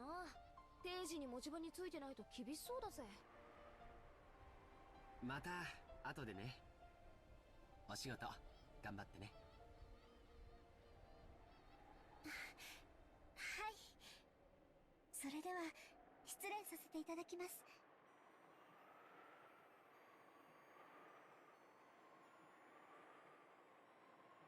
After making a respectful bow, Shannon ran towards the rose garden. じゃあ、俺たちもゲストハウスへ戻ろうぜ。テレビでも見て、くつろがせてもらうさ。テレビ見る。テレビ見る。なら決まりだな。戻ってみんなで一緒にテレビでも見ようぜ。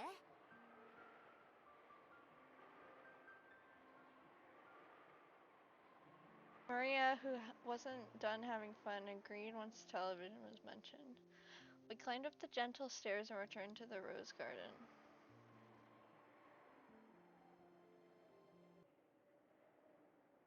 Oh, this is creepy. The wind had grown very strong and the roses shook throughout the garden like ripples on the water.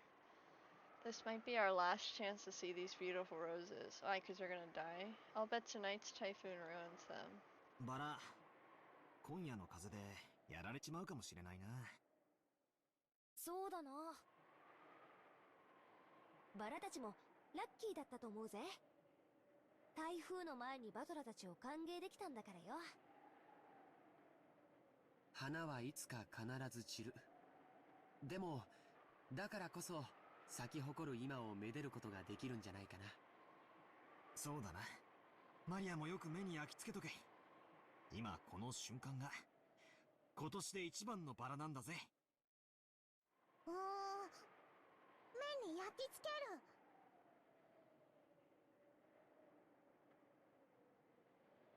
マリアのバラ、台風で飛ばされちゃう。Right then, Maria suddenly clapped her hands. It looked like she'd remember something. ああ、ジョージの兄貴に目印のリボンをつけてもらった。あの元気のない Maria バラか。 apparently remembered where the rose was. She ran at full speed. The rest of us followed her. あれはどこだったっけな。確かこの辺だったと思ったぜ。We searched everywhere around the area, but it was only a single flower among these roses after all. Even though we knew it was somewhere close by, we weren't able to find it. The wings making up the typhoon's front lines made roses through the garden undulate. It was almost like it was teasing us by making the location of Maria's rose impossible to こ find. こじゃなかったかな。少し手分けをして探してみようか。そうだな。人海戦術で行こうぜ。なんだよマリア。 As we made to split up and search, Maria tugged on my jacket with an unhappy face. You could tell that she didn't want us to leave that spot. なんだよ、どうした？マリアのバラはここにあるの。でも現にないぜ。この花壇の裏側だった。みんなで探せば早いぜ。ここなの。マリアのバラはここなの。探して。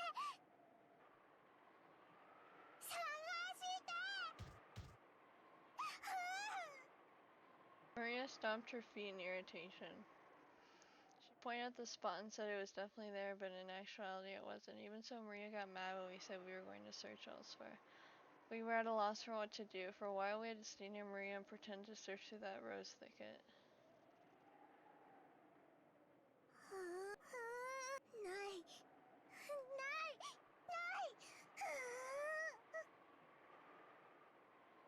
Maybe she's saying that it should be here, but it isn't. Maria became increasingly irritated. マリアがすっかり機嫌を損ねちまったぞ。マリアはたまにすごくどうでもいいことを気にし始めちゃうんだよ。それがどうにかなるときはいいんだけど。ないものは探せないしね。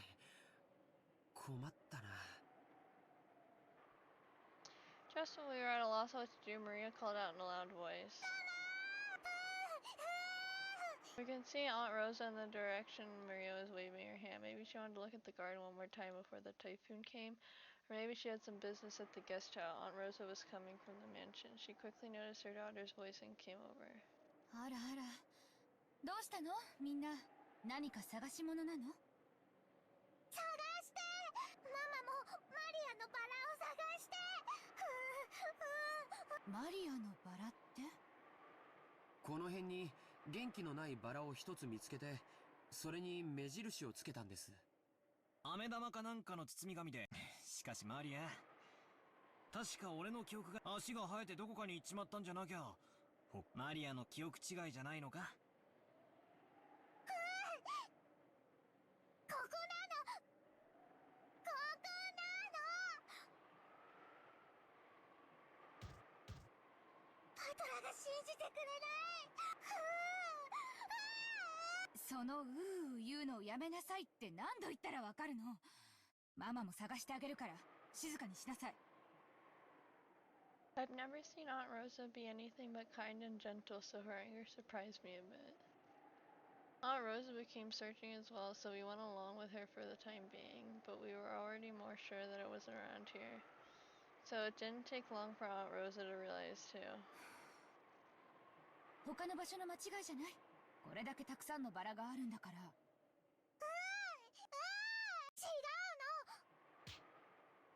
ここにある。ママも信じて。ちゃんと信じて探してるでしょ。でもないじゃない。She's cranky because she just came from a really shitty business meeting. でもここなの。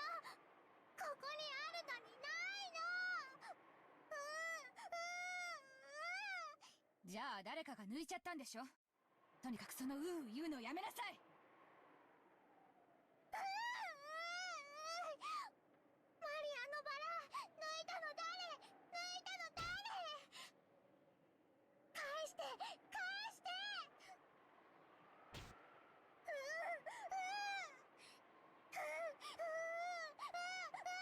そんなの知らないわよ。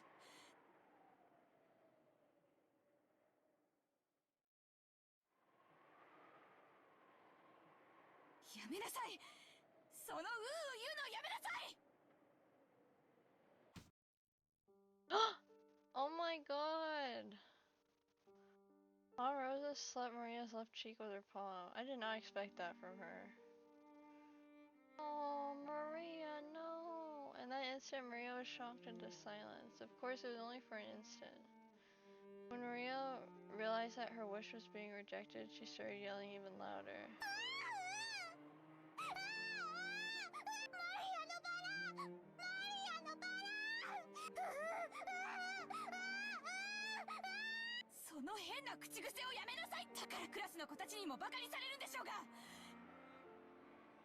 Oh my god, you need to relax. Oh really? I didn't expect that at all because she seems so nice, hey. Like, she seems so sweet, and then here comes this.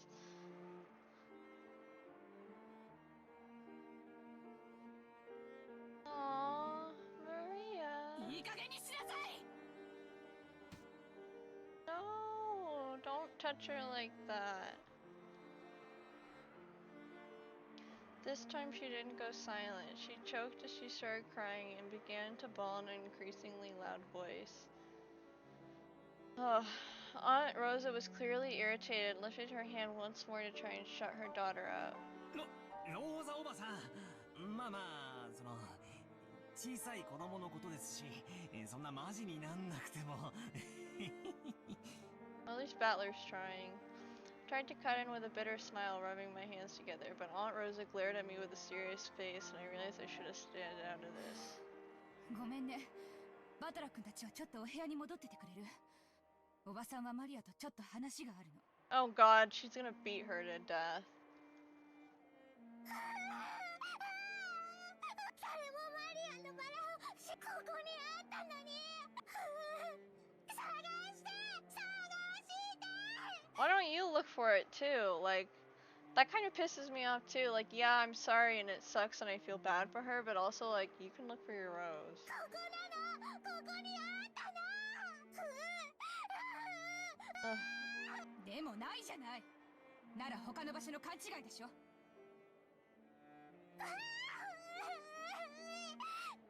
こなの。絶対にここなの。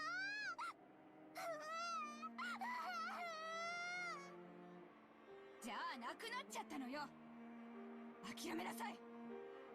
どうしてマリアのバラがなくなっちゃうの？どうして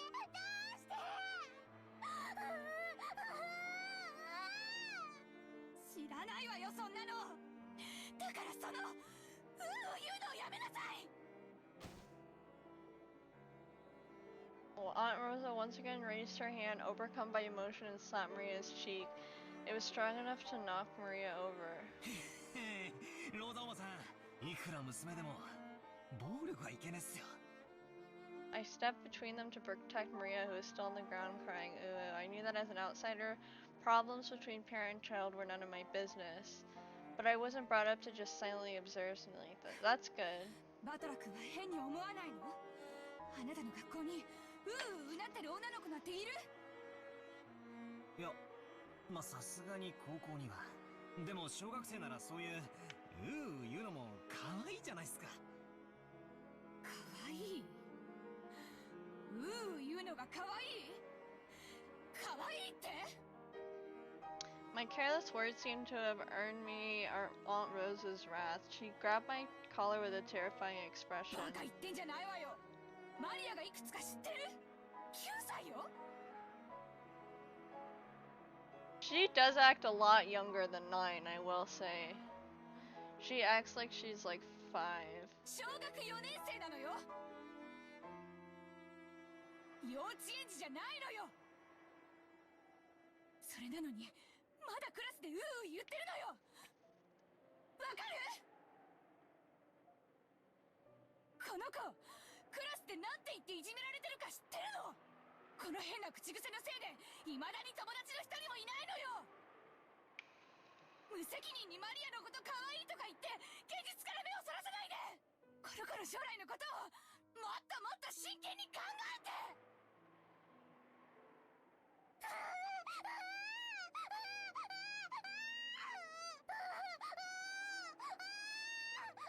だからそのうう言うのをやめなさい。やめろって言ってんでしょ。Aunt Rosa struck Maria's quivering head, from which an increasingly unhappy voice was rising. I tried to stop it, but Aunt Rosa pushed me away. My back hit George Aniki. 昔はローザおばさんもマリアちゃんの幼児言葉の一つだくらいにしか思わなかったんだけど、小学校の中学年になっても治らないのを最近はだいぶ気にしてて。別にどういう言葉遣いをしようと Yeah, I don't think 関 it's a 係 big ねえだ。 deal. そのまま社会人にはなれないよ。 That's not true. Just not true. だから見ていて気持ちのいい光景ではないけれど。 in 4th grade, dude. Like, no one cares if a 4th grader is saying ooh ooh. Like, literally no one cares. Even if a dude, no one would care. Dude, a high schooler could do this. Are you kidding? Like, it's like that one anime, like Chib, I don't remember what it's called. But like where it's about like the girl with the eye patch who basically role plays all the time. Like, kids are crazy for so long. Like, I don't know. これはおばさんたち親子の問題なんだよ。まあ、私もこの言葉遣いのせいでよくお袋に怒られるけどよ。When they put it that way, maybe even a scene as painful as this isn't something an outsider like me should put it on. I disagree. I think if you see abuse, you should try to stop it if you can. 悪い癖が治らなくて怒られたことがあったん But じゃないか obviously い？ it depends on the situation. But here, I think that you should. Doesn't mean you should get hit for them. Like, 一つ what? や二つは授業参観の日に人前でずっと怒られてた時は恥ずかしくてたまらなかったぜ。じゃあ今のマリアちゃんたちの気持ちはわかるよね。僕たちにここにいてほしいとは思わないんじゃないかな。ジェシカちゃんにもわかるよね。怒られてるところを誰かに見られてえとは思わないぜ。行こう。ゲストハウスへ戻ろう。 I don't like George. そしてマリアちゃんが戻ってきたら何事もなかったかのように迎えてあげようよ。 I don't think that's how you should. No, it's not for the best. You should comfort her. I thought George Oniki's point was probably a reasonable one, and we may have been eager to use that reasonable sounding argument as a justification to retreat from this heart-rending scene. Rending. Jessica and I nodded at George Oniki and we all left. We called toward Maria, telling her we were going to head to the guest house, but she didn't seem to hear, and we felt sort of guilty and shameless after saying it. それなら好きなだけ一人で探しなさい。ママは知りません。探す。マリアが一人でママが知らなくても勝手にしなさい。 After blasting her with those last few words, Rosa spun on her heels and quickly turned towards the mansion. Maria probably viewed that as a cold gesture meant to injure, but that wasn't Rosa's intention. It was because the hand which she had so emotionally struck Maria's cheek was still numb. It was because if she stayed there screaming, she might again be taken over by her emotions and continue slapping her daughter's cheek over and over. After Rosa left, Maria was left alone in the rose garden. The wind began to blow stronger and stronger, and every once in a while a raindrop would fall on her forehead. However, Maria couldn't leave that place, not until she found that poor wilting rose. It had definitely been there. Even so, it wasn't. Even though she knew the place and even though it had been there, it wasn't. Maria bitterly stared at the place it was supposed to be and thought frantically, maybe the angle I'm looking from is wrong. Maybe the height I'm looking from is wrong. While gazing at a single point, Maria repeatedly stood up, changed her position, and continued to stare. The wind was getting stronger and stronger, but Maria kept on looking for that rose in front of the flower bed.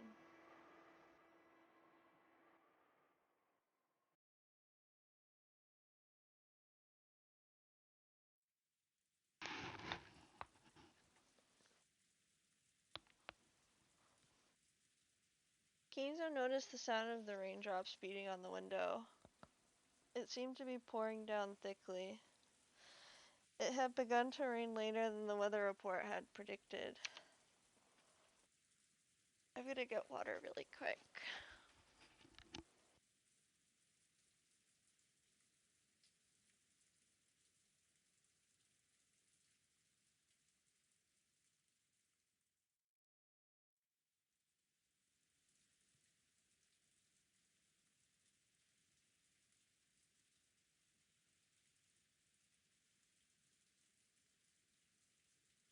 Okay, sorry. Kenzo approached the window as if being summoned by the sound of the rain. The sound of the rain is a sound of silence. That sound feels quieter than any silence. It makes humans remember that in the end they are alone from the moment they're born to the moment they die. 遅かったではないか、ベアトリーチェ。 Were those words directed at the raining sky? There was no one to be seen in the direction of Kenzo's gaze. 始めようではないか。私とお前の奇跡の宴を。今こそこの島は現世より切り離された。もう誰も私の儀式の邪魔をすることはできぬ。お前にふさわしい生贄は十分にあるぞ。息子たちが4人、その伴侶が3人、孫たちが4人、私にどれでも好きなだけ食らうがいい。運命の鍵は悪魔のルーレットに従い生贄を選ぶであろう。そのルーレットが私を選ぶならば、私すらもお前だが、だからこそなのだ。それだけの狂気をかけるからこそ、私は必ずや偉大な奇跡を起こすだろう。さあ、好きなだけ食らうがいい。私はそのルーレットに打ち勝つだろう。I wonder if he's trying to get reborn, not only to see Beatrice, but so that his body gets like reduced. I could be totally off though. 全てを落とすぞ。まずは後ろ宮家の家督を返そう。受け取るがいい。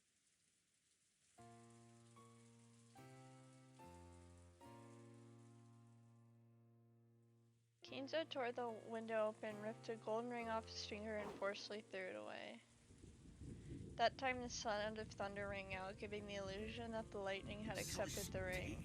お前が蘇った時、そこにいるのは私であるだろう。私が最後まで生き残り、お前の目覚めを見守るだろう。さあ来たれ、ベアトリーチェ。ようこそ我が宴。私が生み出したすべてと引き換えに、私にもう一度だけ奇跡を。Oh, I wonder if the sacrifice for Beatrice last time was his whole other family that died in the quote-unquote fire and earthquake. おお、ベアトリーチェ。 Oh my gosh.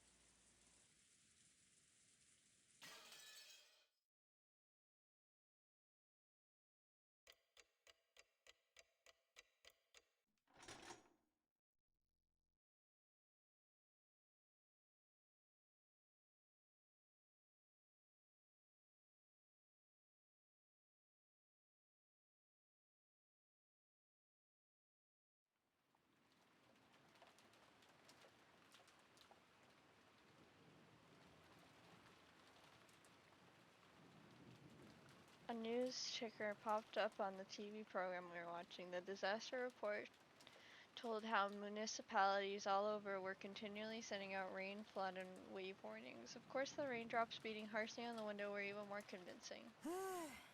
すっげえ不利だな。でもこれだけ盛大だとすぐに編みそうな気もするけどな。そりゃあめえぜ。台風の速度が遅いそうだから、下手すりゃ明日も丸一日こんな調子らしいぜ。ちょっとの天気でも船は欠航するもんだしよ。やっぱり日曜日のうちには引き上げられないか。念のため月曜日に外部とのスケジュールを入れなくて正解だったよ。ってことは月曜の学校はサボれそうだな。島生活ってのも悪くないもんだぜ。そういや、ジェシカは登校って毎日船で通ってるわけだろ。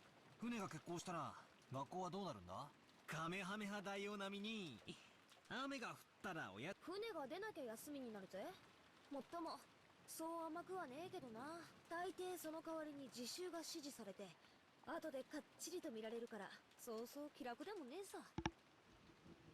例えば梅雨なんかの長く天気が崩れる時期だと数日間くらい登校できないこともあるんじゃねえのか。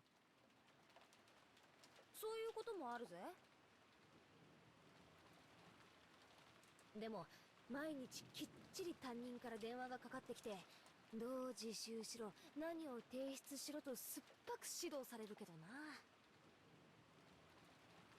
バトラ君が考えてるほど簡単にはサボれないよ。船で通う人たちのルールに従ってしっかり勉強をしているよ。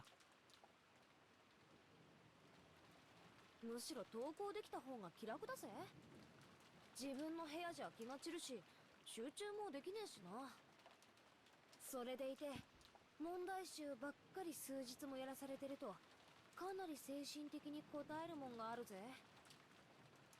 大学の時にはよ、寮のあるところに入ってさっさとこんな不便な島はおさらばしたいもんだぜ。へえ。じゃあよ、ちなみに行きは天気が良くても帰りは悪くて欠航ってなったらどうすんだ。学校に泊まるのか。そういうのはよくあることだぜ。だから帰島できない人用の宿泊所があってよ、そこに寝泊まりするんだよ。下手すりゃ数日間家に帰れないこともあったりするぜ。乗車率が 200% を超えるような満員電車で毎日通勤通学しなければならない人から見てみると、船の通学なんて趣があって良さそうだななんて無責任。やっぱりいろいろと苦労があるんだね。よく無神経な観光客がそういうこと言ってるぜ。私は島の生活なんてもうお腹いっぱいだね。早く高校出てこんな島とはおさらばしたいぜ。高校にだって全寮制のところとかあったろうよ。なんでわざわざ新島の学校を選んだんだよ。私は最初からそれを希望してたぜ。でもおふくろがよ、当主後継ぎとしての修行やらマナーやらがうんぬんってうるさくてよ、結局高校も地元になっちまったのさ。こんな島はごめんだぜ。早く都会で生活したいよ。雨が降ろうが槍が降ろうが、ラフな格好でサンダルを履けば5分足らずでコンビニに行けるような都会に引っ越したいぜ。もう少しの辛抱だよ。高校卒業まであとちょっとでしょ。そのちょっとも我慢で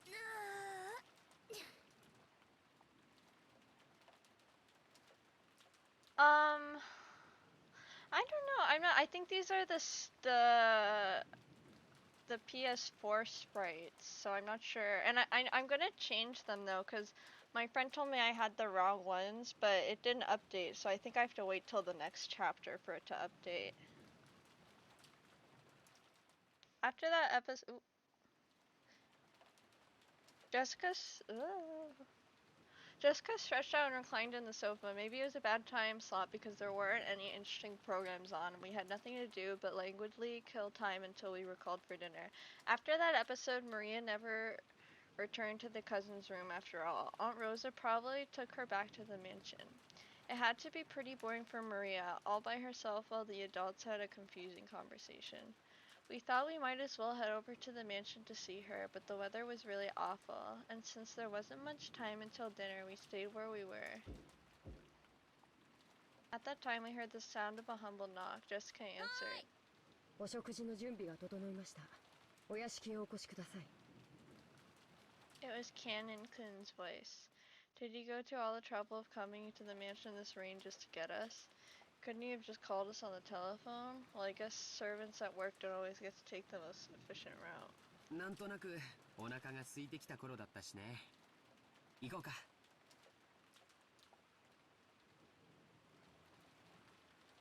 俺はとっくにペコペコ。本家の晩餐は毎回凝ってるしな。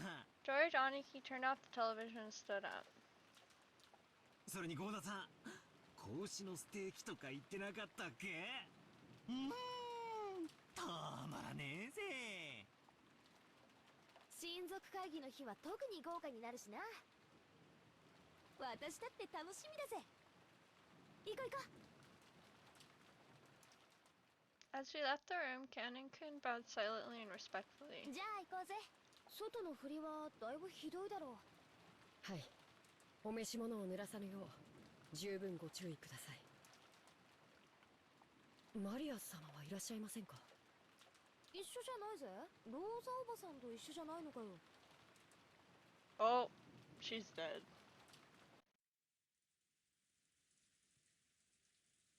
Rosa was lying on the sofa in the empty parlor, having fallen asleep before she knew it. She was bearing a burden that the children couldn't even imagine. That's why she only needed to let her guard down a little before the weariness immediately dragged her into the world of sleep. Realizing this, Genji brought a blanket over her. When we tried to spread over her, her eyes snapped open as though she'd been shocked with electricity. ありがとう。 When she realized that the thing that touched her was just a blanket and that Genji had been considerately given to her, she let out a sigh of relief. 起こしてしまいましたか。失礼いたしました。いえ、寝るつもりじゃなかったから。今は何時なの？ When she asked for the time, Genji checked a pocket watch that he took out of his chest pocket. 6時を少し過ぎたところです。 Rosa gave her head a little shake when she realized not that much time had actually passed, even though it felt like she'd slept for ages. Even though it didn't feel like she rested at all, the drowsiness that had enveloped her must have been pretty あり deep. がとう。毛布は結構よ。変な時間に眠っちゃダメね。すっかり時間の感覚が狂っちゃったわ。雨、とうとう降り出したのね。 Rosa finally realized that the peaceful sound that had put her to sleep was actually the rain. 風もだいぶ出てるよね。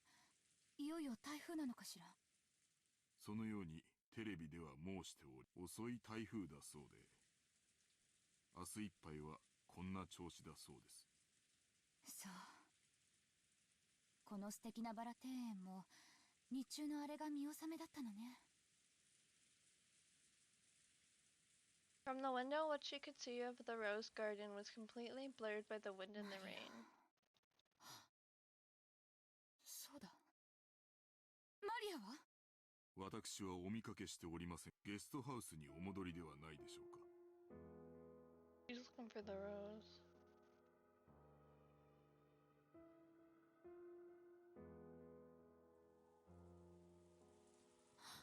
いとこの子たちは先に行ってしまったから、あの子は誰かにもうやめろと言われない限り傘もささずに。私は感情に任せてなんてことを。 Even though she'd known about Maria's simple honesty better than anyone, she once again lost control of her emotions and done something terrible. Rosa pushed Genji away and ran down the hall. The outside really looked like a typhoon and the rain was pouring down spectacularly. Maybe because some aspect of the terrain, the winds weren't typhoon class, so an umbrella wouldn't be torn out of one's hands. Even so, it certainly was a windy rain. There was no time to admire the roses being とりあえ drenched. ず今はマリアが気になるぜ。そうだね。さすがにこの雨じゃ。と思いたいところだけど、マリアちゃんはたまにすごく頑固で、ものすごく愚直な時がある。We hadn't worried much, thinking that Aunt Rosa had taken her back to the mansion. However, when Canon Coon had come from the mansion to call us and thought Maria was here, we got a little bit worried. お屋敷ではお見かけしませんでしたので、てっきりこちらにおられるとばかり。ローザ様は仮眠を取られておいででしたので。ここに来る途中に見かけなかったのかよ。申し訳ございません。傘を差し、急ぎ駆け抜けたもので。If he had cut through the rose garden, taking the shortest line between the mansion and the guest house, then he would have just barely missed the place where Maria had been looking for her rose. And it was raining this hard too. It certainly would have been possible for Canon Coon to fail to notice her. ここで議論するより直接確かめる方が早いさ。兄貴、ちょいとかけっこと。6年成長したから僕に勝てるつもりかい？よし、決着をつけようじゃないか。行こう。George, Aniki, and I flew into the rain. Jessica and Canon Coon followed us.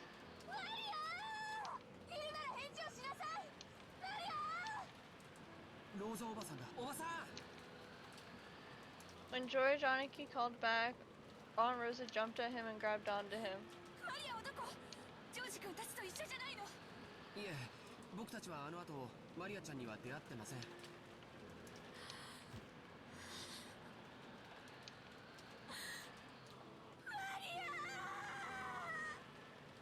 6 years ago, Maria was 3 years old. She was a cute and pure kid who just accepted whatever anyone said. But 6 years have passed since then. She's 9 now, and experiencing the ups and downs of life should have taught her something. But Maria, are you telling me you're still as innocent and pure as you used to be? Maria! As I circled the rose bed, something white unexpectedly turned to face me. It was a white umbrella. Maria was crouching down, holding a white umbrella and still searching for that rose. Her face, which had been turned bright red from crying her eyes out, was dirtied with water and mud. It was a truly pitiful sight. まだ探して。見つからない。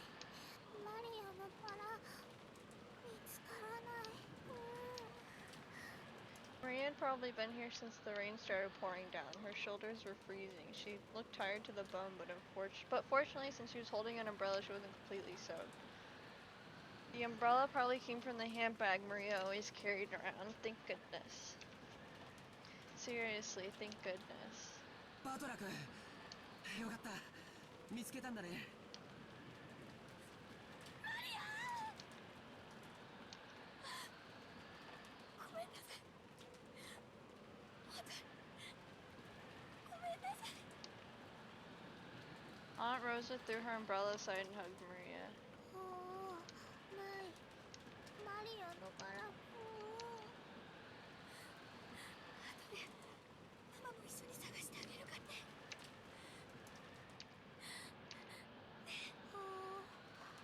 今日はお預け。It looked like Maria still wasn't able to accept it, but she no longer had enough energy left to resist. Jessica and Canon caught up with us. すぐにお屋敷でタオルの用意をさせましょう。マリア、ずっとここにいたのか。ごめんね。本当に悪いママで。ごめんね。ローザおばさん、とりあえずお屋敷に行きましょう。このままじゃマリアちゃん風邪をひいちゃう。そうね。マリア、行きましょう。ちゃんときれいにしないとおじい様に怒られちゃうわよ。お腹すいた。もう食事の時間だぜ。マリアはよく頑張ったよ。天気が良くなったら私たちも一緒に探してやるから。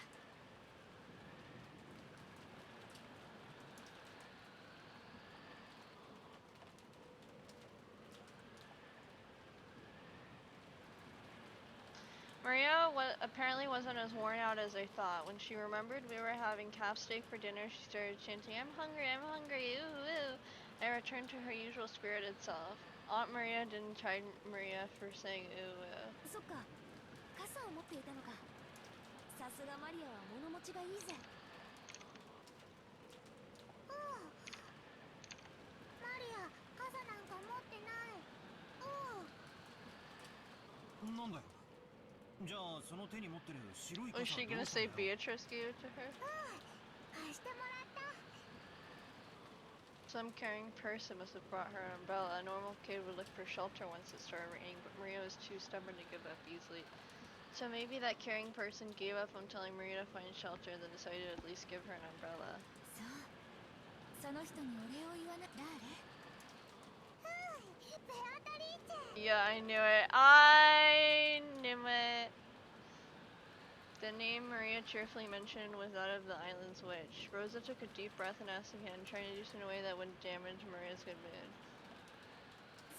それで誰なの？傘を持ってきてくれた人は。ベアート、リーチェ。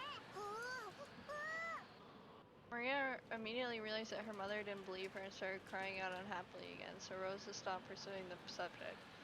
It'd probably be faster to ask whoever lent Maria the umbrella during dinner, rather than ask Maria herself.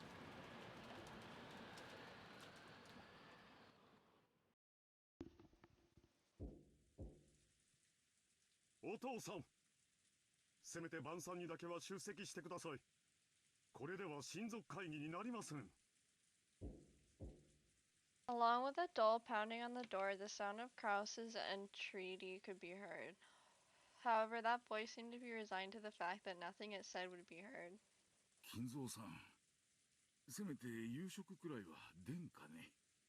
あんたの顔を見ようと息子さんたちが集まってきてるんじゃないか。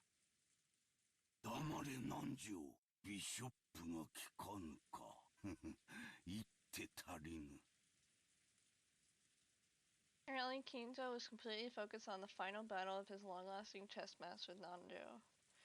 Kinzo's brow was wrinkled as he continued to glare at the game board through his spectacles. Krause's voice didn't reach his ears. 金蔵さん、私も腹が減った。下に降りて食事をせんか。ならばお前だけで行くといい。私はもうしばらくこの今夜で決着をつけてやる。さもなくばお前との決着は金輪際つけられそうにないからな。Nanjo rose from his seat, hoping this would prompt Kinzo to do the same, but Kinzo's eyes never left the chessboard. He knew well that Kinzo always displayed a blind concentration when it came to chess, but he'd never seen Kinzo to concentrate as hard as this. It was almost as though Kinzo was telling the truth, and there would never be another chance for them to continue their contest if they didn't finish tonight. It seemed that no matter how obstinately he called out to Kinzo, it would reach the latter's heart. Nanjo gave up and headed to the door that Krause was still banging on. The door to the study opened. Krause was taken aback, thinking that maybe Kinzo was actually coming out. However, Nanjo was the one who appeared, and Krause let out a sigh of relief. 南條先生、親父殿は。今や金蔵さんの世界はこの部屋だけです。Nanjo shook his head with a completely defeated expression. Krause raised his fist once more and banged on the door, shouting. お父さん、聞こえますか？私たちは下へおりますが、気が向かれたらいつでもおいでください。息子兄弟一同、ずっとお待ちしておりますよ。His voice was very loud, and he was making a racket pounding on the door. There was no way it wouldn't reach Kinzo's ears. Well, it certainly was reaching him, but he ignored it anyways. However, unlike the time he'd called down for lunch, he didn't fly into a rage. By now, Kinzo was calm at heart, almost as though he had taken on a philosophical view and turned himself over to fate. 晩餐にも息子たちの顔にも興味はない。私がここを出るのはベアトリーチがよみがえる時か、私が鍵の生贄に選ばれた時だけだ。もう悪魔のルーレットは回っている。今さら晩餐に何の意味があろう。Although the painfully loud banging on the door completely failed to end his hearing, Ginzo silently thought about his next chess move, still in his philosophical state. Just as always, Ginzo's figure couldn't be seen anywhere in the dining hall. Kraus, wearing a bitter smile, returned with Nanjo. 親父殿は相変わらずご気分が優れられないそうだ。年に一度の親族が集まるこの機会に同席できないことを非常に残念がられておられた。Eva and Rudolph snickered. Given Kinzo's personality, there is no way he'd show signs of regret. And none of his relatives showed any regret at his absence. ではディナーを始めようじゃないか。ゴーダ、始めたまえ。かしこまりました。それでは始めさせていただきます。When Godo was told to start the family conference dinner, his biggest time to shine the whole year, he nodded with a broad grin. マリアに傘を貸してくれた人は誰かしら？ When Rosa timidly cut through the silence of the dining hall, everyone noticed. 傘？何の話？さっきマリアがバラ庭園にいた時に雨が降り出して、誰かに白い傘を借りたみたいなんだけど、お礼が言いたくて。俺たちじゃねえぜ。ローザが出てった後は部屋を移してずっと仲良くおしゃべりをしてたからな。はは、そうやで。あの後も兄弟で仲良くおしゃべりをしとったのや。The words friendly fell awkward from Hideyoshi's lips. Those who hadn't been present could tell the conversation hadn't been a pleasant one.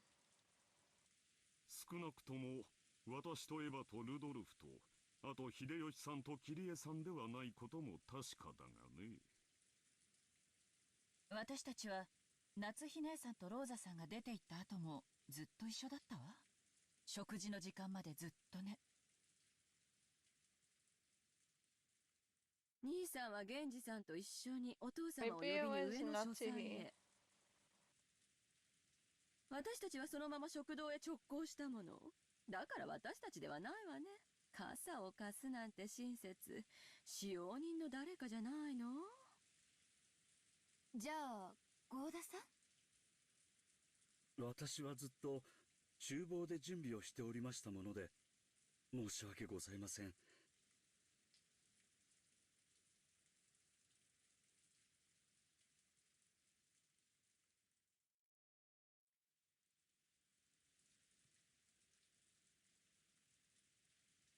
Godo looked slightly disappointed about missing this chance to show off. At that time, Shanna and Kumasawa appeared, pushing a serving cart loaded with hors d'oeuvres. じゃあ、熊沢さんかシャノンちゃんかしら？はい。何か粗相がございましたでしょうか？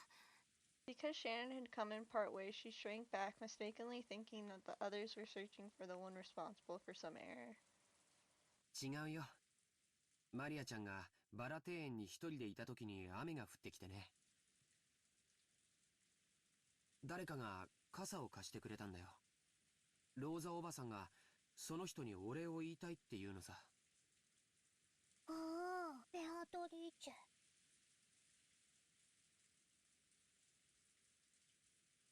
Aunt Rosa explained the situation one more time. As she did, Kumasawa-san chuckled.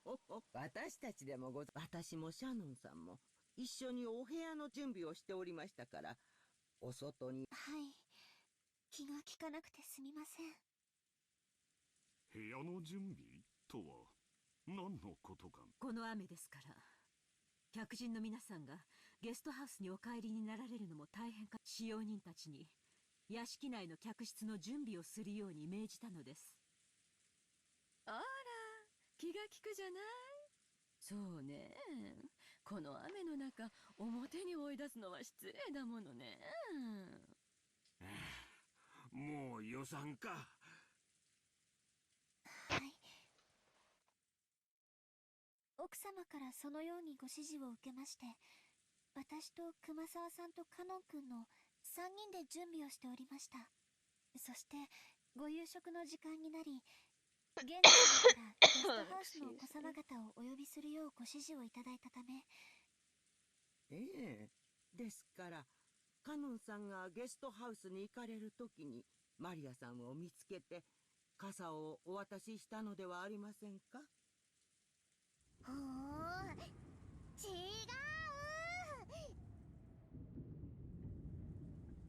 The person who actually received the umbrella denied it. Rosa was troubled. All she wanted to do was give a word of thanks to the person who had lent the umbrella, but she couldn't find them. And she thought asking like this with everyone gathered for dinner would work immediately. じゃあ夏日姉さん。ごめんなさい。 Oh, it 私は wasn't 皆 her. さんとの仲良くの語らいの後、頭痛がひどかったので自分の部屋で休んでいました。ですから表へは出ていません。なら誰なの？ジョージ君たち？なわけないわよね。いえ、僕たちじゃありません。僕たちはずっとゲストハウスでテレビを見てました。むしろ私たちはマリアはおばさんと一緒に屋敷に行ったとばかり。そこへカノン君が来て、マリアは一緒じゃないのかと聞いたんで、第一俺だったら傘を貸すより先に手引っ張って屋根の下に連れて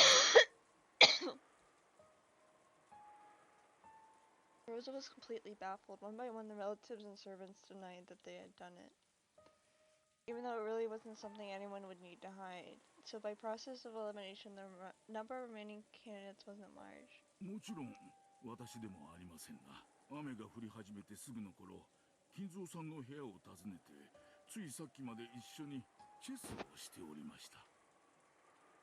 ということはおじい様でもないよね。なんだなんだ、妙な話になってきたぜ。あと残るのは誰だ？じゃあ誰？源氏さん？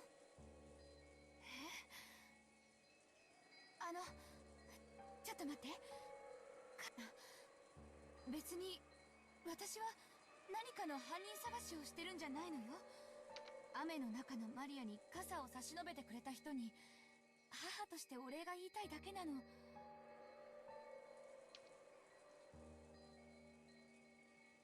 Giving an umbrella to a girl loitering in the rain was something to be praised, not hidden. Despite that, no one raised their hand. Why not? Everyone started whispering about how strange this was getting. 落ち着けよローザ。傘を借りた本人に聞けばいいじゃねえか。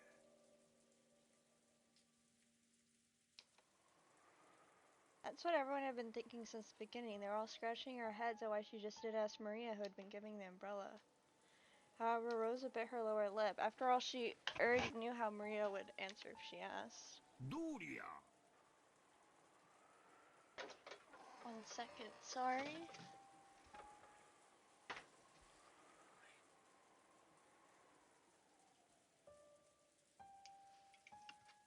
ルドルフ君の言う通りやないか。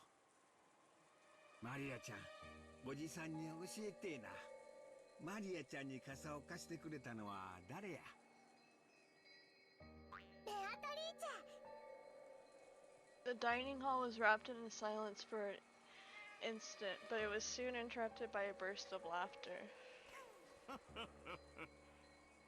なるほど。森の魔女ベアトリーチェが不憫に思って傘を貸してくれたか。いい話じゃないかね。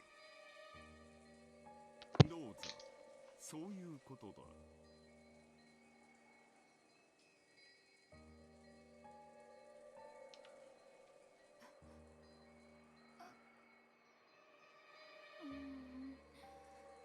Rosa couldn't believe it.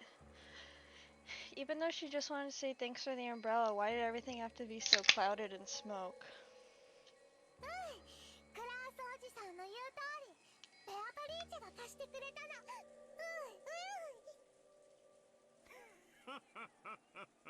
それはよかった。無垢だというのは実に羨ましいことではないか。なあ、諸君。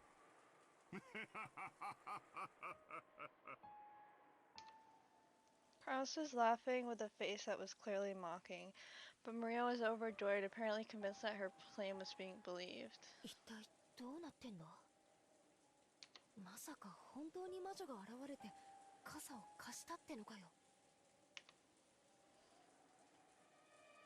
Jessica asked me in a small voice that wouldn't carry over to Maria, who was sitting across from me. マリアって冗談が言えるタイプだっけ？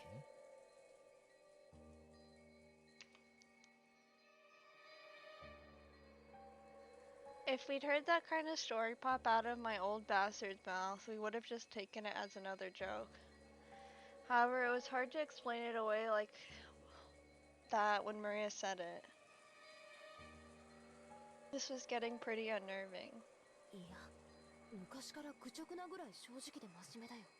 普通なら聞いただけで嘘とわかるようなマリアから冗談を言い出すなんて聞いたこともない。